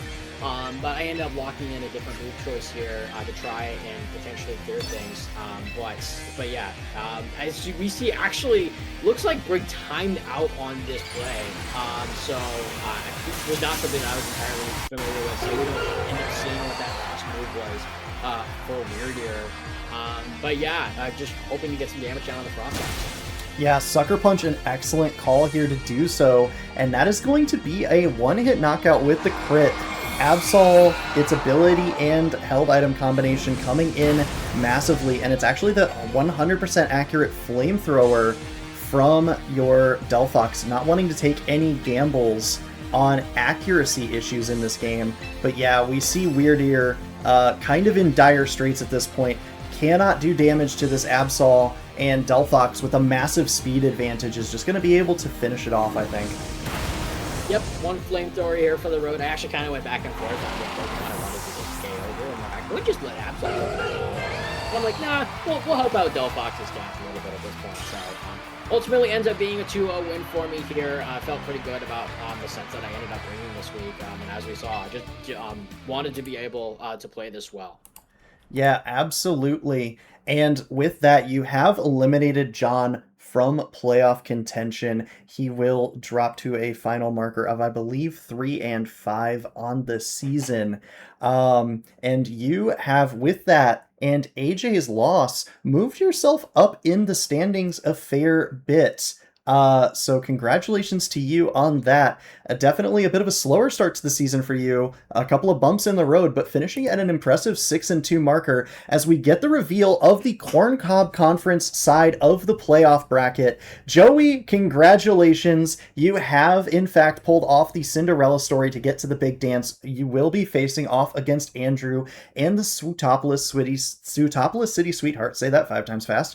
In the number 1 seed. Zach, a matchup that you have alluded to wanting a rematch for will be your stop in the playoffs first. The 5 seed Moss Deep City Metagross against the number 4 seed Panolia Town Pangaroos. We see that Austin at the 3 seed will be going up against Craig and the Eepy Dreepies, who climb their way all the way up to the number 6 seed. And of course, another rematch as my own beloved Circle City Skarmory will be facing off against AJ and the Bloomington City Bidoofs. And we see a little bit of excitement in the Twitch chat here. Zach, what do you have to say about this playoff bracket? I think we're going to have a lot of really, really good matchups here. I'm really excited to see how these matchups end up playing out. And I'll be honest with you, I got my butt absolutely handed to me in week 2 by the aforementioned Panolia City Pangoros. Swig, I know you're on the broadcast right now. It is on site, buddy. I'm making sure that I am picking up this win this time around. I got pride I got to protect at this point. So, really excited about this one. I think that this is going to be a good set of games. Yeah, a couple of runbacks of 2 of the most one-sided matchups. You versus Blake, and then myself versus AJ. So yourself and AJ, the lower seeds, looking for redemption against the teams that put the smackdown on you. Austin, of course, going up against Craig, avoiding the lovers' quarrel against AJ for now. And then Joey with the Cinderella story continuing, going to go up against Andrew. We'll have to see if he can keep the magic going, if the 8 seed can knock off the defending champion. But definitely some exciting matchups in week number 1 of the playoffs to look forward to. I don't remember if Austin and Craig or if Andrew and Joey played each other in the regular season or not. But at least 2 of these are going to be runbacks from earlier in this season.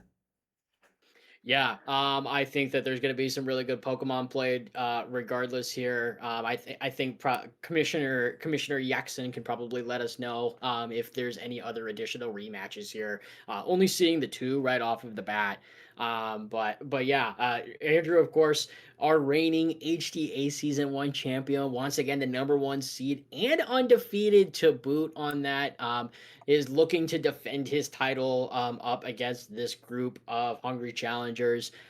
Really going to be excited to see how that one plays out. But as we know, JJ, there is still one other side of the bracket that we got to see. I'm curious to see exactly what's going on inside of that pothole conference. I know that there is a lot of potential seeding up for grabs there, and a lot of games that could potentially be playing out there. Would be super curious to see what's going on there. Yeah, absolutely. And we're going to go ahead and get into it right off the back. Like you alluded to, lots of teams that could potentially still sneak into the playoffs. A few teams that have already stamped their tickets and are just trying to figure out where they're going to be seated at. One of which, of course, is the Dallas Mudsdales of everyone's favorite Ben, looking to catch up to Jackson in the standings after losing to Jackson last week.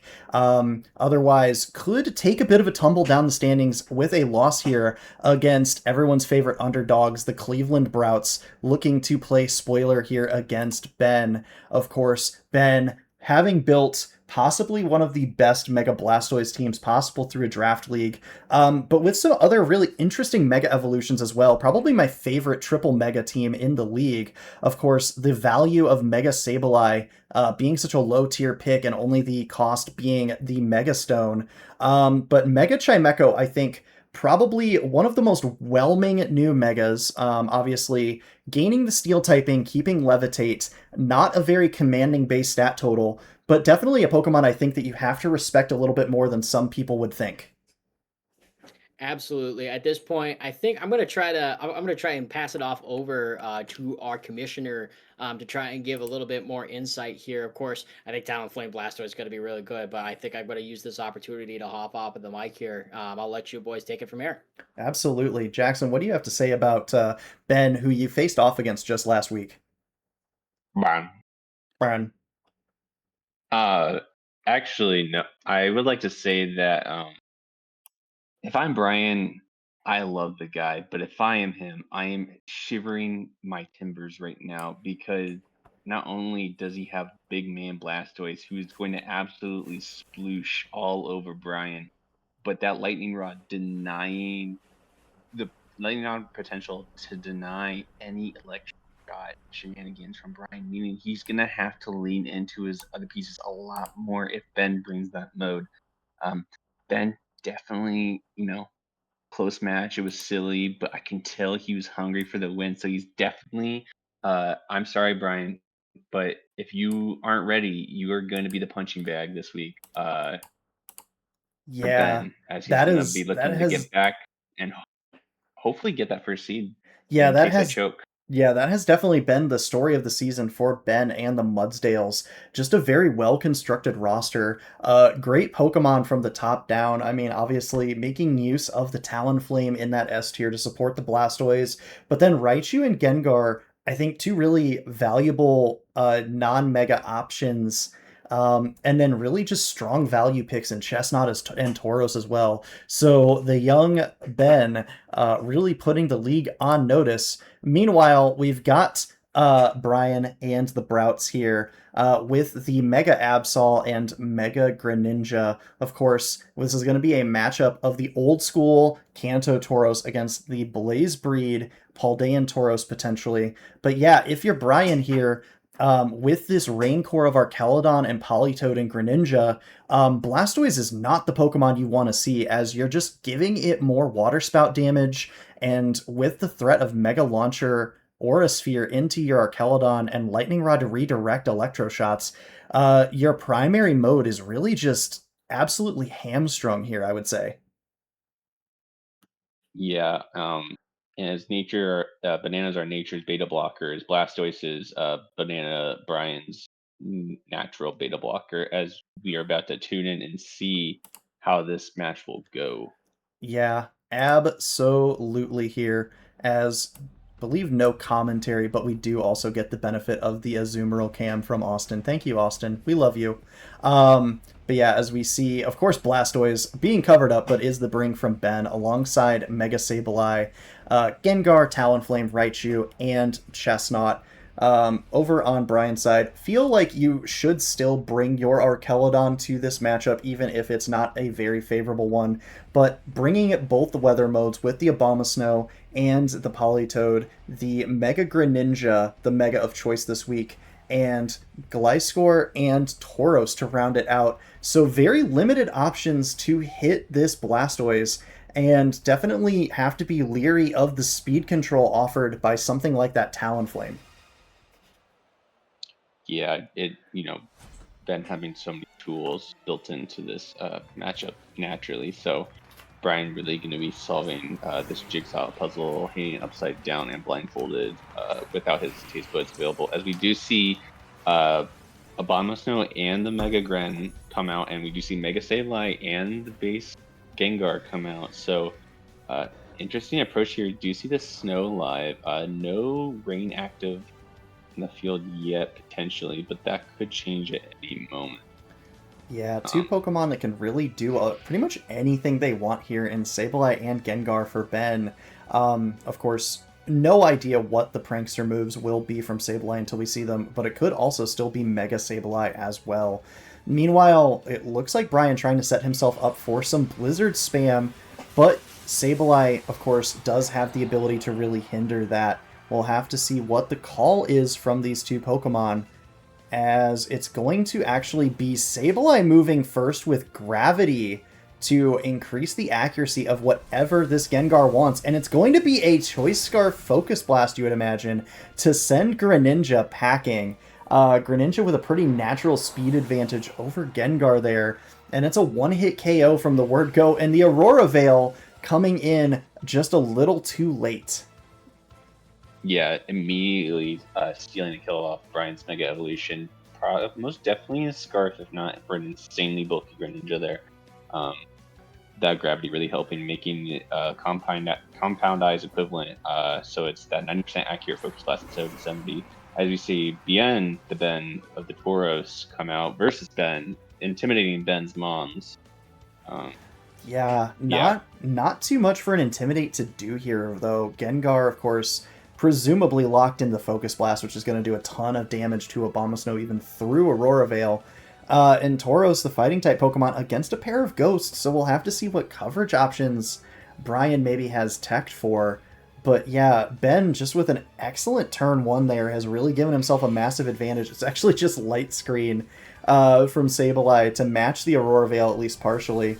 Focus Blast once again. We'll have to see how Mega Obama takes it, or regular Obama rather, 21%. Well. So otherwise a knockout had the Aurora Veil not been up. Rock Slide going to do a pitiful amount of damage by comparison. Maybe some Blizzard Freezes could be the out here.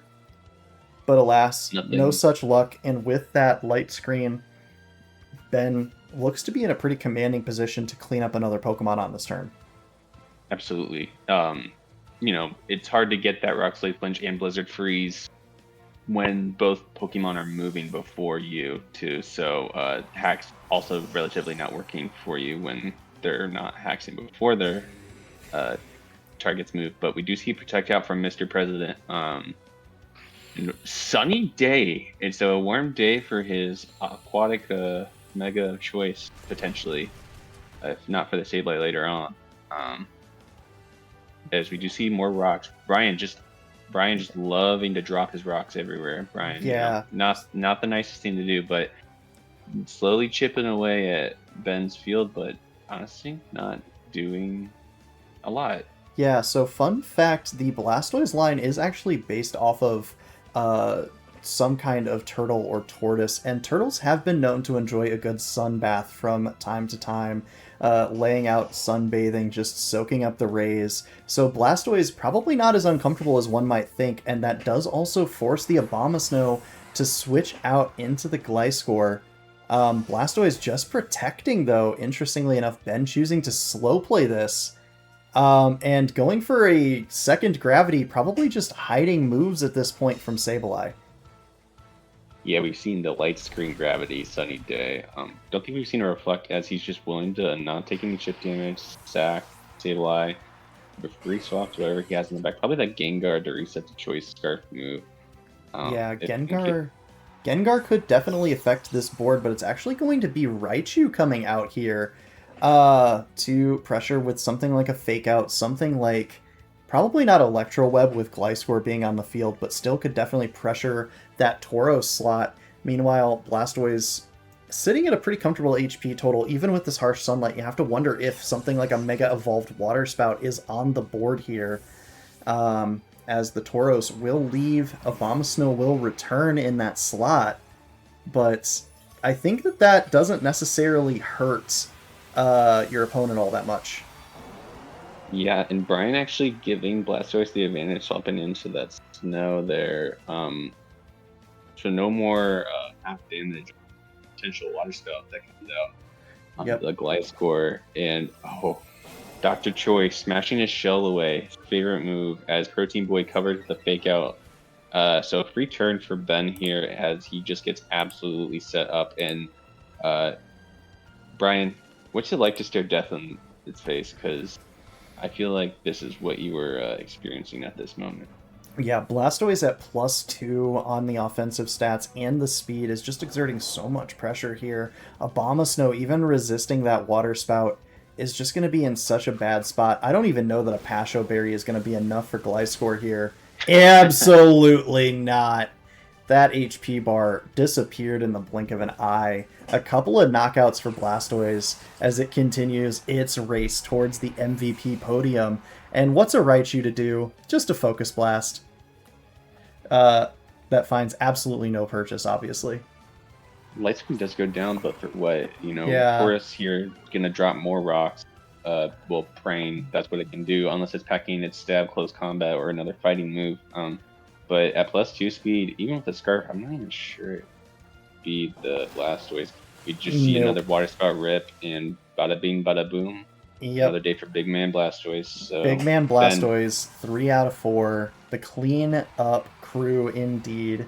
And yeah, that's a pretty dominant game 1 from Ben, doing what he's been doing all season long with those picks. Just unleashing a massive amount of damage with the Blastoise and finding the board position for it to really take over.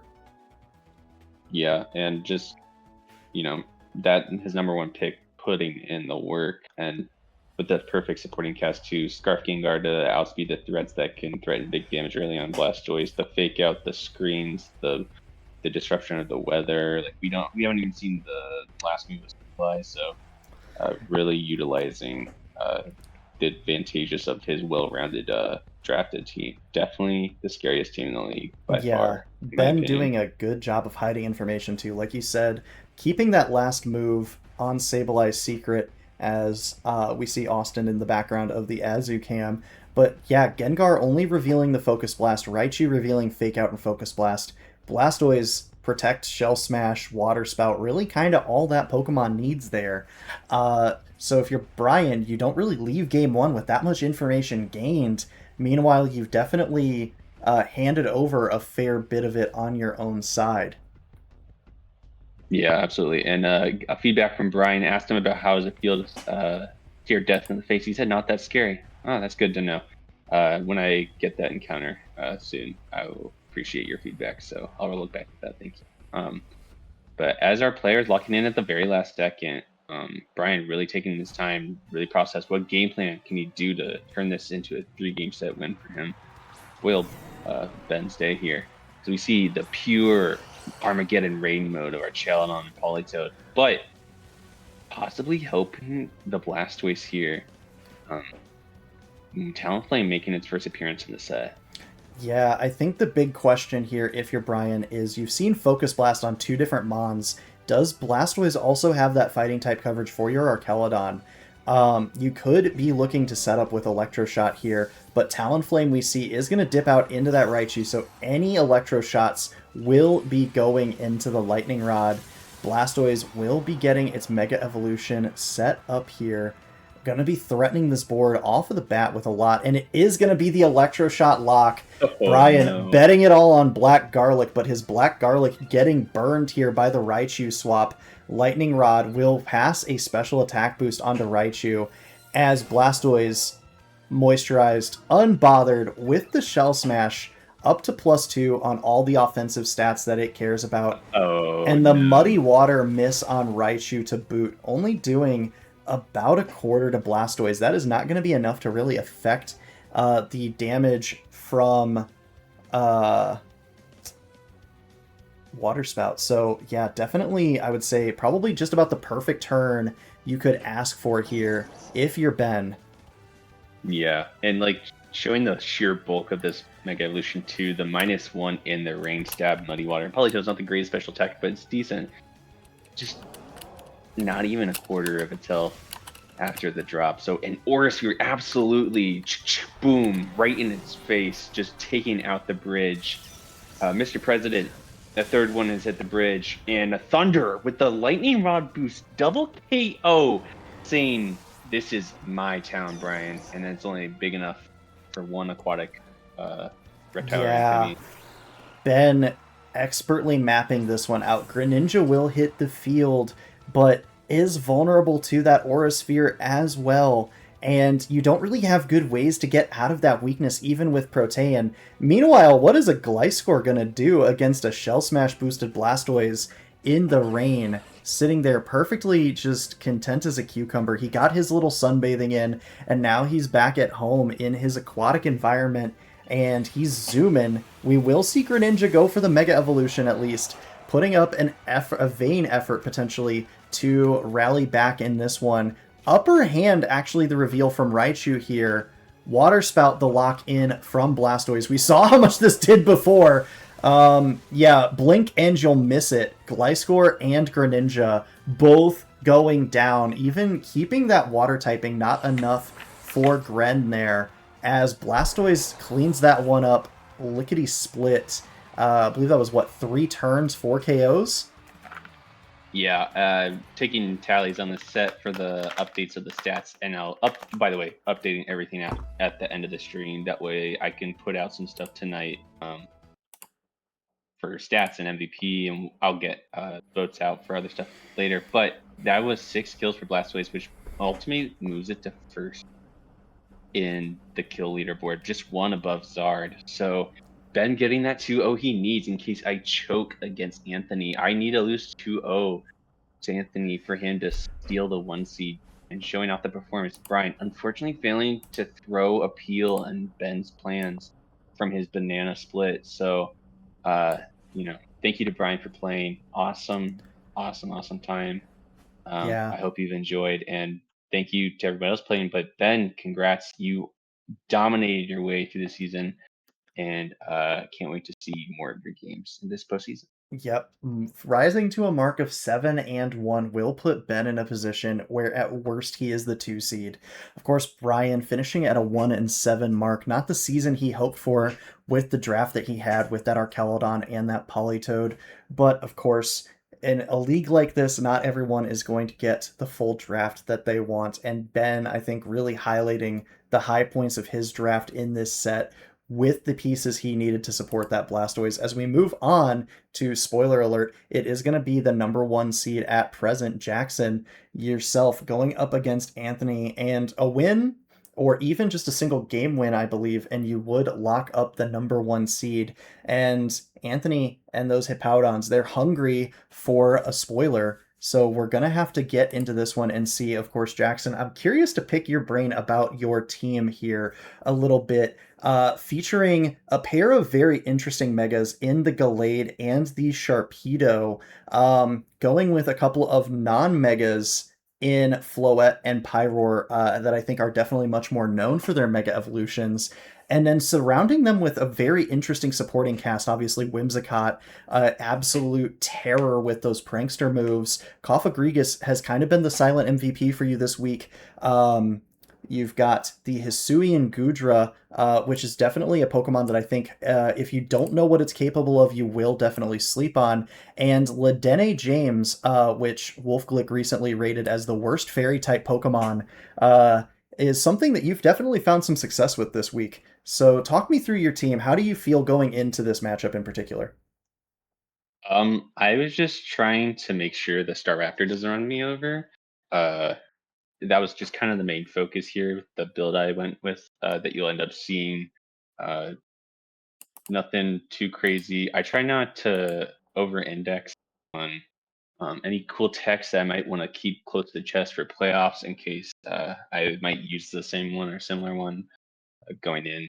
So I just tried my best to make sure that, hey, if Anthony doesn't go live, I don't have to pay the time. So Absolutely. And as we hop over, we do get the look at Anthony's roster here, featuring, of course, notably that Mega Staraptor, a Pokemon that is very, very red hot across all of VGC. But a lot of other very interesting Pokemon, the second kind of forgotten Mega of the Mega Audino.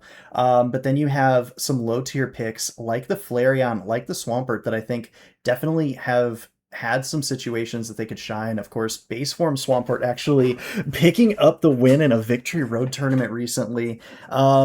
And then, of course, on the higher end of the spectrum, you've got base form Glamora, you have Meowstic Male, and you have the Weavile, and of course, more apples on the stream. Hydrapple here reminding us an apple a day keeps the doctor away.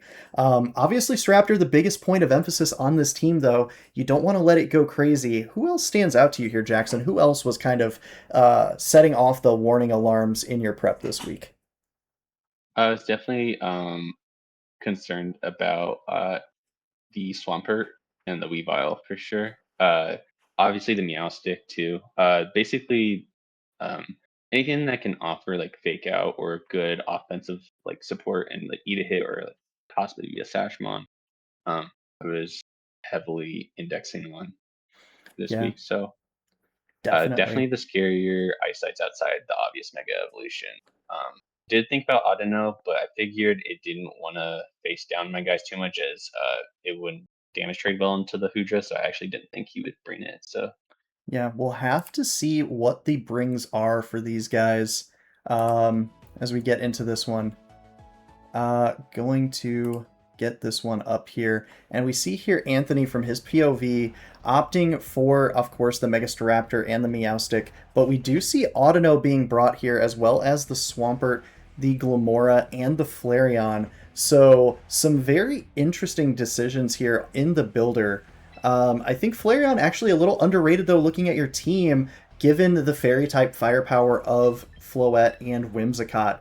Also, a bit of a propensity for status moves from something like that Cofagrigus, so something like Guts boosted Flareon could be a factor here. But of course, you have Meowstic and Staraptor, Prankster Tickle into that Pokemon. Definitely something to really be prepared for. On your side, we see you bringing both Megas as well, Jackson, Gallade and Sharpedo, Wims, Floette, Cofagrigus, and the Hoodra.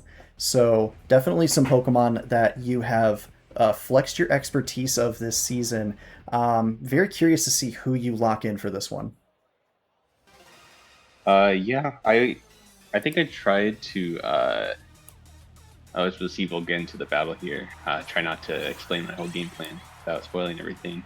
But we do see the Flareon Glim come out into a great lead versus my Wims Floette.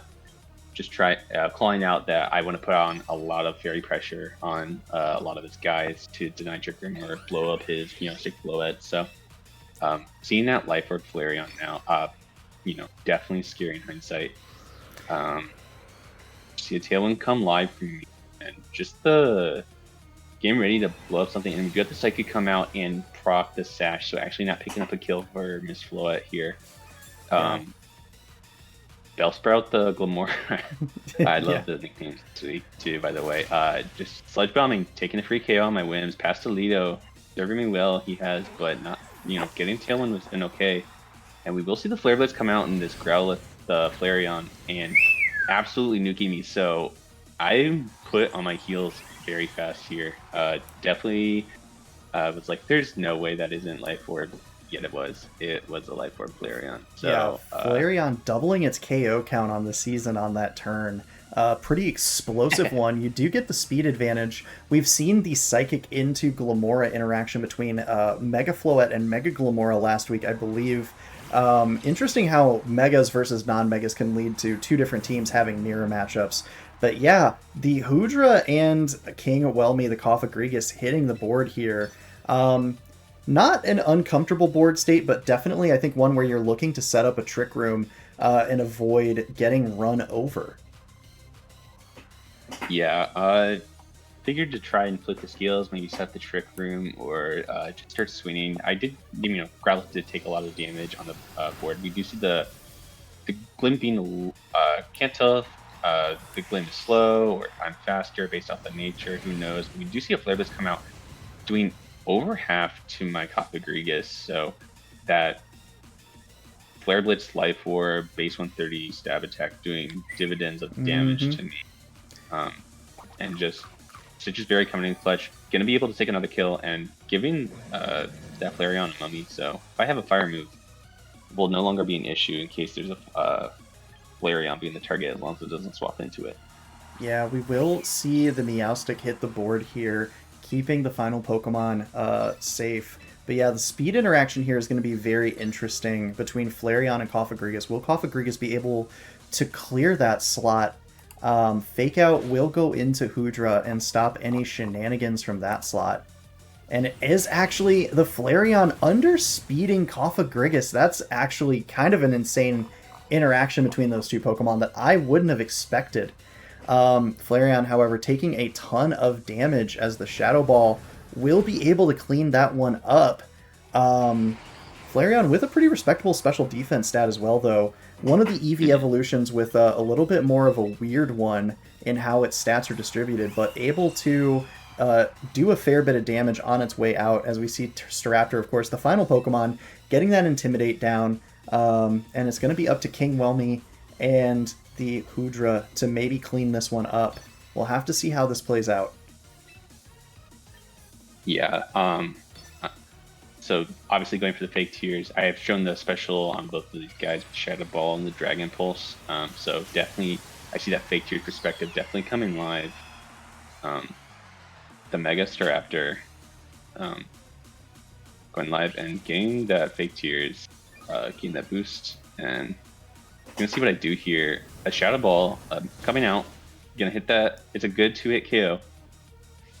About what I calced, but the Citrus Berry, not expecting, so good build by that. I do see Close Combat out, did expect that, and so Tech the Chopal, and we're going to see a pretty cool interaction here, as I actually built 2 Optimal, which, no, it's Optimal. I brought counter to the matchup, and it missed the KO because of the Chopal Berry. I made my Goodra a little bit too bulky, as I needed to have a little bit less investment. Otherwise, I would have gotten that KO there. Yeah, that's oof. That's what we call too much cooking in the kitchen, boys and girls. So yeah, definitely a neat tech with that counter, dealing a lot more damage into that Staraptor than I'm sure it was expecting to take. But definitely not a lost game quite yet. Staraptor going to protect, keep itself safe, trying to get out of these Trick Room turns.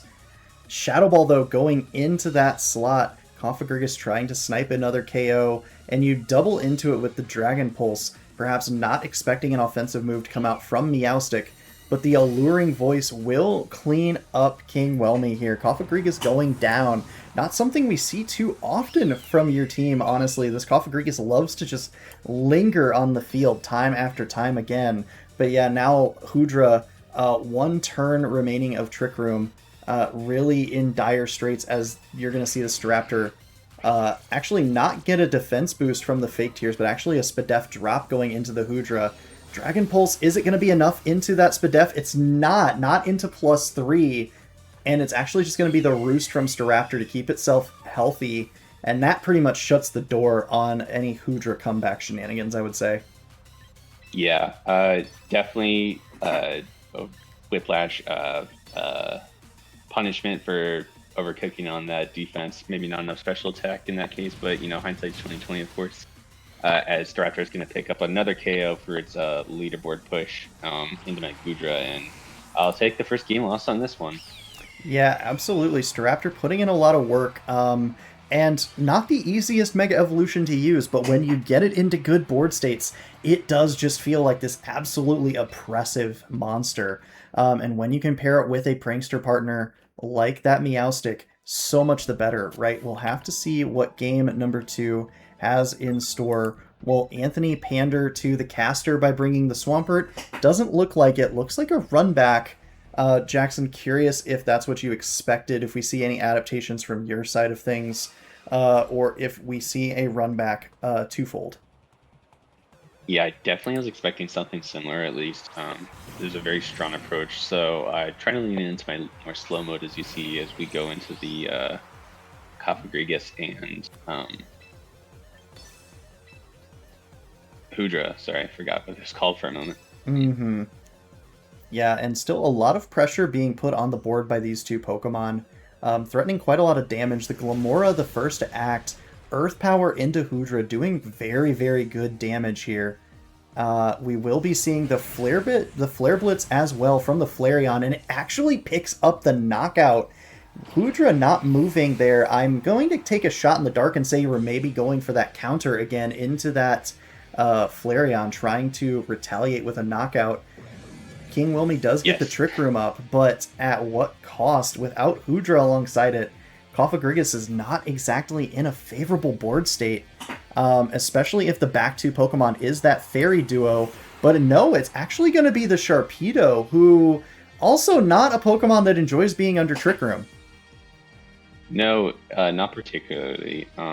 Although its matchup type-wise is actually not bad here, but as you see, Anthony's locking in Superpower here into the Sharpedo. Something I didn't know that Flareon could get.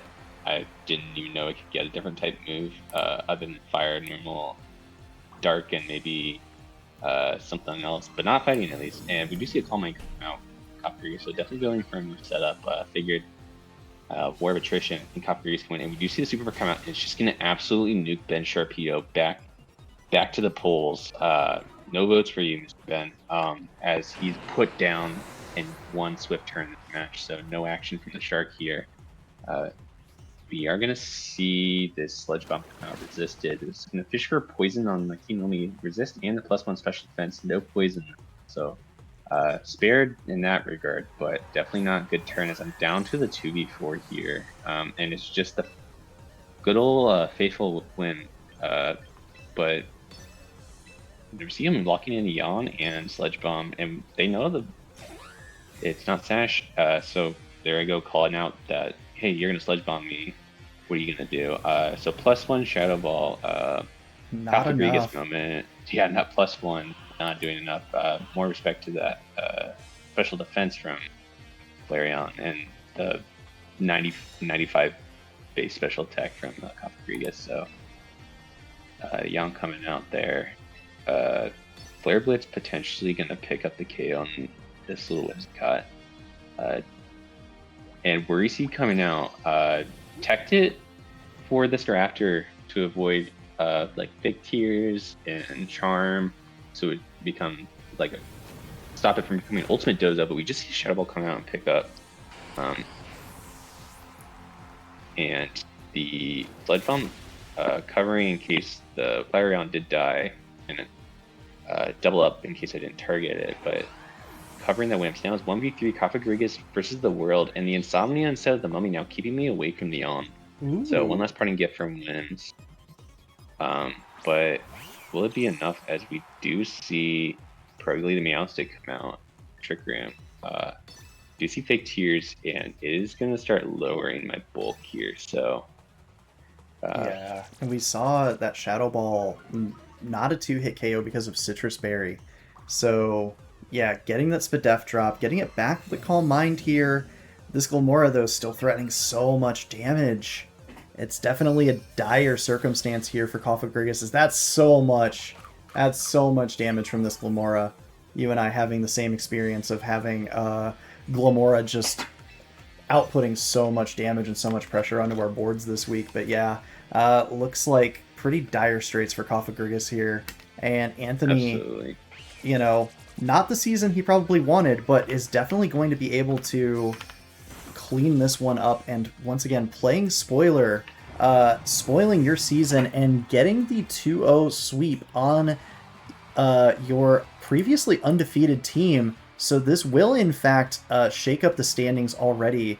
Ben climbing back into the driver's seat of the number 1 seed, and this will drop you down to the 2 seed. Yeah, definitely big choke there by me. Props to Anthony for absolutely just prepping so good against my team. Definitely not prepared for it, as I saw it was super unprepared. I hope you had a great season. I know numerically it wasn't the greatest, but I hope you were able to have fun in each and every set you played. So it was a pleasure to play you. GG's again. Thank you so much. Yeah, absolutely. I mean, great stuff there from Anthony, showing off, I think, definitely the strength of some of those low tier mons as well, right? The Flareon, not something I think was very high on a lot of people's draft boards, being in one of those lower tiers, but really putting in a lot of work there and taking advantage of its place on the type chart, especially against the dual fairies, but also just the predominance of special attackers from your side. As we're going to get into the next one here, it's going to be Justin and the Po Town Pat Rats against Asher and the Summit City Slashers here. Again, spoilers for the Pothole Conference. It's all, well, spoiler options, basically. Pretty much how the schedule worked out is, I believe, almost every team, except for one, on one side of the matchups was already eliminated from playoffs. And so it's mostly teams fighting for playoff standings against teams trying to spoil their day, as we're going to see how high Justin can climb in his playoff seedings. Could potentially jump as high as a 3 with a 2-0, could fall all the way to the 8th seed with a 0-2 loss. So very interesting to see how this one plays out. Yeah, big man, happy to JJ here. Really looking to push his agenda, and we're gonna go straight and looking at Asher's team here, trying to play spoiler on, Justin hopefully tanked their day with a little loss last week of the season. As we see, Big T-Tar, Mega Malamar, the Zorak, Mega Exca, the Girl Power Meow. We have the Pangoro. He's not doing as hot as the team namesake on the opposite side of the conference is doing, but he's here to shine hopefully. And we have the OG Slow King and our one of the most delicious looking Pokemon. Jessup was asking earlier, if you were to eat something or serve it to your family, would you serve it? I think Slurp Up is up there as a nice little sweet treat.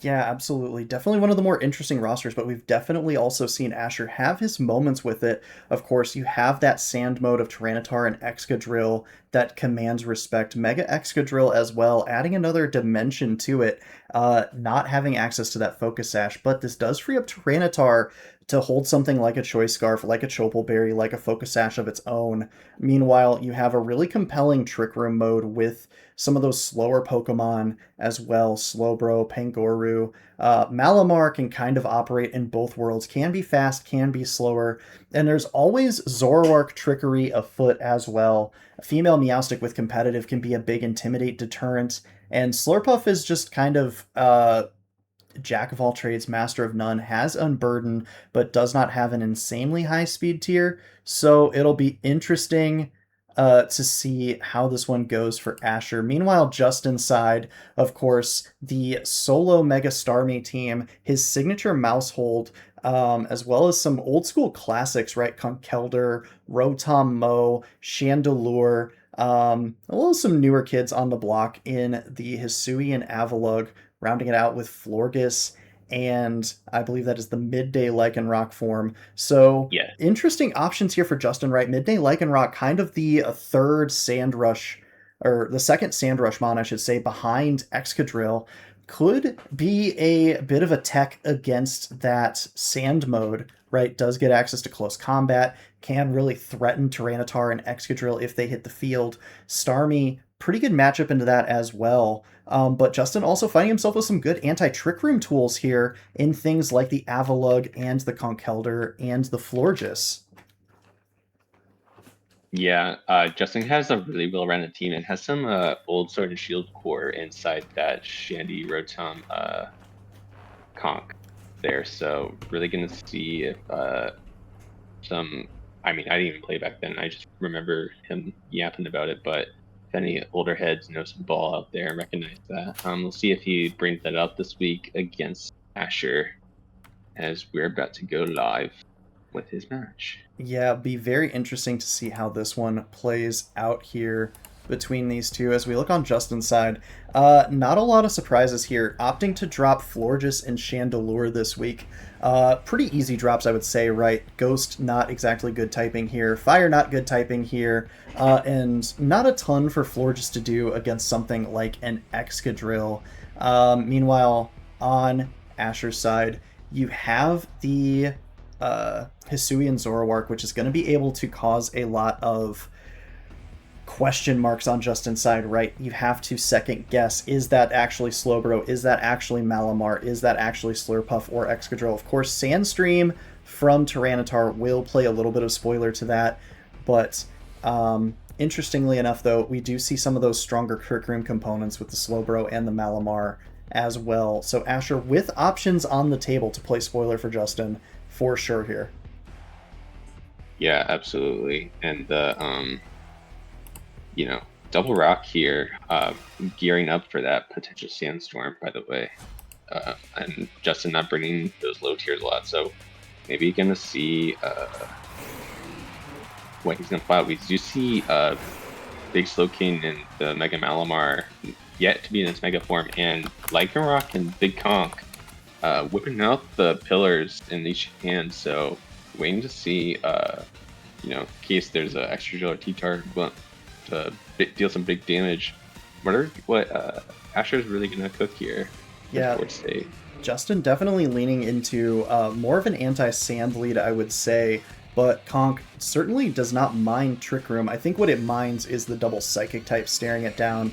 Lycanroc as well doesn't want to take any sort of water type attack from Slowbro. Malamar has been known to spam that superpower, but it's actually Focus Blast once again off rip. This is the most I've ever seen Focus Blast in one day, and the raw Focus Blast connecting and will drop Lycanroc down to its Focus Sash.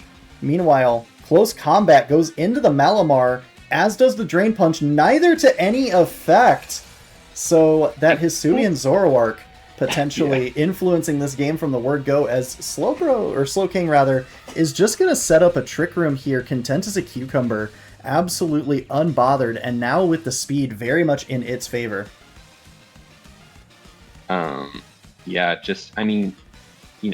Rough turn from Justin, getting the call around. That's not Malamar. That's definitely the Zoroark, but oddly enough, setting up the Trick Room for Conk here. Definitely scared of the Psychic typing. Maybe packing a Papaya Berry just in case for any Psychic coverage from the Malamar. As we do see the real Malamar, please stand up. Tech coming out from Justin's favorite little boy. And Lycanroc getting the Protect call right. The Dunda Punch straight into the Slowking, as we do see his Life Orb. No Papaya Berry. And Leftover is seen get procced in the Slowking. So now Asher kind of on the back foot with the potential Accelerock pressure to get that KO. Yeah, Justin definitely playing that one very risk aware, right? Knowing, okay, you're gonna swing at one of these Pokemon, but probably wanting to switch that Zoroark out now. Not the slowest Pokemon, so not very favored in Trick Room, but keeping that Lycanroc alive for potential priority moves. But in this instance, it's actually just going to be a switch into the Avalugg. So Avalugg now loves being in Trick Room, and we see Mach Punch, the choice, coming out here from Conkeldurr, so priority from a different slot, and even though resisted is enough to fell Slowking there with the Life Orb boost. Psychic, though, so much damage as Conk goes down. Notably also, Malamar not Mega Evolving here, so Excadrill could potentially still be a option in the back. Asher doing a good job of keeping some information hidden, but it's actually just going to be Tyranitar here. And notably, that is actually helping Justin by giving Avalugg the special defense boost from the Sandstorm.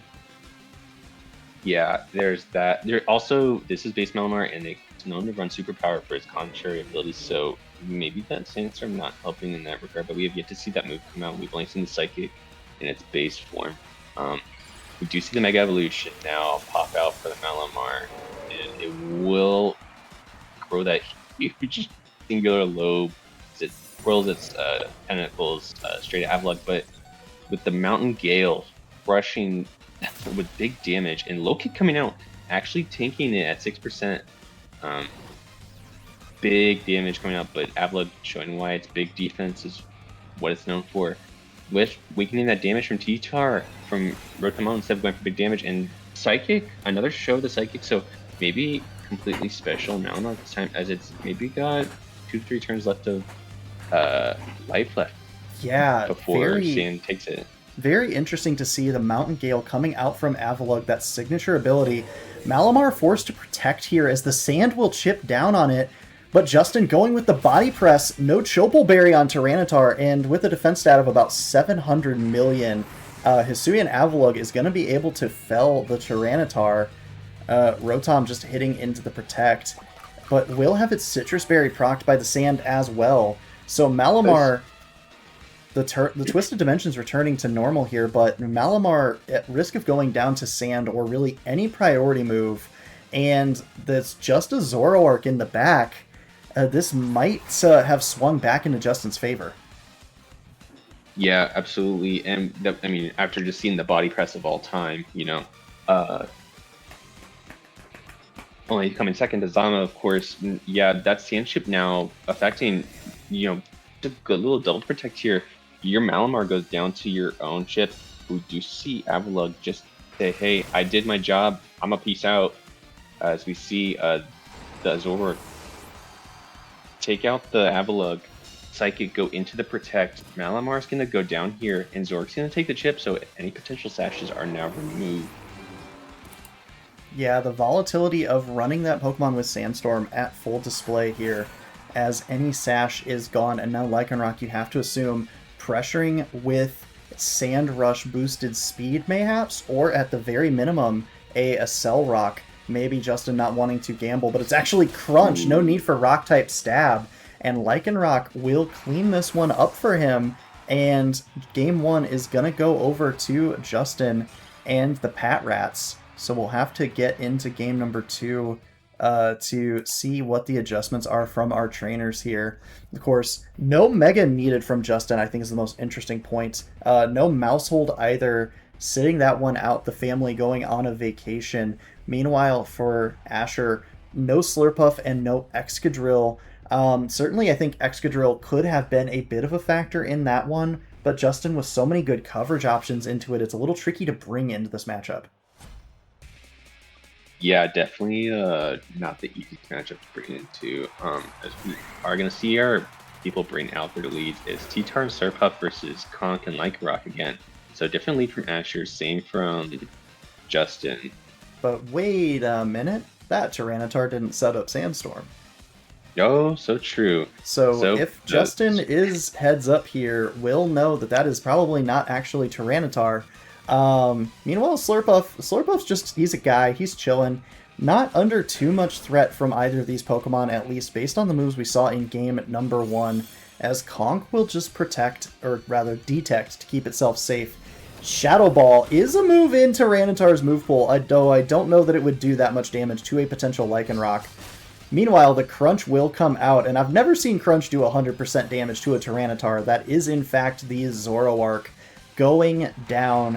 One-hit wonder, perhaps a Choice Scarf tech there, and it's going to be Dazzling Gleam from the Slurpuff. So Lycanroc will go down thanks to that Spadef drop and lack of just overall bulk, and Slurpuff out for blood, evening the Pokemon count at one KO apiece.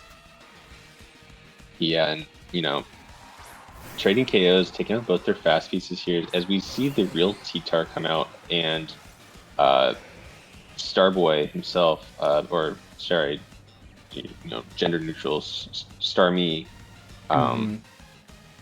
making their appearance. So the Mega Evolution appearing for Justin. Yeah. As we'll probably see the Mega Evolution appear here is my guess, because of the Sand Boost and Special Defense. I don't think you'd run a Special Mega Starmie at all, especially with a huge Prowler ability. Yeah, I can't imagine that that's the play. Starmie, of course, threatening so much damage into both of these Pokemon.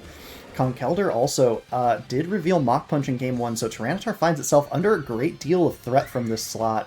We'll have to see. Starmie is going to Mega Evolve, going to get the legs on full display, no charge. Have to imagine this is a lot of damage coming out from this one. Tyranitar going to go for a Protect, Mach Punch into that slot. not going to be doing any damage this time. And it's actually Ooh. minimized Starmie. Justin, buddy, what are you doing? Dazzling Gleam Misses. will miss, and Conk takes that attack pretty well. Is going to go down to another Dazzling Gleam, but showing off the bulk and still threatening quite a lot of damage with that Mach Punch. Meanwhile, I mean, you can't KO the Starmie if you can't hit it. So that is definitely a problem that Asher is going to have to try to find a solution for. But when your Tyranitar is being threatened by so much damage, having just protected, it's going to be very tricky for it to be able to actually deal the damage it needs to clear that piece. Absolutely, and just, maybe missing a T-Tar. I mean, who's to say you're guessing that. The T-Tar living on wing. Is that a sash? That is a sash. That is the Focus Sash coming through here for T-Tar. Conk gonna take its Life Orb chip, putting it well within Dazzling Gleam range, but Liquidation, the double up from Starmie, will finish that piece off.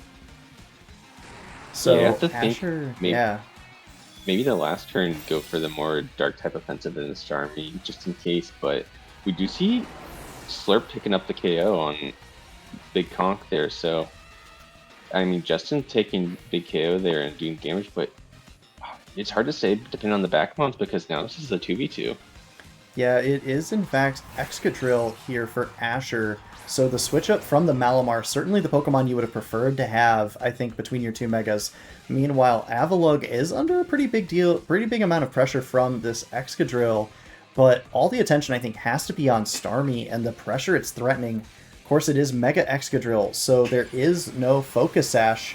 We will see the Mega Evolution coming out, and this is definitely going to affect the speed order. Starmie, probably the fastest Pokemon. Liquidation, Pure Power boosted, will be enough to send Excadrill packing. I don't think that critical hit mattered in any universe. No, I don't think so. And Slurpuff no. going for the After You, not going to be affecting much of anything. And Mountain Gale doing a mountain of damage as Slurpuff will actually go down to Tyranitar's own sand. Justin cleaning that one up 2-0 and boosting his draft stock, or his playoff seeding stock, I should say, pretty heavily in the process. So if Matthew and Jordan were to lose, could be as high as the 3 seed. Otherwise, at minimum, securing himself a 5th seed in the playoff run. Meanwhile, Asher, unfortunately, unable to keep up the trend of spoilers being played, but plenty more matches still yet to come. As we go on to the next one, it's going to be DJ versus Jordan. Again, another potential spoiler here. DJ looking to tank Jordan's playoff stock. Could lock up as high as the 3 seed, could fall as low as the 7 seed on Jordan's side. So more playoff implications in this one as well. Lot of room for mobility on that Pothole Conference side as we look at DJ, the quad poison team of Vileplume, Quillfish, Mega Dragalge, Mega Scolipede, of course, anchored by the Sinistcha, that cornerstone pick for the team, keeping all these other pieces safe, with some pretty fun picks as well in the Ceruledge, the Infernape, and of course that Tyrantum, threatening massive damage from the G tier slot rather. So very interesting to see how DJ chooses to play this one out. Meanwhile, on Jordan's side, a team that features, I think, some non-megas pretty prominently in King Gambit and Primarina, opting instead for more supportive options in the Mega Manectric and the Mega Slowbro. Also featuring a very round-headed fossil-type Pokemon in the Rampardos with that monstrous attack stat, rounding it out with Gallade, the Roserade, and of course the Simisear, the 3rd elemental monkey, making an appearance in this one. Jackson, what stands out to you in this matchup? Really, is Jordan going to push the Primarina Genesis? Basically already locked the playoffs. So really going to see if he's just going to push that kill count or if he's going to push towards more of a win itself. So yeah, I think it's definitely a matchup that favors the King Gambit more so than the Primarina for Poison-type Pokemon. Certainly a place where you want to bring your Steel types. Slowbro and Gallade, though, both potentially Mons that could influence this one, and we'll see how this one plays out. Of course. Shout out to DJ for providing us with the VOD for this one. As we look here, of course, we see 3 of the 4 poison types. No Quillfish this week for DJ, and the Tyrantum, the other drop, will be both Megas, Vileplume, Ceruledge, Infernape, and Sinistra. Meanwhile, on Jordan's side, you do see the Mega Slowbro, as well as King Gambit, Primarina, Rampardos, Gallade, and Simisear. So, nothing too crazy here. Primarina, I think, is a little interesting just because of how many poison types and grass types there are on the other side. A little difficult, I think, to find it room to operate, but King Gambit and Gallade especially, and Slowbro could all really find some good purchase in this matchup, I would say. We're going to just skip on forward. It's an interesting lead of King Gambit and Simisear here for Jordan into Ceruledge and Vileplume. Yeah, and we also, I mean, not that Jordan knows this in the moment, but we also saw DJ elect not to go with any of his Mega Evolutions, so I'm definitely throwing Jordan for a twist in his game plan if he's expecting it. We do see potential Sunny Day come out, and no setup for Ceruledge. It's going to be looking to just swing. Fake Out's going to come here live straight into the Plume. No moves by it, so we're going to see that Sarah come out. Big Bitter Blade, actually going to be doing over half, so that's a guaranteed 2-hit KO into the Gambit. So we do see a Sword Stance. So even with the Colbert Berry, definitely looking very scary for that Ceruledge at the moment. Yeah, pressuring a lot of damage for sure. Bitter Blade will be able to pick that up. Of course, Simisear is still going to be able to act and influence this board. Could be packing something like a Rock Slide, I believe. Could just opt for some Fire-type damage into this Vileplume. And King Gambit, King Friday, going to keep himself safe there. Flare Blitz is actually the move of choice from Simisear, and Vileplume will be hitting the bench on this one, going down to that combination of Fake Out and Flare Blitz damage. Bitter Blade just going to hit off the Protect. King Gambit nice and safe on the board here, but the threat is just going to keep ramping as we look into the backmons here for DJ. And spoiler alert, there is an Infernape lurking, so another Pokemon that can pressure huge damage into King Gambit with something like a Close Combat or a Fire Punch. Absolutely, and yeah, especially with that Fake Out live and just freshly protect the Gambit, you know, potential swap incoming maybe, and DJ thinking about, should I cover for it or should I not? As Simisear fresh off the kill, not really the big kill mon you would expect either, so could be more of an offensive set. DJ looking like he's going to lean more into the Fake Out here. And he's going to Fake Out. He's going to stop Simisear from moving. And we do see Sucker Punch. Colbert Berry does proc. Now it's +2. Does it pick up the KO? No, it lives on 8 HP. And actually, we reveal as weak armor, so now the speed boost given on this area. So as long as Jordan doesn't have any priorities, Sarah is the fastest thing on the field now outside any hidden Scarf Mons, as it does pick up the KO in the King Gambit. Yeah, and a little bit of HP recovery for the road as well. So Ceruledge suddenly looking very, very primed in this one, barring any more priority or fun speed interactions. And of course, Infernape threatening quite a lot of damage as well. So Simisear just chilling on this field, but probably not a lot to do into this board. And we're going to have to see what the adaptation is for Jordan from these two backmons. Yeah, it's going to be a little tricky for sure, especially trying to set up some kind of a Trick Room, but no, it's actually going to be Gallade coming out here, so a good option into Infernape, not such a good option into that Ghost-type Ceruledge. Yeah, and with that Bitter Blade, even though at the -2, it's not going to be super helpful, as we do see it's going to cover that health bar from the Bitter Blade from the King Gambit, but also gunning more for that Bitter Blade into the Gallade there, as Gallade's not really known for its defense, actually base 65.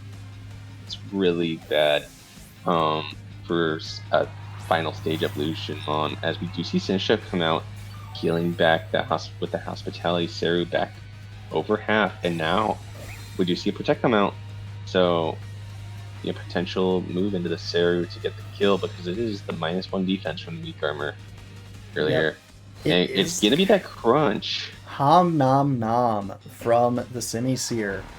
2 KOs taken by Simisear in this one, doing a fair bit better than his counterpart Simipour did earlier in the day. But Infernape will get to come back out here, and you do still have redirection from Sinistcha to keep you safe from potential attacks from this Gallade, but Sinistcha under a fair bit of pressure itself from the Fire-type Simisear, as well as any potential coverage options on the Gallade. So yeah, definitely a tricky one here for DJ in game number 1. What looked like a very advantageous board now might be slipping away from you just a little bit. Yeah, we do see the potential. He's running all these close combat, Thunder Punch, Fire Punch. I don't think close combat's boosted, but for the other ones, could be running that Iron Fist on the Infernape to get that boosted Life Orb equivalent damage. So, really gonna see, and we are gonna see the swap here. So, what it is, packing the back, and it is Mega Bro. So Fire Punch going into Mega Bro, willing to take that easily, but is it ready for the potential Machagacha? If it connects, and Flare Blitz leaving it on for Sinistcha, eating it like a champ, and providing recoil to the Simi as we see the Citrus come out. Oh no, and I can't remember my nicknames correctly, but okay. Oh no, it does go into the Slowbro, so that's a lot of HP going to go back to Sinistcha, finding itself back over 50%. Simisear is in that Blaze range, so it is getting a boost now onto that Flare Blitz. So could pick up Sinistcha with one more attack, but Sinistcha threatening to pick up Slowbro. And if you're Infernape, yeah, the close combat into that Monkey could be a pretty nice option, or the Thunder Punch to cover for a potential swap. So there's some Fire Ape on Fire Ape violence as we see here. We see DJ locking that Thunder Punch here into the Simisear in case it swaps into Gallade. Not wanting to take a defense drop or, get a not very effective hit, but we do see Thunder Punch pick up. So no Blaze Range Flare Blitz for Jordan here, as not even going to be able to do anything with the Mega Slowbro. Sinistcha taking the KO on Jordan's choice of Mega, and now just one lonely Gallade versus the world. Yeah, Gallade, I mean, threatening good damage, but you have to think Infernape and Sinistcha might have the firepower to close this one out. We'll have to see how much the Fire Punch and how much the Machagacha do. Fire Punch first. Yeah, Gallade not known for that physical defense. Down to 30%. Night Slash will clean up Sinistcha, but no, it hangs on one. Will Sinistcha snipe the KO here with Machagacha? You have to think it does indeed. So DJ definitely putting some very well invested stat points on that Sinistcha with a couple of really clutch survives in this one, as game number 1 goes over to the Snoms. Playing spoiler here potentially. We'll have to see what game number 2 has in store for these two. And DJ looks like he's very content to run it back, almost an immediate lock-in of the same 4 Pokemon. If we saw correctly at the beginning of the last game, he was also very fast to lock in. So definitely gone over this line in his head a bunch of times. This has to be the squad. Maybe, hey, he'll switch it up. He'll bring the Mega this time, is what Jordan's thinking. DJ's, no. I'm just going to bring the same thing, and if it works, if it ain't broke, don't fix it, is what he's saying. So Jordan really taking his time to think how he can adapt with the situation as his playoff seeding is on the line here. I think the most notable absence here for Jordan is that Mega Magnetric and the potential pressure of an Intimidate into these Pokemon like Infernape and Cerulege, but also would come in handy against something like that Scolipede, and also just the speed tier advantage with that Pokemon being so fast could really impact this board state. But we see a run back, same leads from both sides here, of King Gambit and Simisear against Vileplume and Cerulege. And it may just be as simple as lock the same thing. If it ain't broke, don't fix it for DJ. Yeah, so maybe Jordan not going to pick up a go for more immediate damage, especially now that he knows that it's weak armor on the Lich. So maybe reading that, going for Protect here, just trying to get a free turn with the... No, it's just going to be a fake out. And said, no, I'm just going to do the same thing. And Kowtow reading it, Protect, very well done. So even though it doesn't get anything, nothing but a return, being able to dodge that attack there. I will say, if the Flare Blitz goes up into the Ledge, that Kowtow should definitely pick up through the Colbur Berry. As it, oh, actually, no. Yeah, it shouldn't, because we saw the +2 not even take the kill with Sucker Punch. So yeah, +2 Sucker Punch was not enough to get there. But it is the Primarina adaptation. The MVP so far in the season for Jordan will come out in this one, and we saw the Flare Blitz pick up Vileplume in game number 1. Game number 2, no exception, as that Pokemon will go down, and Ceruledge just gonna go for Bitter Blade, but into a resist from Primarina. Barely a 4-hit knockout with some favorable damage rolls. So you have to think for Jordan now, knowing your opponent's brings last game, if it's the same Pokemon, the biggest obstacle for that Primarina, based on what you've seen, is the Thunder Punch and then the Machagacha from that Sinistra. So could be a pretty good board state for the Water-type Pokemon here, for sure. And seeing that it's a double punch move, you have to guess an Iron Fist here. But DJ potentially reading the Protector swap to a different one here. He sees the double down into the Mr. Simi. Maybe Jordan with the double Protect just a scout, dodge a fake out, so DJ can't get a free turn. Yeah, I don't know if we've seen the fourth Pokemon from, or the fourth move from Simisear rather, so it could still be running the Protect. Shadow Sneak though, no Protect from any of these Pokemon, and that's going to bring Simisear under half. Thunder Punch will bring it down, but it hangs on with 4%. Crunch will go into the Colbur Berry Ceruledge here. A bold call here from Jordan, calling out his opponent for not focusing down that Primarina slot. Weak Armor will activate to give Ceruledge the speed advantage, but Primarina threatening a massive Hyper Voice here. See how much this does, and it's going to bring both of these Pokemon very low. Not enough for a knockout, though, thanks to the Focus Sash on the Infernape, I believe, at least, and Ceruledge just bulking it out. Yeah, absolutely. That Focus Sash was getting procced there by that Hyper Voice. Infernape's not known for its bulk, and Ceruledge actually tanking it really well. So, you know, not just its physical bulk, but its special bulk being shown here by DJ's build this week. But taking his time to think, if, you know, if I'm Jordan here, I'm probably protecting the Prim, letting the Simisear either take a free kill or go down to get the free swap into your Priomon of King Gambit. But we do see the Sinistra swap, and another Protect will come out for this Sarah this time around. That's the game plan, at least for CJ. So we'll see how Jordan's gonna play this turn. Sinistra appears, Hospitality procs. Yeah, keeping the fake out pressure active, definitely a good call. Simisear will get on out, but King Gambit now threatening massive damage onto this board.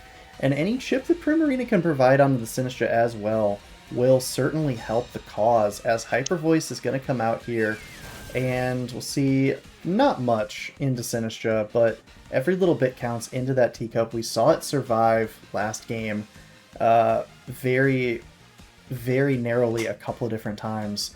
Machagacha pressure now onto Primarina is tempting, but you have to be thinking about the pressure of a Sucker Punch into your Ceruledge. You really need to be keeping that Pokemon safe, I would think. So DJ making an aggressive read here that Jordan will not be going for a Sucker Punch onto that Ceruledge, and opting into the Shadow Sneak here to maybe play around that. Yeah, just make sure, you know, that's, you don't have someone up so you can't get that Solar Blade damage active, and getting that call out too. So stacking the, let me see here, to get a free turn into the Prim, calling out, hey, you're not going to hit my Gambit. I know you're going to try and get up my Prim. So here's my fake out guy. Don't need him anymore. And do we see a burn? No It's burn. just going to be a... Yeah, no need to play games with Sucker Punch and Rage Powder and Shadow Sneak. Just a Kowtow Cleave. That's more than enough to clean up that slot. Sinistcha probably could take one, based on the bulk that we've seen from it, although I'm not 100% certain. King Gambit does just threaten so much damage. But now Infernape, 1 HP in a Dream, threatening the King Gambit. But Jordan's still with an unrevealed 4th Pokemon, I believe. So could look to close this one out with either the Primarina or that unrevealed Backmon. I mean, it's not over till it's over, too. You have Fake Out Live, and you have both Thunder Punch and Close Combat into the field here, as we do see the Gallade come out. So opting to not put that Thunder Punch and Machagacha pressure on his Prim, as you know, having to respect the Rage Powder, but also, what does Jordan have in stock here for DJ? It feels like such a 50-50. Is he gonna Rage Powder? Is he gonna Fake Out? He's gonna do this? Is he gonna do that? So we really got to see how it's gonna come out. We do see the Fire Punch lock, so maybe calling the Chople Berry Protect whips out on the Gallade there, and there you go. There's Double Protect Scouting, dodge the Fake Out. Don't want to take any unnecessary damage or potential burns in case DJ did swing with the Machagacha, but here we just see Rage Powder and Fire Punch. Yeah, a lot of damage being threatened into that King Gambit. I don't know that we've had the item revealed yet either, so DJ perhaps playing around a potential Chople Berry there. But now, both of these Pokemon threatening Dark-type damage into Sinistcha if it goes for another Rage Powder. Pretty much anything, well, literally anything, will be able to take out a 1 HP Infernape at this point. So Jordan really looking to force a game number 3 and keep his hopes of a higher playoff seed alive here. The Rage Powder will come out. Close combat. We'll have to see how much this does. No Chople Berry. King Gambit will fall. And now it's Gallade against the Sinistcha. How much damage is it going to be able to output here? Night Slash is the call. Will not be enough though. Sinistcha going down to just 43 HP before the Citrus Berry activates. So Gallade is going to need to get another one of those off into that slot to clear the Sinistcha. And that's assuming that Primarina doesn't go down to something like a Thunder Punch in the meantime. Yeah, and unless we've seen Pack and Aqua Jet, which usually Prims aren't known for, but not against, and especially in draft. Not even sure they would use it here because of the Sinistcha pressure, but we have also seen the Sinistcha move before the Prim, so definitely a huge move. Is DJ going to call out the Gallade will attack the Infernape or the Sinistcha here? We do see the Thunder Punch get targeted into the Prim. Is it enough to pick up the kill? Oh, no, Primarina it's so hanging close. on. Night Slash into the city will be enough for the knockout. So Sinistcha going down here. Critical hit, not needed at this point, but Primarina, anything and everything, Hyper Voice, more than enough. Overkill at this point, but not revealing any of the other moves, notably, as Infernape goes down. Another kill in the pocket for Primarina, and a potential Game 3, or a Game 3 on the horizon, potential for Prim to get more KOs as we fast forward here. Interesting, DJ still has not brought either of his Megas. Jordan opting to drop Mega Slowbro in that last game, so it's going to be interesting to see what the adaptations are. Lock-in's definitely coming a little bit slower this time for certain. Definitely slower, but still relatively fast, so possibly seeing the second mode lock-in for DJ here. Maybe it's heavily prepped for Jordan. I mean, as we can see, bringing back-to-back games to no Megas and, down to the wire each time and pulling out a win in the first one and really getting short in the second one. So see how this adaptation proves beneficial to him, if at all. I wonder if Jordan also keeps that same pace. Does he keep the no mega mode going, or does he swap back to Silver saying, hey, you're not going to bring that Sinistcha this time around. I got you. Right once your back's against the wall, I have the momentum.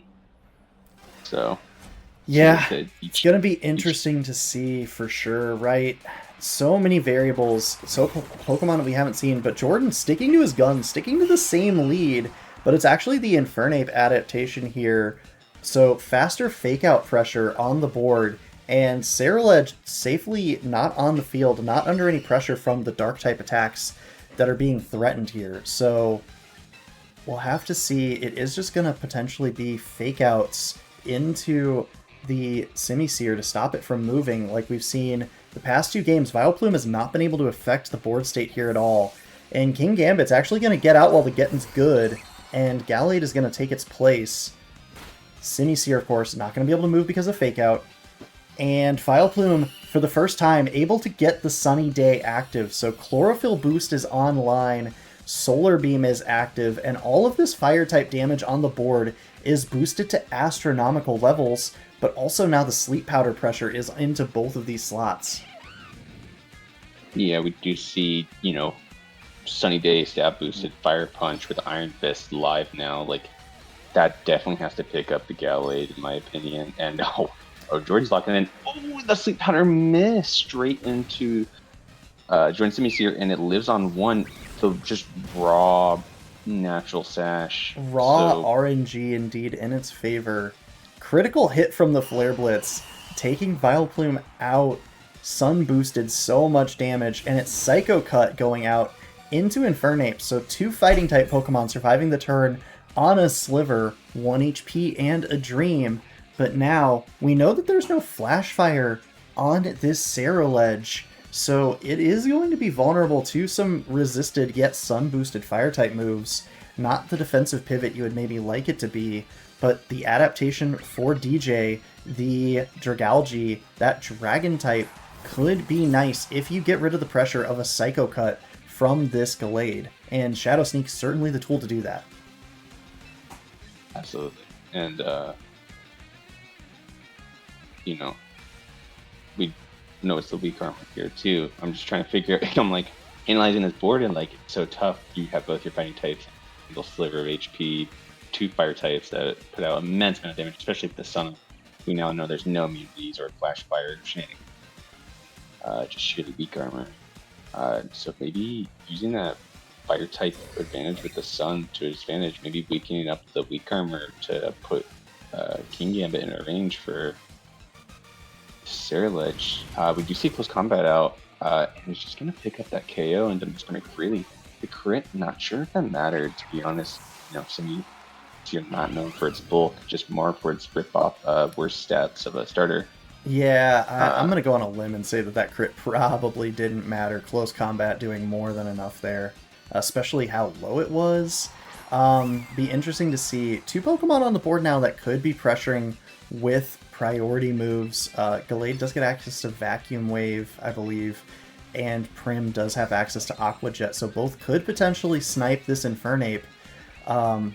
But spoiler alert for the unrevealed move on this Ceruledge, Solar Blade is probably more than enough to take this Primarina out in this harsh sunlight, as it's actually going to be Gallade switching out.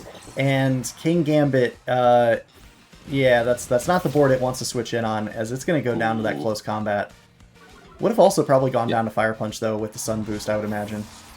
Yeah, Sun Boost, Stab, Iron Fist, just gonna do dividends of damage. And we do see the Solar Blade reveal now from DJ's end into Jordan, and barely surviving. Hanging on. Hyper Voice nerfed by the sun, not enough to KO Ceruledge, but it will get rid of the Infernape. But now, you would think it's Sinistcha, but no, Mega Dragalge hitting the board. And the only thing really looking to stop it is this 1 HP Gallade and a low HP Primarina. DJ looking like he's going to be able to wrap up this spoiler here to knock Jordan down a couple of spots. Yeah, Shadow Sneak, Sludge Bomb, 2 super effective hits into 2 low HP Pokemon. Definitely the play you want to go for here, I would say. Absolutely. you know, one last hurrah for a season. DJ, of course, you know, unfortunately able to not make playoffs, but has been a formidable opponent. You know, every week, you know, we've seen some crazy poison stalls and like, you know, this neck-to-neck match of just like raw damage output and damage trading between him and Jordan here. So wonderful performance this season, and I'm glad to see him pop off here. Yeah, definitely seen some strong performances from DJ all season long, and yeah, Primarina with a Protect. Gonna stall this one out for just one more turn, but have to think that just feeds another KO over onto the Ceruledge and denies the Dragalge, as Primarina probably doesn't have the defense stat to survive this attack. Yeah, I wouldn't imagine. Not typically what it's known for. Shadow Sneak more than enough for DJ, as he does clean this one up. So getting to the implications here, tanked Jordan's playoff seeding. Jordan going to be somewhere between the 5 and 7 seed based on the remaining matches, which I believe we have 3 more to go, maybe 4. Be interesting to see here. It's going to be Ali and Matt Starzik here for this next one. Ali's looking to lock up the playoff spot, could go as high as the 4 seed, could potentially fall out of playoffs with a 0-2 and Nate and Ryan and Alex all winning. And of course, Matthew, just trying to play spoiler, the theme of the afternoon here for the Pothole Conference, as we get to Starzik's team here, built around the Mega Gardevoir and the Mega Ampharos here, the dual Paldean starters of Skeledirge and Quaquaval. And you've got Corviknight as that S tier, Scrafty there in the B tier, another Lycanroc appearance today, and Poltegeist as well. So very interesting team here from Matt. Jackson, what stands out to you from these ones? Other than Parthen, this is the 3rd Lycanroc appearance, and eventually down the line, there's a chance we will get a 3rd Apple appearance too in a later set. But you know, Pixelman was definitely a scary opponent to face when I faced him earlier, and not to underestimate that starter combo of Quaquaval, Skeledirge, especially the Quaquaval. If you get that thing going with the Aqua Step, Moxie, Life Orb, it could just start sweeping and start salsa lining through your team. So it certainly can. Meanwhile, on Ali's side, probably one of the strongest flexible dual megas we've seen in the league between Scizor and Mega Garchomp. The double lizard friends of Heliolisk and Salazzle. But then the utility of Rotom and Pidgeot and the Hippowdon, I think, has been on full display for Ali all season. Of course, Ampharos here for cuteness and moral support in the Ampharos Mirror matchup. Probably the coolest implication of this one outside of all the other cool implications, I would personally say, as I do love myself Ampharos. Jackson, who's jumping out to you from Ali's side? it's hard to say. Her team's really well rounded. I'm thinking about I think Salazzle actually kind of crazy here. You don't really want to bring the Garchomp too much into this matchup, as the random ice move could come out from the Quaquaval. You have the Corviknight that can wall the Garchomp. Outside of like special rock type Sand Force shenanigans, and Helios could support that, but it's a little bit harder. The board position, in my opinion, as well as you also have that Gardevoir applying pressure. So I think Scizor Salazzle looking really nice for Ali here. Definitely. We'll have to see. Of course, this one was played on Showdown, so we will have to see. Oh, yeah, I was going to say, yeah, just a little game of memory there. Yeah. Luck of the draw on the first one. But we see here, Fast and Furious, thank you, Pokemon Showdown. Fake out going into that one. We'll have to see. Can I zoom us in on this?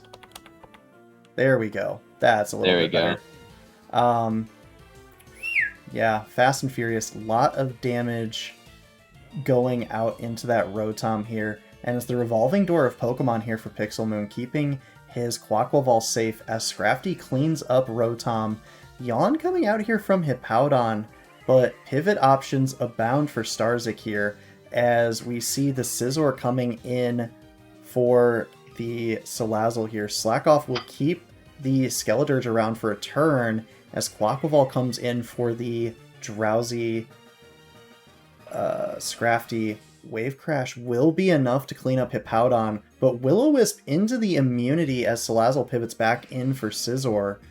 So damage being threatened here into these slots. Scizor and Quaquaval keeping themselves safe, but the Flamethrower not finding any purchase, and we see the Skeledirge just taking itself a little bit of a break here, slacking off to get that HP back. What can Scizor do here? It's going to go for the Swords Dance, but the Torch Song more than enough to clean that up. So Allie down to the final Pokemon here, and Pixel not even forced to reveal the final Mon yet, as Fake Out plus Shadow Ball will be able to clean up the Salazzle there in game number 1. We'll have to see here. Eeny, meeny, miny, mo. Nope, that's Ben. Also Ben. Oh, also Ben. Ben. Ah, More Ben. more Ben. There we go. There we go. There's game number 2 as we get into this one.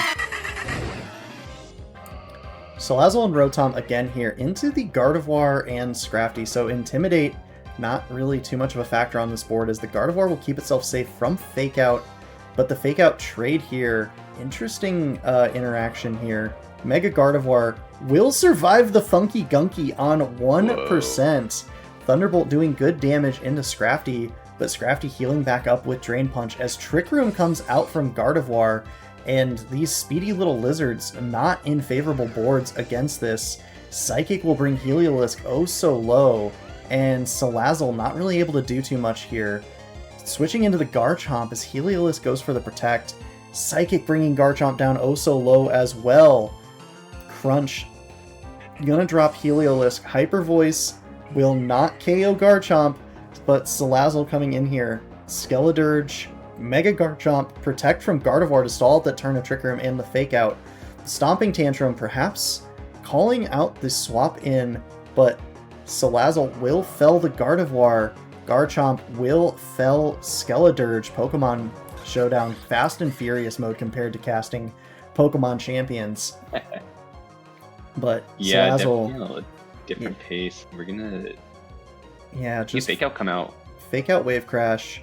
Not too much Protect here from the Quaquaval. Flamethrower will proc Citrus, so Scrafty does in fact survive the double up, and Crunch not enough to pick up Garchomp though, forcing a Protect. Flamethrower will pick up Scrafty. Does Quaquaval get the targeting correct? It does with the Wave Crash into the Salazzle. So now it's a 1 versus 1. Stomping Tantrum not enough thanks to the Intimidate drop, and Triple Axle will allow Quaquaval to dance its way to victory in this one. So yet another spoiler here, as we see Allie putting or having their playoff hopes put into the hands of some other teams here, as Starzik able to play spoilers, needing one of Ryan, Alex, or Nate to lose for Allie to make playoffs at this point. Yeah, definitely, not the greatest week for her, as we saw just the Quaquaval able to dance around in and out of the Trick Room, and super fast paced. So just hoping that any single one of them just gets just a little hardship along the way. As we will go into the next match is Matthew, our beloved Kokamish, and Andres, our fellow lovable flying week guy. Yeah, definitely an exciting one. Two guys I know who can be absolute fiends in the builder as we get into this one. Andres, of course, triple mega option, Heracross, Golurk, and Chestnut. But at the star of the show is Sneasler. Anytime Andres is playing, Sneasler is the star of the show. With that Scovillain able to offer the +2 boosts and the unburdened boosts with the spicy spray or spicy extract into that slot to consume the white herb and all of that fun stuff. And of course, Serena there just to block any sort of priority that would spoil Sneasler's day.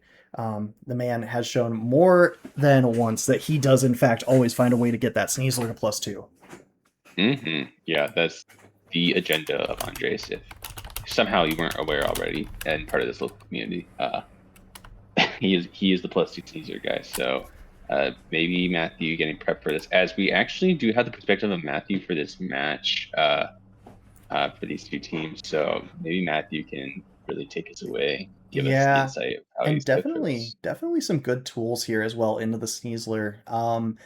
Aegislash, Galarian Slow King. Yeah, Galarian Slow King. Two Pokemon that I think definitely match up well based on typing. Noivern as well could offset with a Tailwind to keep Sneasler contained. And of course, Hisuian Typhlosion, unless that Sneasler's packing like a Rock Slide or something, could really be a huge threat for Matthew this week. Yeah, absolutely. So Go ahead. Go ahead and take it away, man. Yeah, let's go ahead and jump into this, as we are going to get the perspective of none other than the badass Froslass for this one. What is up, gamers? We are here with week 8 of the HDA. We're battling Andres, coach of the New World Zoroarks. And this is a fun one. We've got a matchup that doesn't really impact us in terms of playoffs. We're already locked for playoffs, but it does impact our seed depending on whether we win or we lose. Andres is in a position where if he wins and he gets a lot of help, he can make playoffs. But even with a win, he's probably not making playoffs. So I'm not really sure what to expect. We did have a game crash after leads in game 1, so I'm gonna lead the same thing. I don't really care whether he leads the same thing or not, but I'm going to, especially because it was my side that crashed, so I feel a little bit bad. But yeah, we're just gonna try and farm Aegislash kills because it's in the race for MVP. We're also gonna try and win, obviously, because having a better seed should be an advantage. Although with like where everyone's sitting, it's kind of weird. I don't feel super confident about who I'm gonna be playing with a win or a loss. So I kind of just have to hope that things break my way. But yeah, good luck to Andres. This should be a really fun game. He's got a really fun team. I did see his leads. He said that when we entered the battle, mine just never stopped communicating. So I wasn't able to click any moves or anything like that. He said he was able to click moves. So he may have seen something. I don't really know. I didn't see what he clicked, and I didn't obviously click anything, so I would have just clicked my top moves. Oh, he changed up his lead. That's fine. I don't mind that. And for all of my fans out there, this is a regular Scovillain and a Mega Heracross. So I am just going to fake that thing out and click Trick Room, and then we can threaten some real offense after that.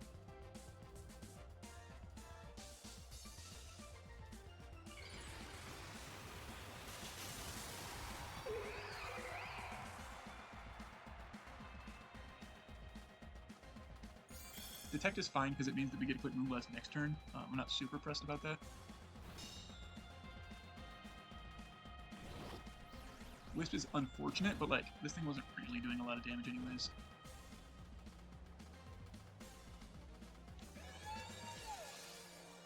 I don't think I have U-turn on this thing. I know I have Healing Wish, which I don't think I want to click yet. Defense boost, okay, that's fine. I was gonna try and kill that thing Slow King anyways. Oh, Baby Ball, that's nice. Not super helpful here though. So we'll go into this and blast. If he clicks Rage Powder, that's fine. We'll be able to play around it.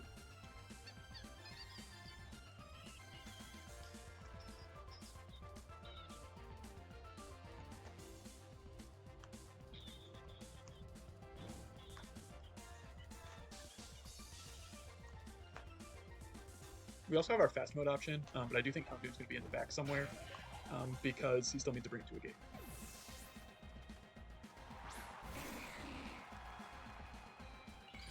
I expect a Rage Powder. I'm not sure what move the Heracross is going for. We should be able to take a hit from it pretty well. Oh, no Rage Powder. Okay. Great damage. Okay, awesome. And then he's gonna overheat. Leech Seed. Okay, that's fine. We threaten the Sledge Bomb here. We threaten Move Blast.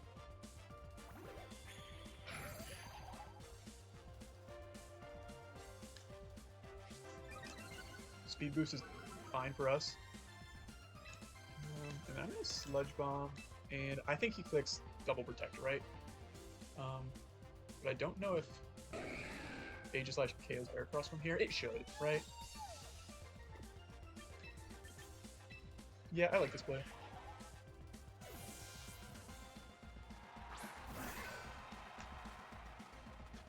Okay, cool.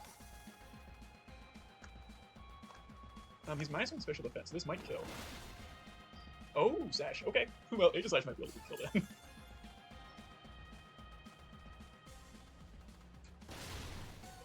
Ooh, good job, Slowbro.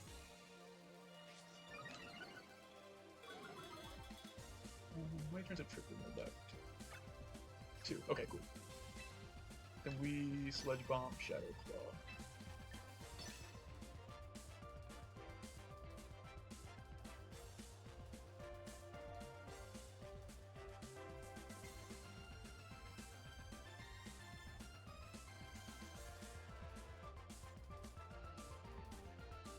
We also know High Horsepower Close Combat Detect. We know Rage Power, their Rage Powder, Will-O-Wisp, Leech Seed.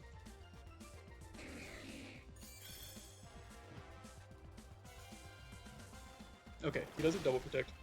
Could have gotten the Aegislash kill there, unfortunately.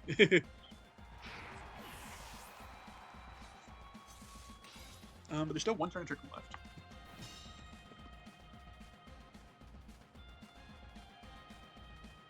And there's no Rage Powder, so I can always set people for that. Okay, cool. I think I'd rather Sludge Bomb and Shadow Claw this slot.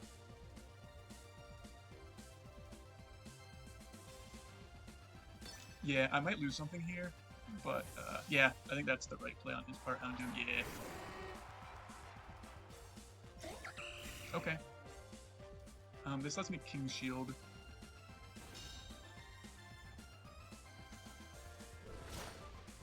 That's so much damage.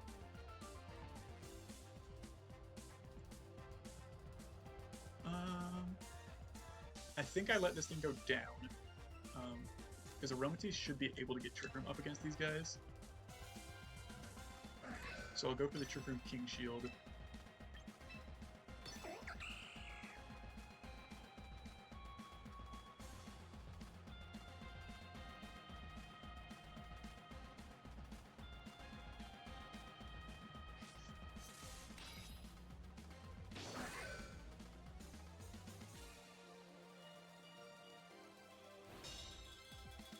Snarl's good to know. We do show our full grade, unfortunately.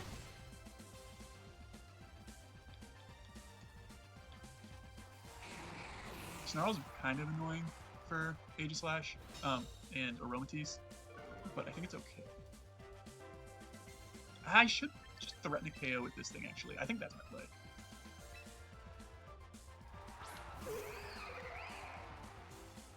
Like, I know I'm burnt, but it's at half health. It should go down, no problem. And it's a -1 Serena, so I'm just gonna Shadow Claw that thing.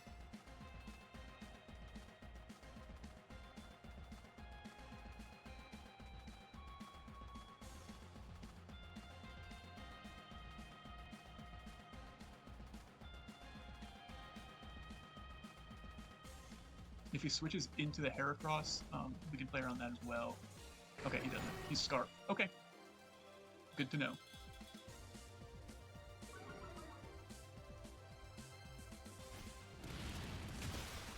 And I have to imagine Aromatisse could get Trick Room up against a -1 Serena and the Mega Heracross. Because High Horsepower should be its best way to hit us.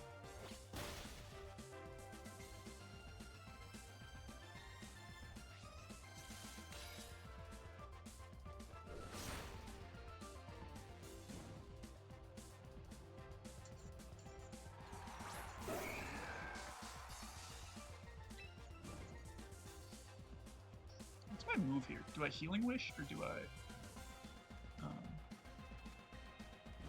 attack. I think I attack. Because getting Serena in range is really all that we need. And if we get 2 close combats off, I think we're also in a good spot. The other option was Healing Wish and switch into the Aromatisse, but I don't think that's the right play either. Okay, that's fine. Either he drops his attack, or we get the Trick Room mod.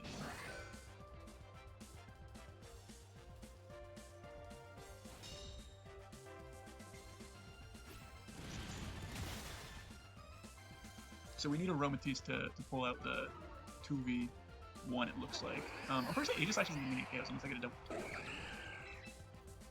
But I think that Aromatisse can pull this out still.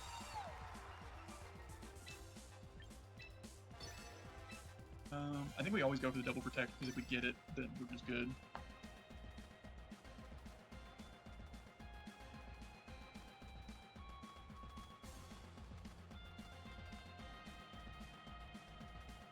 Don't get it, unfortunate. Yeah. But it's a -1 Serena. How much is it going to do to us?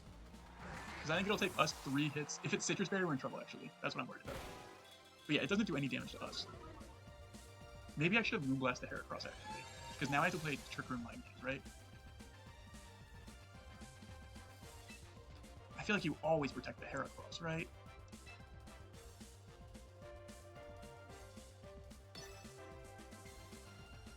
He's kind of called all of my protection correctly, though. Dang it.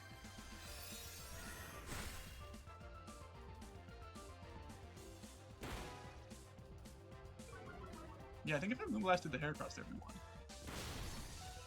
Dang. Alright, good game 1, good game 1. Does he have anything for Noivern? I don't think he brought anything for Noivern.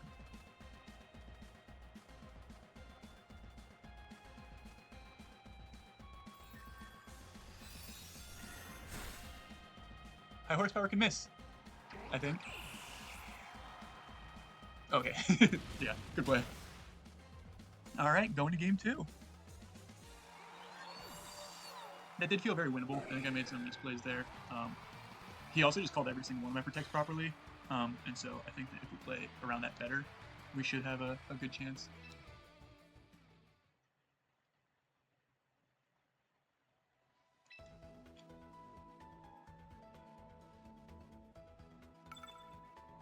What does he do against Lopunny plus Typhlosion?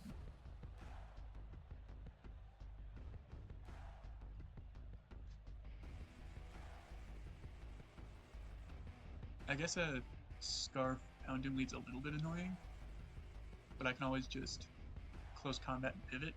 I guess Rage Powder would be annoying. I don't think I need to change my lead. But Noivern's so good into what he brought.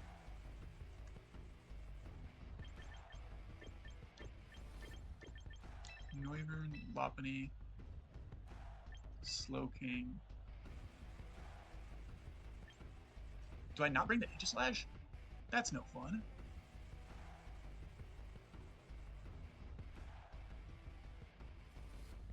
I think I might.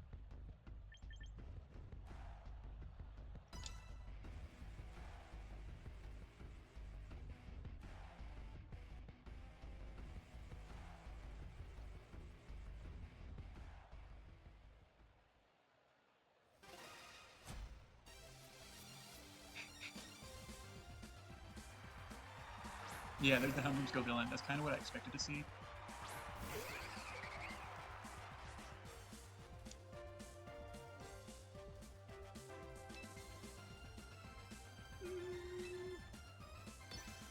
I think I fake out. I know the Serena could be in the back, but I don't think it switches in here.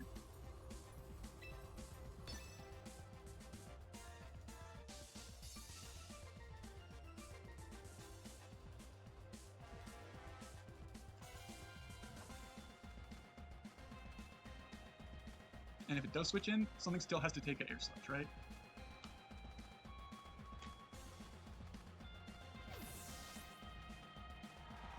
Okay.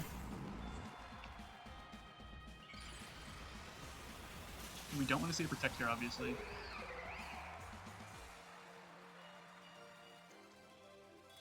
Okay, cool.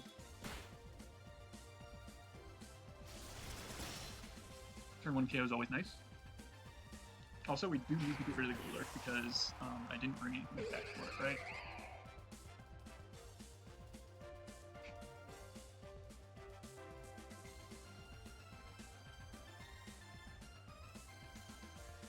Dang, I really didn't bring anything for it.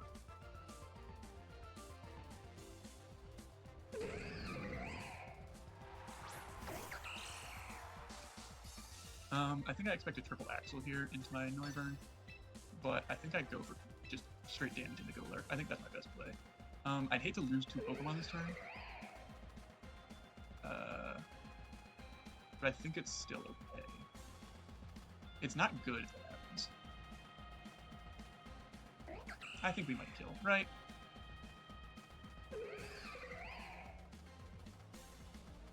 I'm not offensive, am I? Oh, okay, I am. I'll go for it. I think this is a bad play. Maybe I should have doubled into the Serena to try and pick up that KO.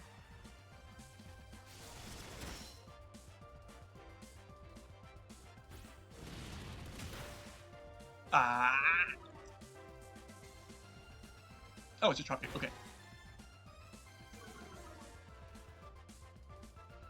That should be fine. Yeah.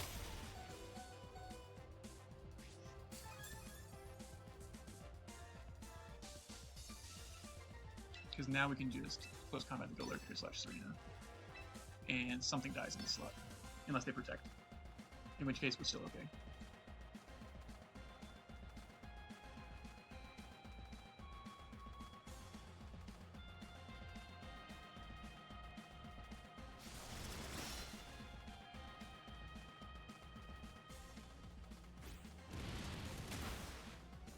Sweet.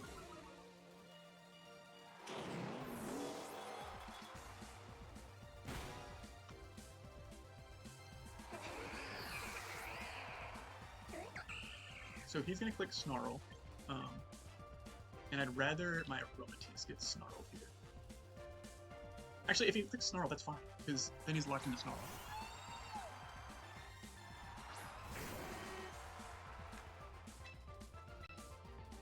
And if he doesn't target my Noivern, then Aromatisse, or the Serena dies. Dang, Ageless could have gotten KO here. Maybe 2.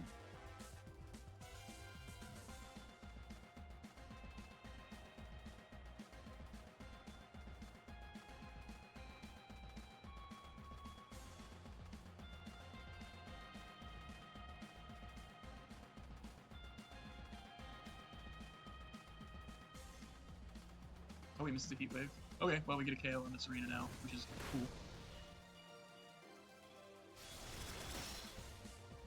No, I really don't think it mattered, because Slowking plus Aromatisse should have cleaned up anyways. But it's not bad. Now we might not have to reveal our last, actually. Because Moonblast plus Air Slash might pick up the KO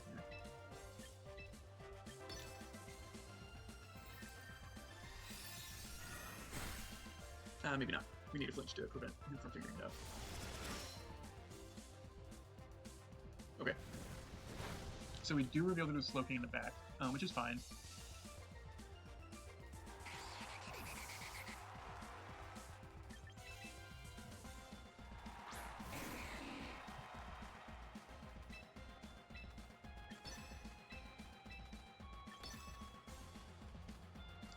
Alright. Now what's the adaptation from him?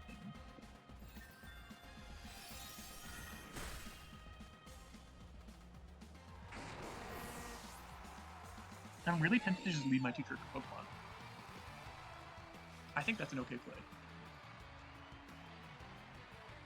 Now, if he leaves the Golurk, that's bad, right? I could also leave Typhlosion, but again, I'm scared of the Houndoom.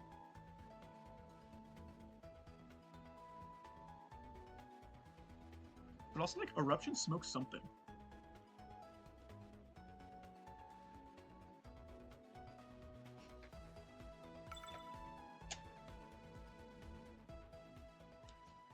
It actually isn't terrible.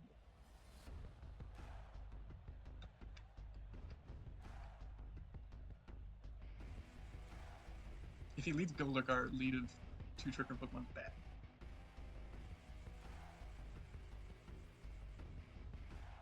This is so tricky. This is fun.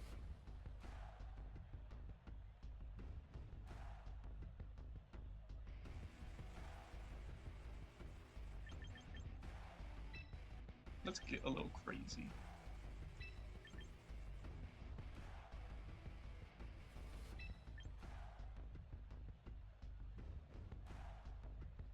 Do I leave behind the Slowking?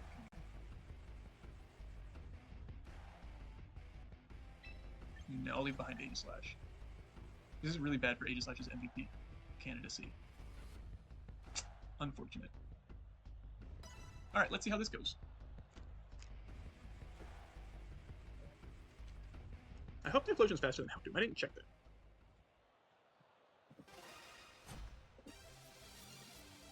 Uh-oh, hopefully they're modest. I feel like they were. Oh, that's awesome. White herb, okay.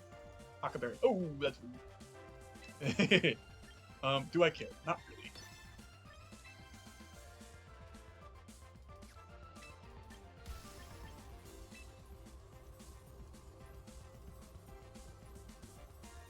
Slowking's really nice for Trick Room here, right?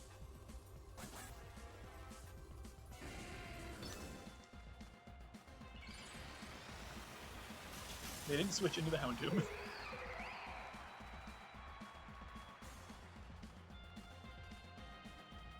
Do you live in Eruption? Do I get a second turn of Eruption, potentially? You better click Knockoff into my Typhlosion. Okay. But now I have Heat Wave active.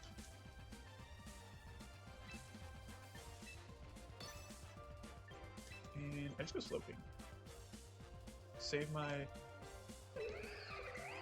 Fake Out.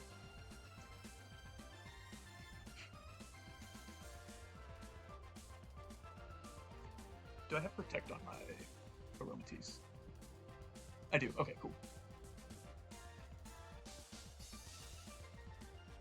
I guess the dog could switch in this turn. I didn't think about that. I should still get a KO here, though, right? Oh, Scovillain. Okay, that's fine. That means we don't lose any Pokemon this turn. Yeah, that's great. Golurk's a little oh, I got the speed boost. That's bad, because now Golurk is actually a problem.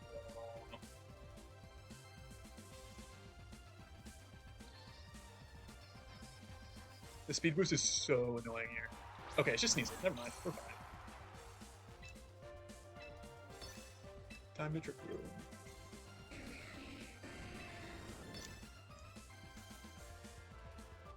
I wonder what the last Pokemon is. Because I feel like if it was Golurk or Houndoom, it would have come by now. Definitely not Houndoom, I don't think. Golurk? Yeah. But I have Trick Room up. Well, hopefully I have Trick Room up.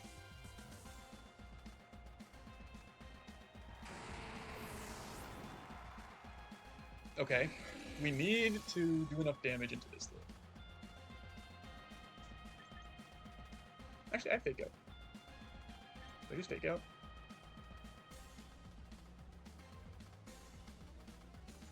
No. I just attack.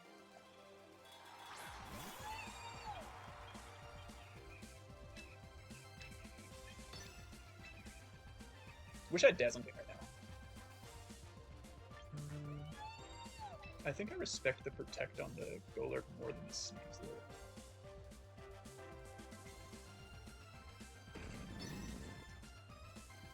He hasn't clicked Protect like at all, though. He's clicked it on Serena, so we know that thing has it. Maybe Sludge Bomb was right play in case the Scovillain switches in. It doesn't Protect. Dang it! Does it Earthquake? That'd be annoying.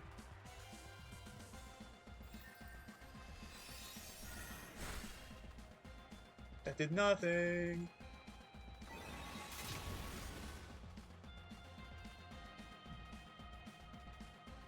Come on, Slow King. You're max phase death. Oh, unfortunate.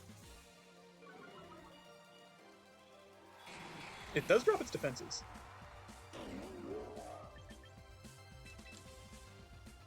I think it dies to a close combat.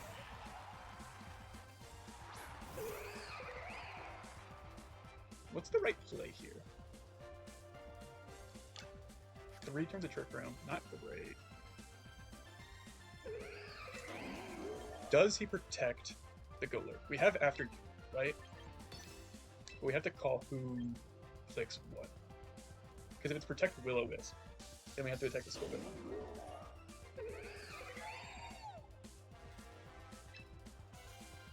I think he wants to Will-O-Wisp me.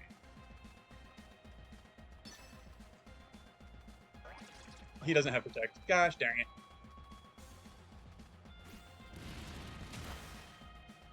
If I had close combat the Golurk, I think we'd be in a good spot.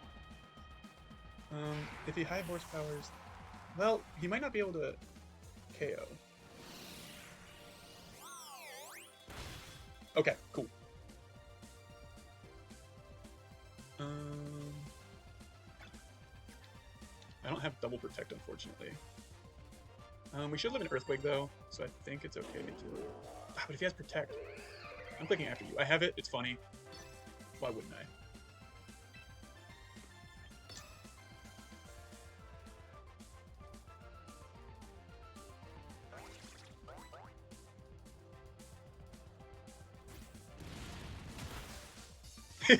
Awesome. Trick Room Megalop, he pulls out for us. What a way to end the regular season. That was really cool. Yeah, that was a great set to Andres. A lot of fun to play. And it puts us at 6-2 for the season. So yeah, I don't know who we're playing in playoffs, but it should be a lot of fun. And I can't wait to see you guys there. Bye. Bye, Matthew, and hello, everybody.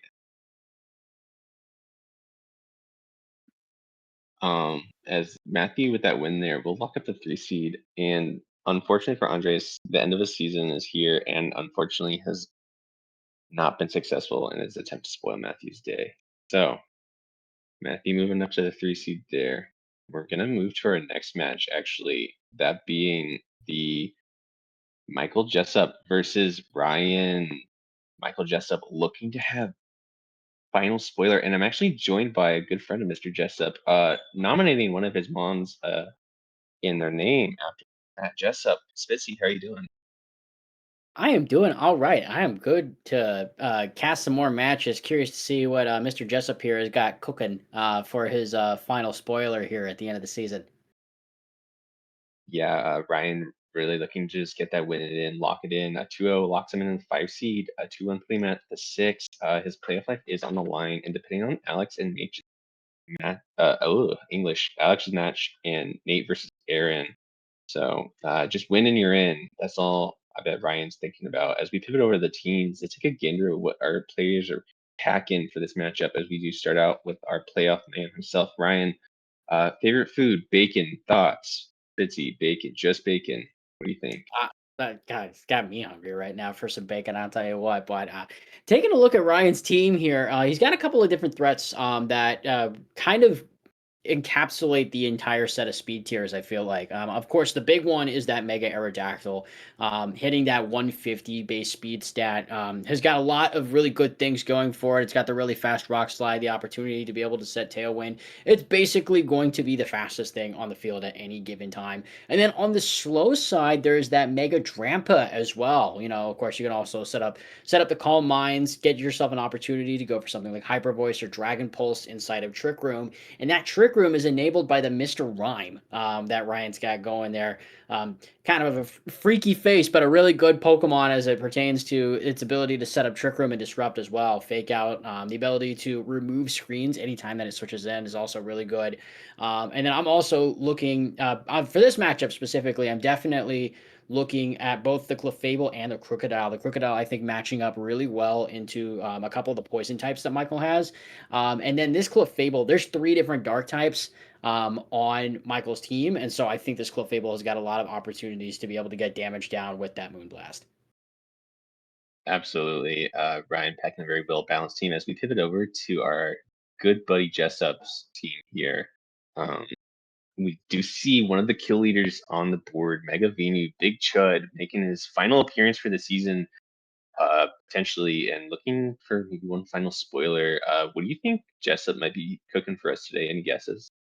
Well, anybody who knows Jessup knows that he's going to cook something absolutely ridiculous. He's one of the more wacky team builders that you're going to come across. So I imagine that he's probably got some stuff going here. But interestingly enough, I actually think there's a pretty decent matchup going here for Jessup. I think one of the big things you're going to keep an eye out for is Rain. So I think that Lipard alongside that Overquill and that Samurott can work together to really threaten that Mega Aerodactyl. Overquill in particular, I think has a really good matchup here because of its ability to hit that Mr. Rhyme for super effective damage, along with a couple of other of Ryan's Pokemon. So I'm looking at that Overquill and Lipard. Lipard is definitely going to be doing some weather shenanigans of some sort. Would be curious to see if Aerodactyl ends up coming into this matchup. Of course, it's another really fast Pokemon that some people inside of the draft scene have kind of considered a little bit fraudulent this season. He hasn't really brought it all that much to many of his matches, but does it have an opportunity here to support that Mega Venusaur and its huge damage output? I think at one point, Jessup described it as a 25 points per game player on a lottery team, and we'll see if that Venusaur could potentially get a final win here, make the case to be perhaps second team all HDA. Well, let's see what these players are packing as we head straight into the match. Looking here at the board here, a couple of things immediately standing out to me. There's no Delphox on Jessup's side. I think that's kind of expected here. And taking a look at some of the other ones, I don't see Malamar either. Which I don't think is too much of a surprise. I think Malamar is a Pokemon that can very easily be teched against based off of some of the Pokemon that are over on Ryan's side. You got to keep an eye out for any potential like bug, super effective attacks that any one of them can go for. And then over on Ryan's side, we've got the Mega Arrow and that Drampa, that aforementioned 2 speed tiers with being able to get a ton of damage down. To no surprise to see the Mr. Rhyme here. Interestingly enough, no Typhlosion for Ryan this time around, which kind of makes sense because you've got a couple of Pokemon that really hit it for a ton of damage, such as that Aerodactyl and the Sandaconda. But yeah, nothing there. We're going to get ourselves right over into the game 1 leads here. It looks like it's going to be that Lipard and that Overquill over on Jessup's side with the Crocodile and Aerodactyl over on Ryan's side. Yeah, great start for Jessup, having fake out pressure immediately and matching it. Ryan, see if I missed that Intimidator or not, but definitely we also notice for any ball knowers out there, hashtag noticing Skyrim name theme for Mr. Jessup out here, as we do see the Mega of choice get procced for Aerodactyl, although it's a swap now. Oh, we have the Arrow Mirror. So interesting switch here from Michael. You would think that Lipard can't really threaten a lot offensively, so there's not really going to be a lot of damage just being put down here. But like you mentioned, Jackson, that fake out just going to go into the Mega Arrow, so it's not really going to do much for this turn. So Crocodile's going to get a free chance to swing, but it's a high horsepower, really nice defensive switch there from Jessup, able to stop that high horsepower and get his own Aerodactyl in for free. Yeah, hopefully he's packing a stomping tantrum. Otherwise, completely missed opportunity. We are going to see the fake out come out from that Lipard too. So stopping Brian's from doing anything. So now some arrow on arrow violence. We do see the Rain Dance come out. So, I don't know what I'm just particularly. It's a Scarf Arrow. It is the Scarf Aerodactyl, and that is Jessup's way to kind of get around things. Rock Tomb going to go into Jessup's Aerodactyl, but it takes it at 4%. In comes the knockoff, and that will knock out the Aerodactyl. That's a lot of damage down onto that Mega Arrow, and Rain is set up, meaning that if there is an Overquill here for Jessup, which there absolutely is, as we saw earlier in the leads, it's set up in a really good spot to really threaten this Mega Aerodactyl. Yeah, absolutely. And just having that speed pressure on point. I wonder with the light part if it's got any just offensive attack that's a fake out to pressure this. Encore coming out for the Rock Tomb, but not going to work with the Clef Swap. Liquidation coming in for the Crook and going to bring it down. So Radisaur the Crook for it, just not doing too much as it's taken that kill from the overkill maybe. I just see Mega Arrow pop back out. Super duper overquill, if you ask me. But a really, really good tech there for Jessup. That liquidation, of course, getting that 50% damage boost from the rain immediately knocks out the Crocodile. And immediately right now, Ryan finds himself in a potentially tricky spot. He's got Follow Me with the Clefable to potentially get around an overquill attack. But then what? What's the game plan from there? You have to be able to get damage down at some point with that Mega Arrow. And as we take a quick look at the moves here, it's got dual wing beat, so that is better than nothing, but not really much else beyond that. So he's got to find his opportunity to be able to get damage here. Gunk Shot just going to go right into the Fable, and the Funky Gunky is knocking that thing back to Kanto. It is out of here. Rock Tomb is going to go into the Overquill and lower its speed, but not before Lightbar gets a chance to move here. Foul Play going to go into the Mega Arrow, and it is down for the count, and already Ryan is down to his final Pokemon.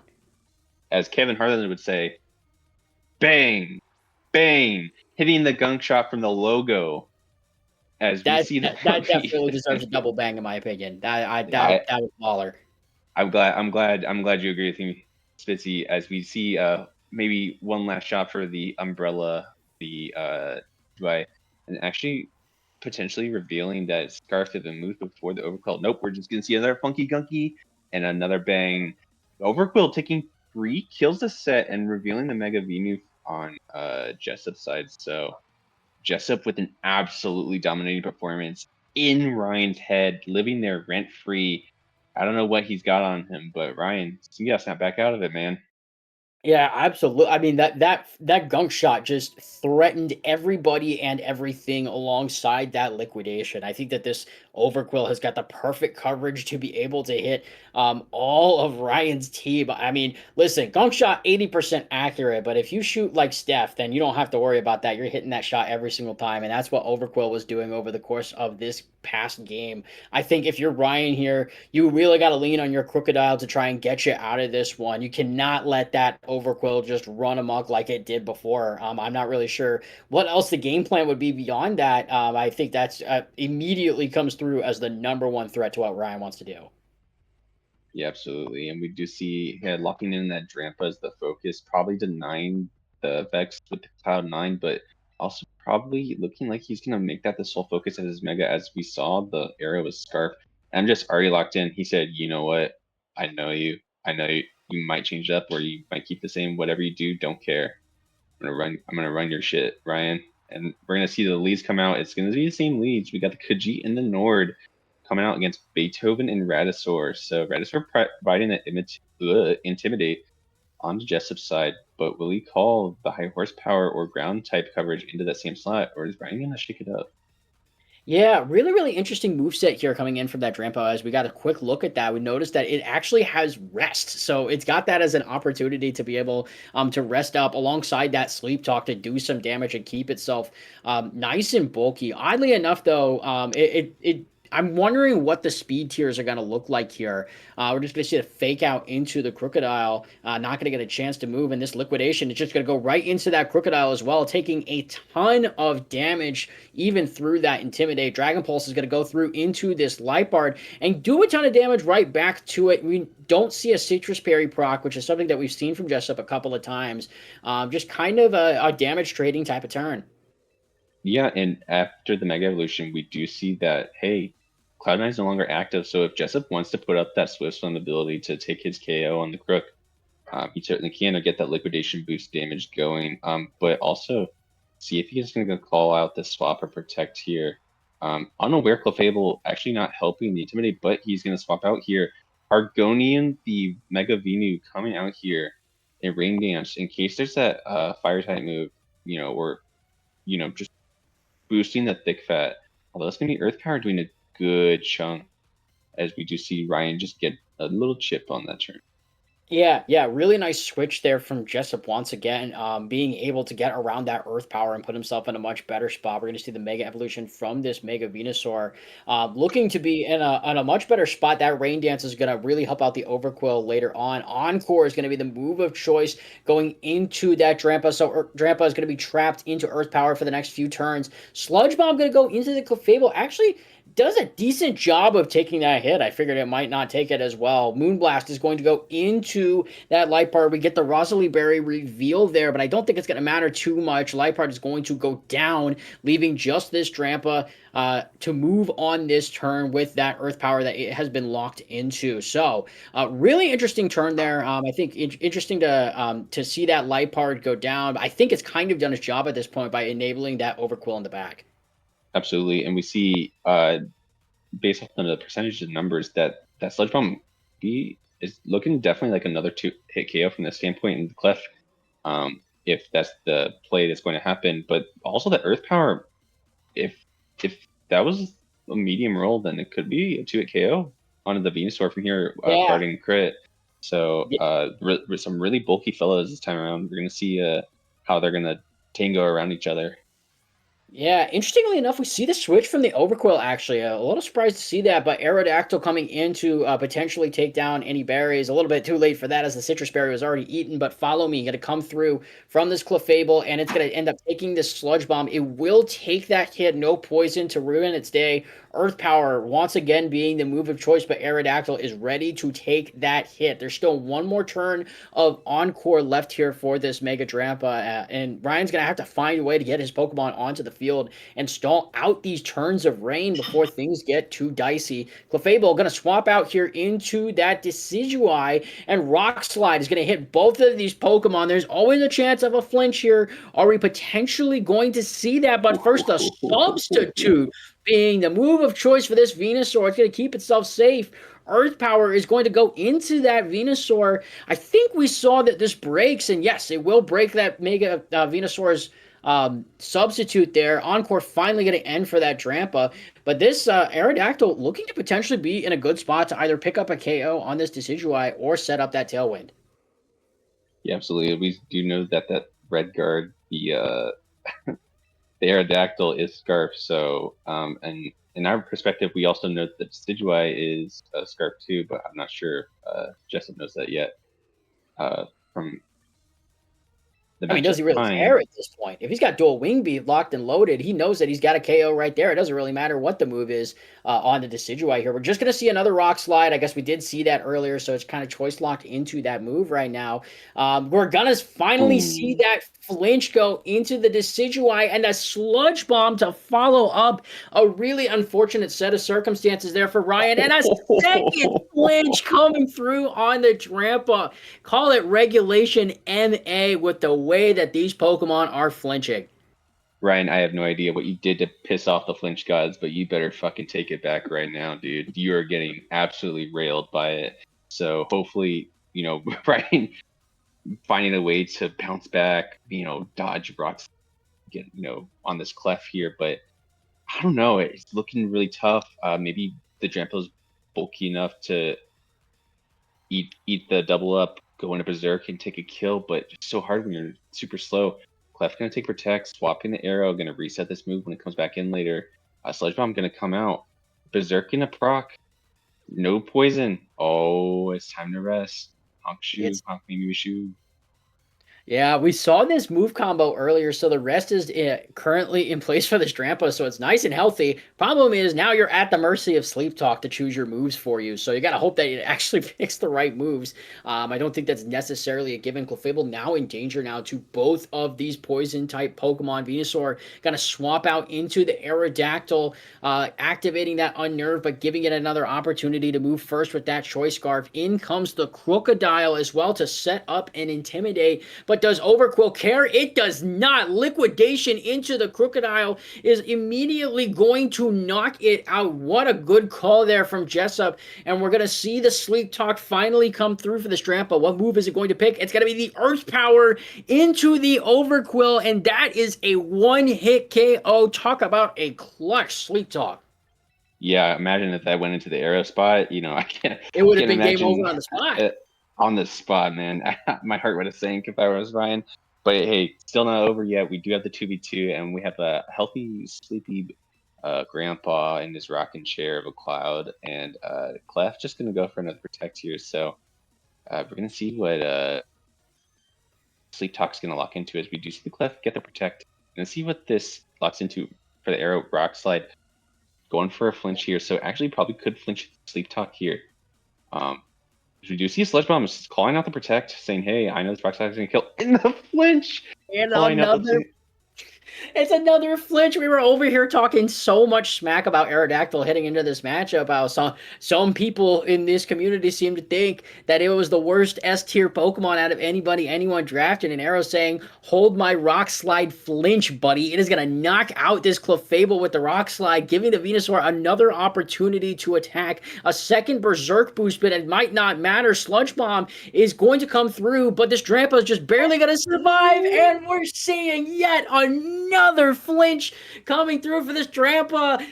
We see the hover from Ryan with the recognition. I think this one is game over at this point.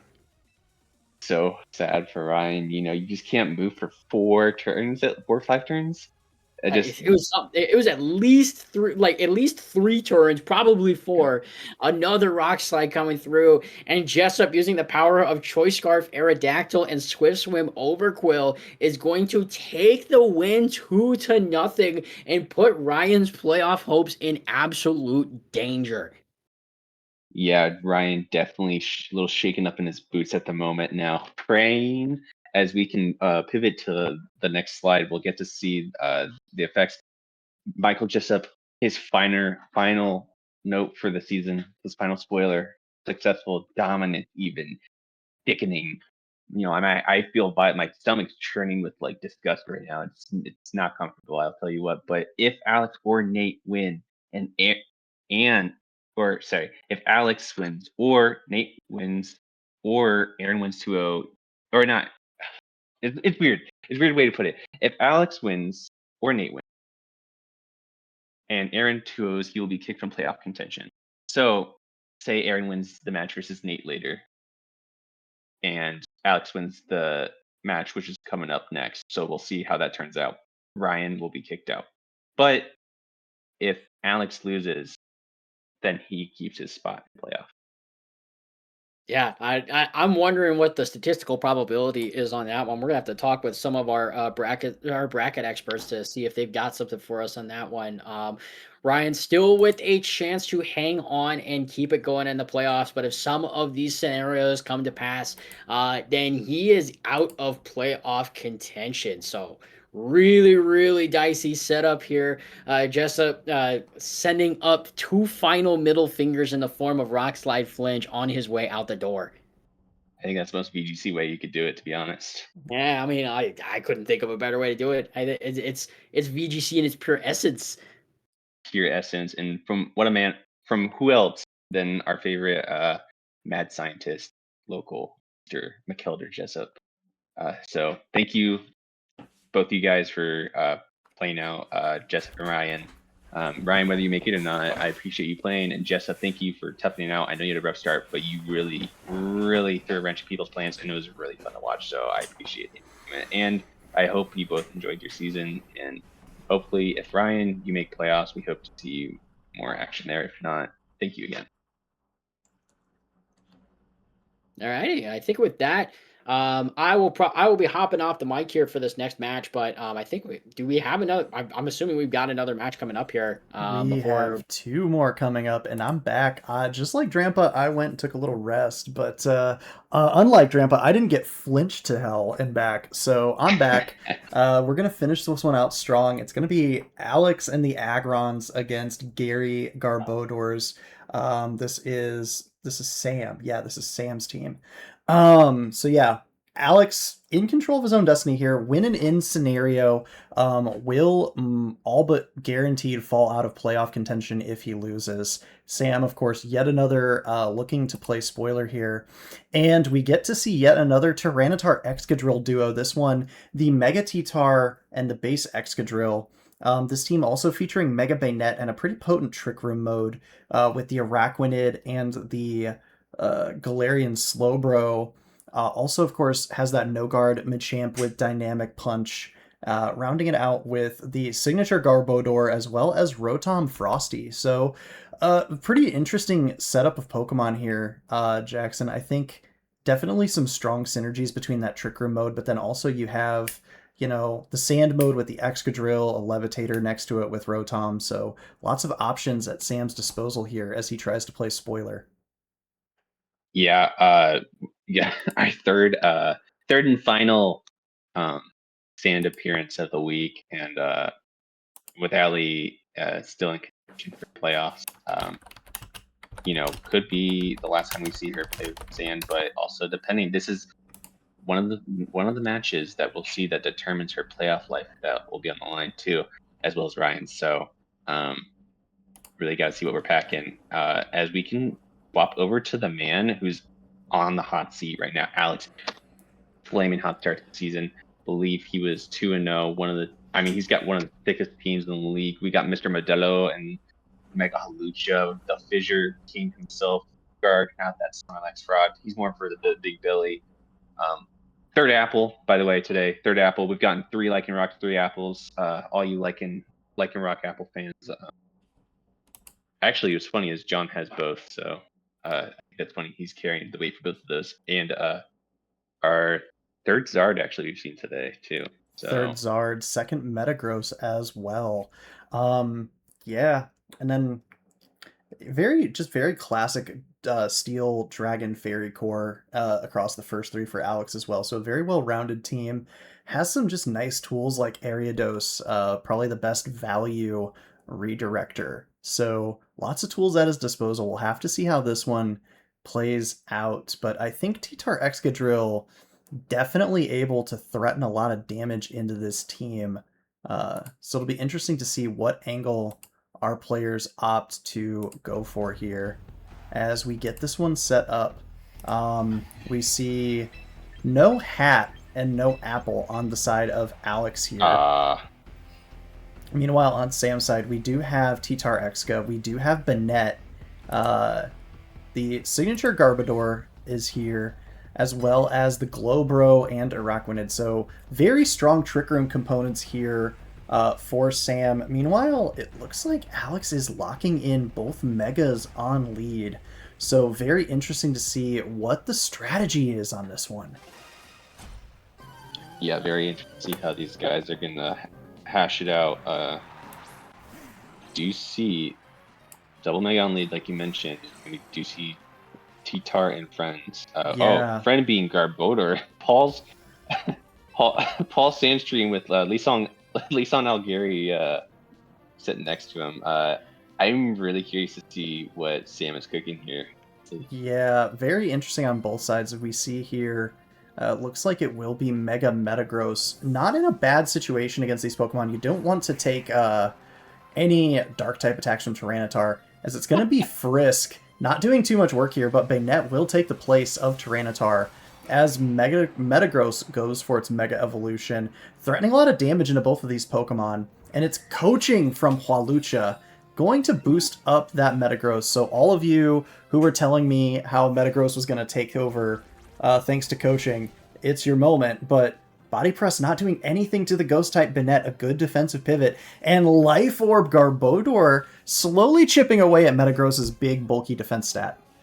Yeah, the stack of trash just, draining its own life force with the malcontent of what it's possessed of. It's crazy. Just like, it's so bulky because of the coaching, and I get that. But it's like Life Orb, super effective, and my multiplier brain's like, oh, that should decent chunk still. No, it just ate it like breakfast. And yeah, barely a quarter.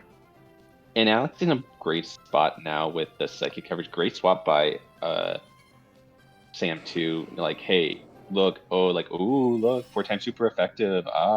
Mhm. Super effective fighting type move. But no, the Shadow Claw gonna come out, and Banette and Yahoo not using its Mega Evolution. It's gonna reduce the explosion. So Quick Guard not gonna stop the potential prankster shenanigans as Viva Mexico hangs on and Big Bolt the Metagross hangs on. So Life Orb Explosion. It's gonna be a 2v4. I am so very curious. How does Sam cook in this one? As we see Paul return. Paul with Shai Hulud. I can't help but mention, I'm pretty sure these are Dune themes. Don't hate me, I've never seen the movie, but I was just thinking, oh, it's Paul the T-Tar. Yeah, he's just here chilling. Yeah, he's just chilling. He's just chilling. And we see close combat being a potential threat in this scenario, so Alex really banking on it. It's Mega T-Tar, can't hold the Chopa Berry. And so and forced there a it Mega is. Evolve here. Not going for a Protect, which is interesting in the face of double fighting coverage. But Ironhead Excadrill will move first into Hwalucha and knock it out. So Hwalucha's gonna go ahead and retire. Gonna go get itself a Cerveza for its trouble. Excadrill with the Focus Sash. It's gonna hang on. What's Tyranitar got up its sleeve here? It's Foul Play, taking advantage of that +1. And Metagross is going to go out of here as well. So suddenly the tables have turned. And yeah, you probably wish that you had that Araquanid there to, or not Araquanid, that Ariados to redirect that attack. Absolutely, and that Foul Play, like just demolishing it and taking full advantage of its attack stat versus using its own crazy attack set that T-Tar has. So good building by Sam on his end for that play. Not sure bad part on my end, but I couldn't help but notice I didn't see a Mold Breaker on there, so just in case, it's probably Sand Rush is what I'm guessing on the Excadrill. We do Shadow Sneak come out. Ariados gonna get a kill, one of the few it's gotten this season into the Excadrill. And Breaking Swipe, Break mentioned, gonna lower that T-Tar damage, and it's not gonna care about the attack drop, but the body press gonna just put it in range. And actually now with that, Rock Slide might just be free game for T-Tar. Yeah, definitely threatening a lot of pressure onto the board as we see Ariados looking like it might be going on the offensive yet again. Hydreigon wants to wait out this last turn of Sand. Shadow Sneak, can't imagine this does a lot to a defensive Tyranitar. I don't even think the HP bar moved. And it's Breaking Swipe, so a very supportive Tyranitar set. But yeah, say Break mention again as the Ariados going to take just a little bit of chip for its trouble. But yeah, Breaking Swipe probably more than enough to get rid of this Hydreigon here. No need to worry about accuracy. Shadow Sneak again, yeah, the smallest amount of chip possible. The Hail Mary Earthquake from the Hydreigon, nowhere near enough into Mega T-Tar. And Breaking Swipe is going to make this a 1v1 against 2 Johto Pokemon. Your first bug against the regional pseudo-legendary, and not even any super effective bug coverage for Araquanid here. Rage Powder and String Shot. So this is a, I think like a 50-something hit KO versus a squished bug. Yeah, and we see that Foul Play actually not doing that much because of the Breaking Swipe, so actually might be better to just click Breaking Swipe, put him out of his misery, unless Sam's like, hey, you know what, I want you to suffer, and crazy like that. But yeah, it looks like it's the case. Stab or nothing, I guess. Well, and Tyranitar is also at -1 attack from a previous Breaking Swipe as well, so kind of a wet noodle fight, but one sibling just a little bit stronger than the other in this pool fight here. Ariados will eventually go down, I promise. Shadow Sneak is just a comically low amount of damage, though, in this point. And I think if you're Sam, right, what looked like a horrible early game ended up working out in your favor because of some calls you got right. Meanwhile, on Alex's side, you looked like you were setting yourself up for success with that coaching play, but Tyranitar getting that attack off, getting the Foul Play into your Metagross, sending it packing, I think you're back to the drawing board, maybe rethinking that approach. Yeah, and what's funny is the every time this Garbodor has exploded in a game this season, Sam has won the game. So, if, trends follow, as they should, right?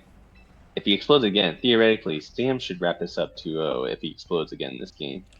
So that's my prediction. But that's what I think he should do because it's the funny thing. But as we see, maybe there's a first for everything. So as we do see Alex thinking about the adjustment being like, what the hell was expert built Hydreigon, Earthquake, no attack drop even because the protected from the break swipe didn't do anything. Just the bulk on T-Char and, the moment of recognizing Hydreigon attack stat. Nah, not the greatest. Yeah, I think the Charizard, obviously, you probably have a couple Pokemon that you don't want to bring to this matchup. But I'm really kind of struggling to see... I mean, I suppose Charizard, the Hat, and also the Flapple all kind of having really bad matchups into this team. But it's difficult to say, right? Because, like, what's Charizard going to be able to do here? You're really kind of forced into, I feel like, 4 out of 5 Pokemon. And with the set brought on Ariados, it's going to look like the drop here. Hopefully, the Garg is going to be able to mix this up. As we see a mix-up in the leads from Sam's side, going with the slow mode from the Glowbro and the Banette. So, yeah, you have super effective swing with the Shadow Claw, but if Trick Room goes up, Banette is going to be able to threaten you with a ton of damage. Meanwhile, Glowbro, with that Quick Draw, Quick Claw combo, could always just decide to go first and snipe Walucha off the board with a Psychic-type move if it really wants to. Absolutely, and just, the big pressure here, Banette and Yahoo, if they choose a Mega Ball, which they do, and they have revealed the quick guard, so maybe Sam's hesitant could always go for Poltergeist too on the Hawlucha and Metagross, as they will always hold their item. And we do see the Wisp come out, no quick guard this time, stopping the Wisp. And I think we can hear Alex saying, "Oh no," as the coaching comes out, but Yep. Maybe Tough Claws +1 attack might make it similar to something like a normal Metagross attack stat versus. Yeah. And we do see, holy cow! Now Lucha got sent to God. That might be the worst turn possible. Your Metagross burned. Hawlucha definitely is out here. Hydreigon coming into a pretty favorable board against a Ghost and a Psychic type. But yeah, Metagross gonna struggle to deal good damage here into these two Pokemon.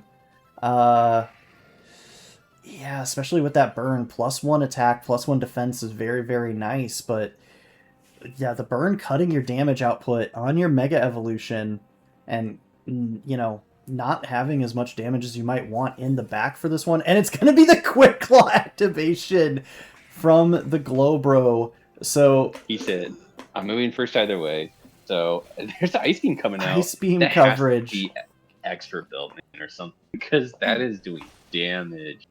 Shadow Claw out, not going to pick up the KO, but I think this Breaking Swipe, we've seen its physical Hydreigon might be enough, but Slowbro is really bulky. It will fall down. Slowbro doing plenty enough. Kalashi providing enough insight for Alex, saying these numbers aren't in your favor, bud. Back it up. But Alex doing everything he can for a fighting chance at playoffs. We see the big Iraq come in. Yeah. One of the coolest shinies out there for sure. Yeah, so another Pokemon, right, that Alex's Pokemon are really going to kind of struggle with, right? Metagross doesn't have amazing options into. Meanwhile, this Banette, still threatening a ton of damage with something like a Poltergeist, could look to set up a Trick Room to allow this Araquanid to just kind of run away with it. But it's actually going to be Prankster Disable into the Metagross to shut down the Shadow Claw. Body Press, the move of choice, tickles the Araquanid there. Throat Chop coming out will be enough to send Banette packing. But Araquanid's still yet to move with Leech Life. It's going to get rid of the Hydreigon here. So now a 2v2, a burned Metagross with no access to its coverage move. And the final Pokemon here for Alex is going to be the Garganacl. So does have ways to influence this one. as Tyranitar is the other bring. So no Mega Evolution available for T-Tar here. Will be vulnerable to Body Press from either of these Mons.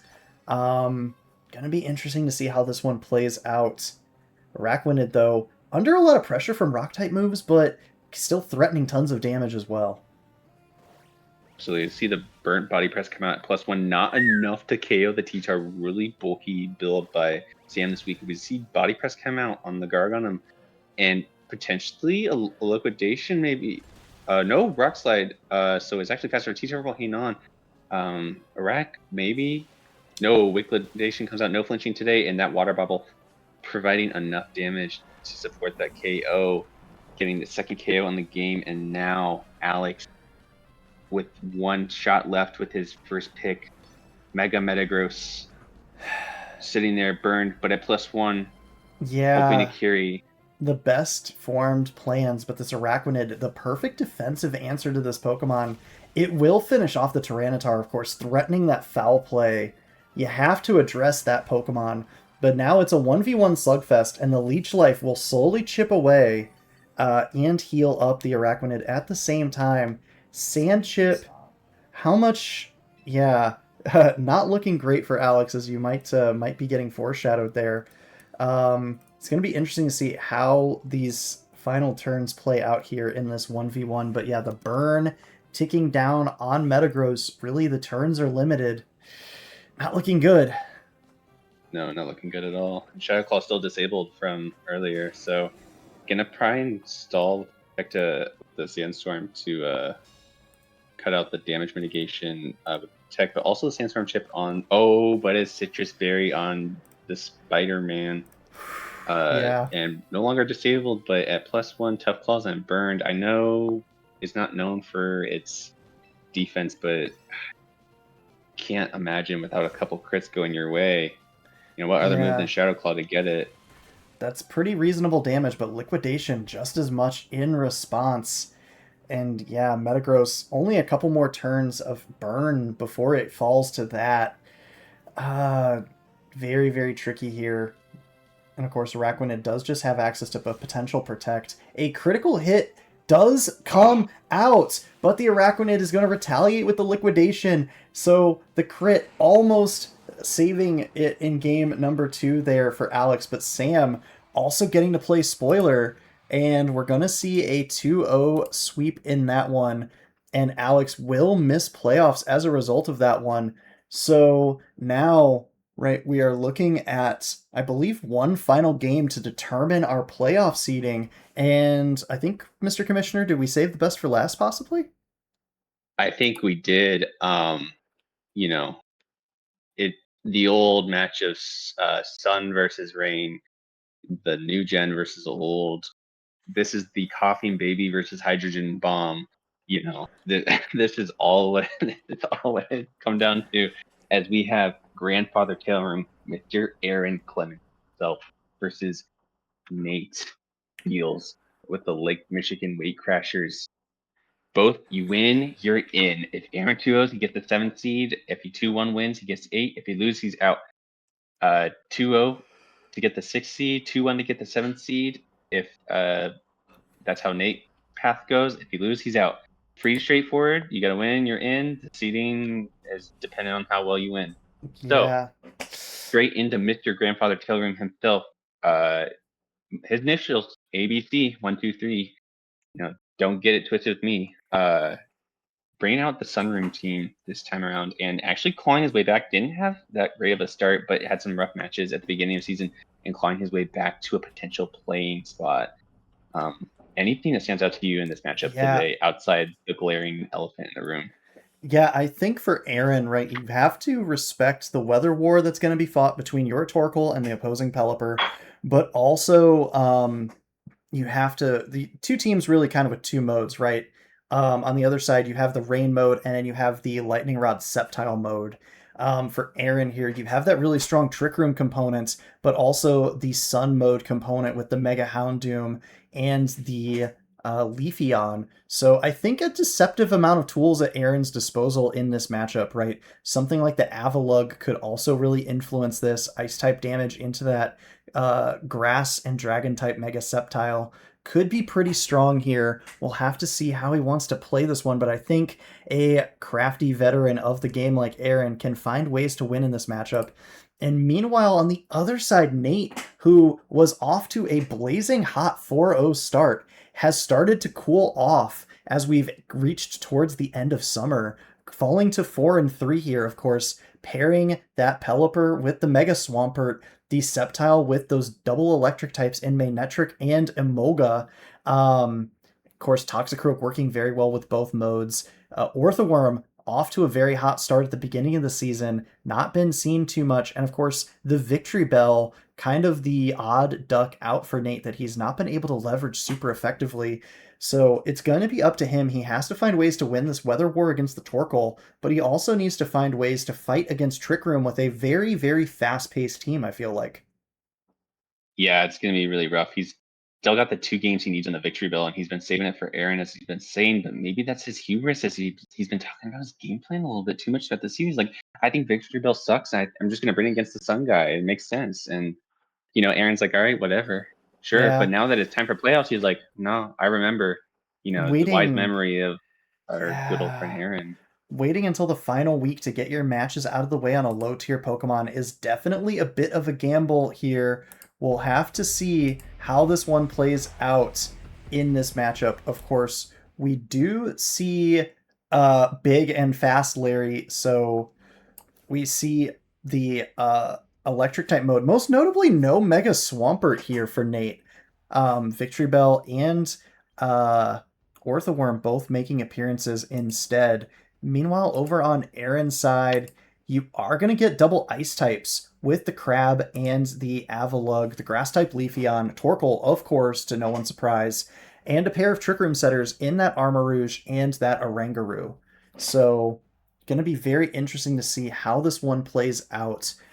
Nate obviously going to be favoring that Mega Sceptile, but with 2 ice type Pokemon across from it, this may not be the position for that very, very fast grass and dragon type Pokemon. Yeah, absolutely. It's going to be go, go, go from the get-go is looking what the plan is for Nate here. So we're going to see how Aaron responds to that, as both players are now locked into their moves, ready to go. Final match of the regular season. I hope everybody's hyped. This is for all the glory. This is for one last chance at a championship for both these people until the next time if they get in the playoffs. But here we go. And we have Armarouge, Oranguru, a little knockoff of Indeedee Armarouge potentially. As we do see the main and Sceptile come out. Discharge is the name, is the game. With no electric moves from Sceptile, obviously, but getting that Lightning Rod ability on the Mega Evolution. We do see Text Dragon Tail for any Trick Room shenanigans. And just going to see a Snarl weakening Aaron's side. Yeah, going to be very interesting to see how this one plays out. Aaron, of course, been around the block a time or two, has seen all the tricks in the book. With a Trick Room lead like this, Snarl going to do very respectable chip, 33 and 25% respectively, into these 2 Psychic-type Pokemon. Armor Cannon, though, from Armarouge, outspeeding Sceptile and doing about 2/3. Dragon Tail will send Oranguru, bounce him out the club, no Trick Room, and Torkoal forced to hit the board here. So the drought is now active, and if you're Nate, yeah, that Pelipper looks awfully enticing, as Manectric is just going to be able to go for another Snarl, it looks like. Absolutely, and just weakening that. Actually, proving huge beneficiary damage, as 2/3 of the original damage is based off the Snarl. So Armor Cannon could be a roll to pick up the KO there. I could be wrong. It could be a little bit more needed, but if that was a low roll, there's a chance. There's a world that is a one-shot. And at first I thought it was Scarf Armorage, but I have to remember the negative priority Dragon Tail has to deny the Trick Room, hence why it's there. Ooh, that is true.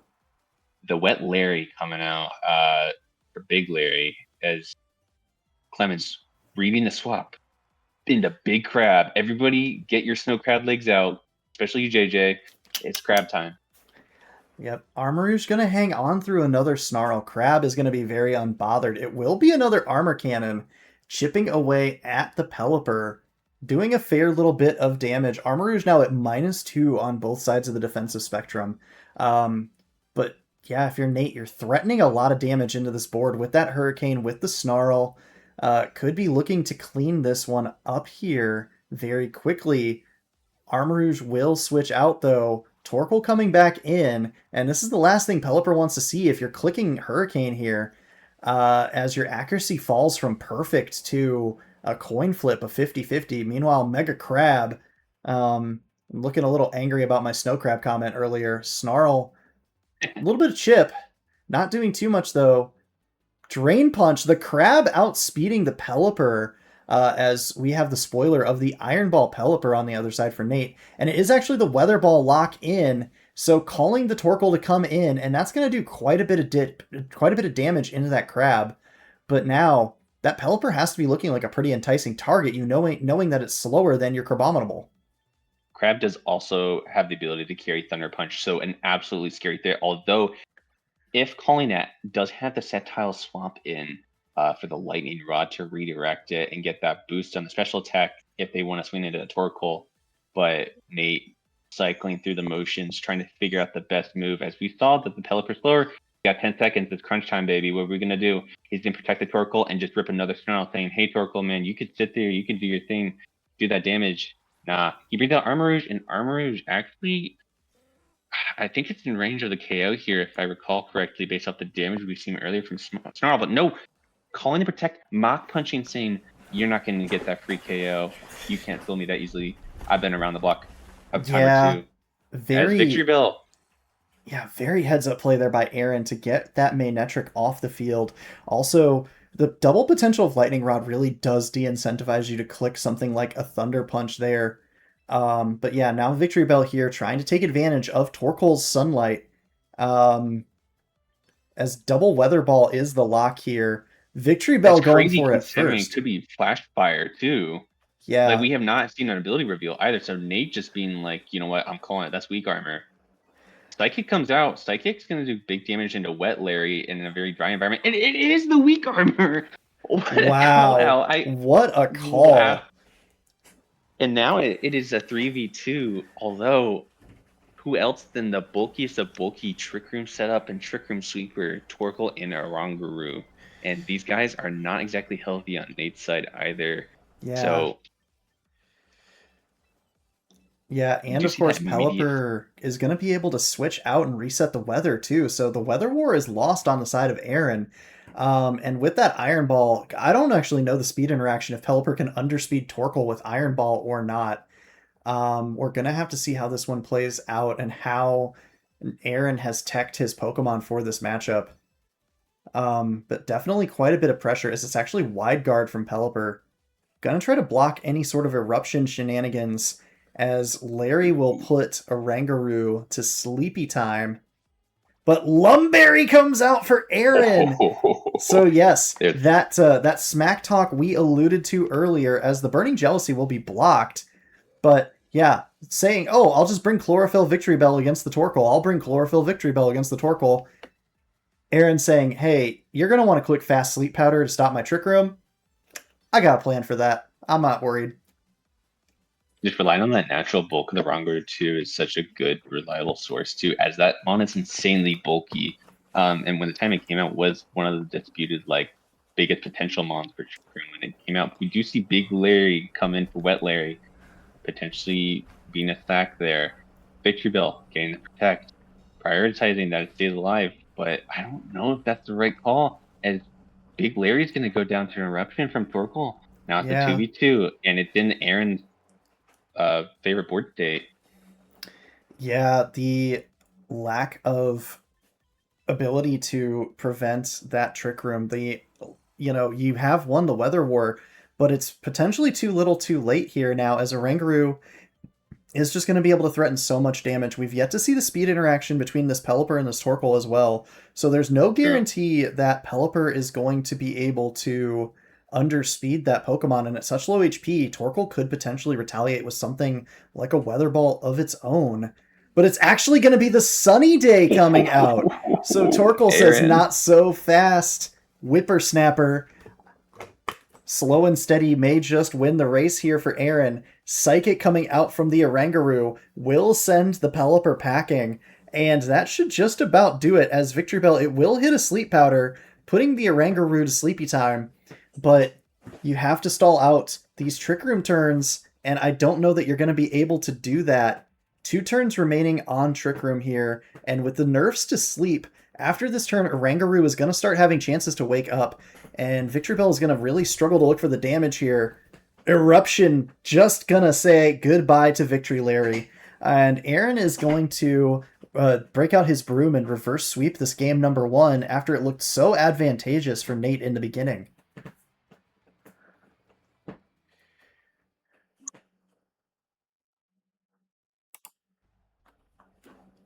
Do you see, he's hovering over that wet Larry now, just like he's like, oh, should I bring it? But, that's come on, you have to bring it. But there's so much prep. The Sunny Day, the Lumberry, the potential to have the Thunder Punch as he goes back into the main mode. And actually what's surprising is there's no Mega Swamp here. Yeah. I can definitely understand at least the initial hesitation, right? Mega Swampert, you want to fight this Torkoal with your Rain, but something like Swampert, even not Mega Evolved, looks pretty enticing into a lot of these Pokemon, aside from the Leafeon and like maybe an Energy Ball from Armor Rouge. So it's a little surprising to see Swampert not brought at all whatsoever, kind of forcing the issue with Sceptile. Meanwhile, we see the adaptation here from Aaron, going with Leafeon in the lead along with the Oranguru. And it's just going to be the run back here. Fast and Big Larry, Manectric, and Sceptile. So for Nate, we'll have to see how he wants to play this one now that he knows some of the tech that Aaron has, right? That Lumberry on the Oranguru, Sunny Day on Torkoal, how it's going to change up his game plan. Yeah, I don't know what the sports say is. I think you just have to start dealing damage and maybe just start throwing boards out and prevent that Oranguru from getting Trick Room up. But we do just see the lock of the Pulse into the Oranguru spot. I can't imagine that's going to get a kill without a boosted +1 crit from a Lightning Rod, but it's just going to be a Flamethrower. And Leafeon easily, well, not easily, but eating that on bare minimum health. Yeah. And doing just under half health. So X's are going to come out, big damage, putting it on the low yellow, and now Trick Room going live as now Leafeon and Oranguru are the fastest mons on the field. Yeah, a little bit of pressure here coming out, maybe getting the better of Nate as well. Dragon Tail would have removed Oranguru from the field, stopped that Trick Room from going up. But yeah, we saw that that X's doing so much damage into Sceptile.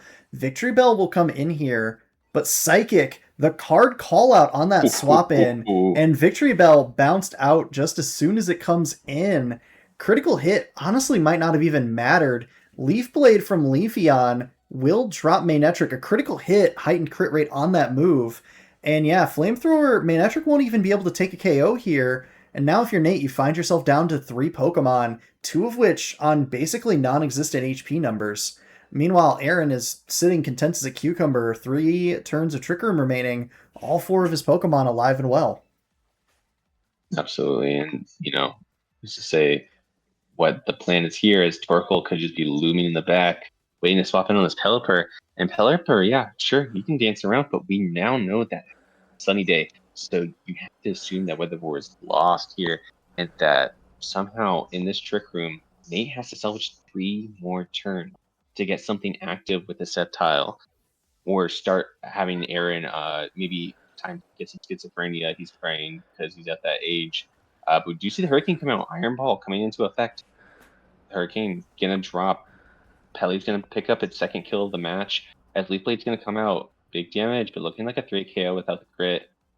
And who else but Big Crab, Snow Crab time, as Aaron's gonna bring out the big guns as he's got 2 more turns of Trick Room, and it feels like infinity for Nate. Yeah, the Big Crab energy is definitely at play here, and both of these Pokemon under a great deal of pressure.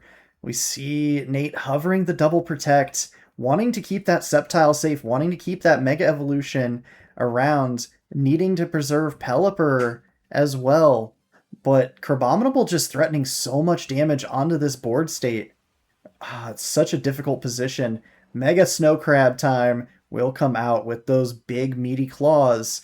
The move of choice, Protect for Pelipper. We'll see the Detect come out from Sceptile. not much is going to be happening, but Aaron will be revealing a bit of his tech. It is Ice Punch, but into the Pelipper, and X-Scissor for the Sceptile. So perhaps, wisely predicting, hey, I don't need to invest too much damage into that Sceptile slot to get rid of it. I can focus my heavy hitter on that Pelipper.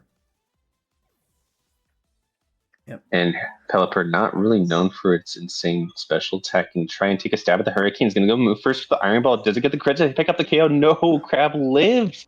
And Crab is going to respond back with the Ice Punch, punching that stupid bird back to the drain. And down goes Pelipper. Nate down to his last 2 mons. X's are going to come out. Sorry, not 2, but 1. 1 last mon in that dream for Nate. Yeah, and we know that there is priority on that Crab as well with the Mach Punch. Sceptile in just such a rough situation here. No spread moves available. Dragon Pulse and a Dream, maybe hoping to catch a misplay from Aaron here, but not likely, I would say, having gone up against him a fair few times. And if you're Nate, you may find yourself missing playoffs here and learning some very painful lessons from your elder. But wait, Crab switching out could open a door for Nate to climb through, but it will be the Chlorophyll speed boost into the Leafeon as Leafeon takes out the fellow grass type in Sceptile to mop this one up. And Aaron, with the 2-0 sweep, able to climb into playoff contention after a very rough start to the season. Yeah, and what a performance by Aaron, being just absolutely being able to sit down and prep for that entire matchup. And props to Nate, great start to season. I know it was a little rougher in the second half, but you still played great. You put on some awesome performances. I hope you had fun along the way, because that's what really matters. Thank you again for signing up to play, and hopefully we can see you both back next year. But with that, Aaron, you move on to the playoff, sitting at the 7th seed. I'll actually be seeing you myself for a rematch. That in that regard. Yeah, might have been the closest matchup of the season. Game 3 decided by a single point of HP, as I recall. Rematch between the 3 and the 6 seed as well, as it's going to be the Tracers and the Gastrodon. Another exciting 3-game set from earlier in the season, if I recall. Meanwhile, on the top end of the bracket, the Mudsdales will be going up against Ryan and the Columbus Mew. So Ryan, going from, sweating it out, thinking maybe Jessup had griefed his playoff hopes. Now he has to go up against the proverbial juggernaut of Mega Blastoise. And of course, saving definitely another interesting matchup. It's going to be the Minnesota Lycanrocs against the Potown Patrats. So Justin and that Mega Starmie team going up against Jordan's team. Very interesting playoff picture for sure between all of these different teams here. Yeah, absolutely. And what a way to send off the regular season. Thank you to everybody who's playing, and thank you for everyone who if you didn't make it, it's okay, it happens. I appreciate you playing. I know nothing's promised, and I cannot thank you guys enough, because I cannot run this league without you, because it's not a league without people playing in it. So and we also mentioned, by the way, Justin and Jordan is a rematch we will be seeing too, as they played. We have 3 rematches on our side, being the Ben matchup, the only one that hasn't played. So, that is. Yeah, that's going to be a crazy round 1 of playoffs. Multiple runbacks across both sides, I believe. 3 on this side. Was it 3 on the other, or was it only 2? You versus AJ, and we have Zach versus Blake is a run back. Andrew versus Joey was not, and then so that left Austin and Craig. That's a run back from last year, if I recall. Yeah, but not this season. Okay, so 5 run backs though in the first round of playoffs. Definitely going to be interesting to see how that influences things, because you've already played against each other once, you've already seen the techs, and now you have a whole season of notes to look back on. So Yeah, anything can happen here for certain, as these two sides of the playoffs are going to be going head to head, chasing the championship dream. Of course, the winner of each conference will be meeting up with their counterpart in the overall championship at the very end of the season. And I got to tell you, I think there are a lot of teams with very, very, very bright hopes for this playoff push. It'll be interesting to see how this one plays out. Yeah, no, I'm very excited, and got to start prepping. I will say, after tonight, I will have stats put up for everything, and we can by tomorrow or Tuesday there'll be some forms out, and we can start voting on accolades and MVP and whatnot. So sit tight on that if you're looking for that, and there'll be more for that to come. But for those of us who are in playoffs, you better get crack-a-lackin', because no rest for the wicked, as we will go full send into the next week for playoffs. Yeah, absolutely. And interestingly of note, we do end the season one undefeated team. Of course, shout out to Andrew and those Hoothopolis City Sweethearts on the undefeated regular season, only dropping 2 individual games along the way. We'll be featuring 4 teams at 7-1, myself, Austin, Ben, and yourself, Jackson, all of us finishing at the 7-1 marker. Looking at the playoff picture, we have 2 6-2 teams on the pothole side between Matthew Woodruff and Justin Morris. And then Blake and Zach Spitzer, Blake Mullins and Zach Spitzer. Blake and Zach aren't married. But they're both sitting at Not 6-2 as well. They could be. They could be. And especially because this is Blake's. Everybody shout out, by the way, happy anniversary, Blake and Abigail. 5 absolutely. years, 5 beautiful years of love. You love to see Spitzy, it. please don't homework that beautiful marriage. Anyway. I mean, Spitzy's married too, so if he does, Abigail can just steal his wife, I guess. I don't know. Anyways, we got sidetracked. We got a couple more 5-3 teams as well. Craig rallying to 5-3 from, I believe, 2-3, so winning 3 straight to finish out the season. Heck of a performance from him. Meanwhile, AJ stopping the skid at 5-3 will be making playoffs, although falling from at one point looking like the 3 seed, definitely not where he wants to be. Meanwhile, Jordan and Allie both making it in at 5-3, suffering those losses, but ultimately not costing them too much ground, as a lot of the middle teams in the pothole side had spoilers played against them, right? Aaron able to play spoiler against Nate, Ryan having his season spoiled by Jessup, just sneaking into the playoffs on the tiebreaker. Allie as well falling, Jordan falling. Aaron, the only person on the bottom end of that bracket to actually win in week number 8, I believe. So, and Alex missing on playoffs due to the crucial matchup he had to face versus Sam earlier too. So Alex missing out at the 4-4 mark, as does Nate. Aaron and Ryan getting in at 4-4. Meanwhile, on the other side, we have Joey sneaking in at the mark of 4-4, the number 8 seed. EJ and Isaiah, both at 4-4 apiece, will fall short of the playoffs. Of course, all of our other teams sitting somewhere in the 1-3 win spectrum. Nobody going winless this season. Definitely, I think, highlighting how such deep teams, right, with so many different teams and so many Mons being drafted, right, really kind of gave it so that everyone had an opportunity to really put their best game plan forward. Yeah, no, other than following playoff pictures, I'll get those booted in so they're actually on the dock for everybody to look at. But other than that, JJ, you got anything else for the night? Nah, man. I think we've definitely rambled our way along, as this is definitely the longest stream in HDA history. I think sitting at just shy of 7 hours to get through a whole week's worth of matches, basically.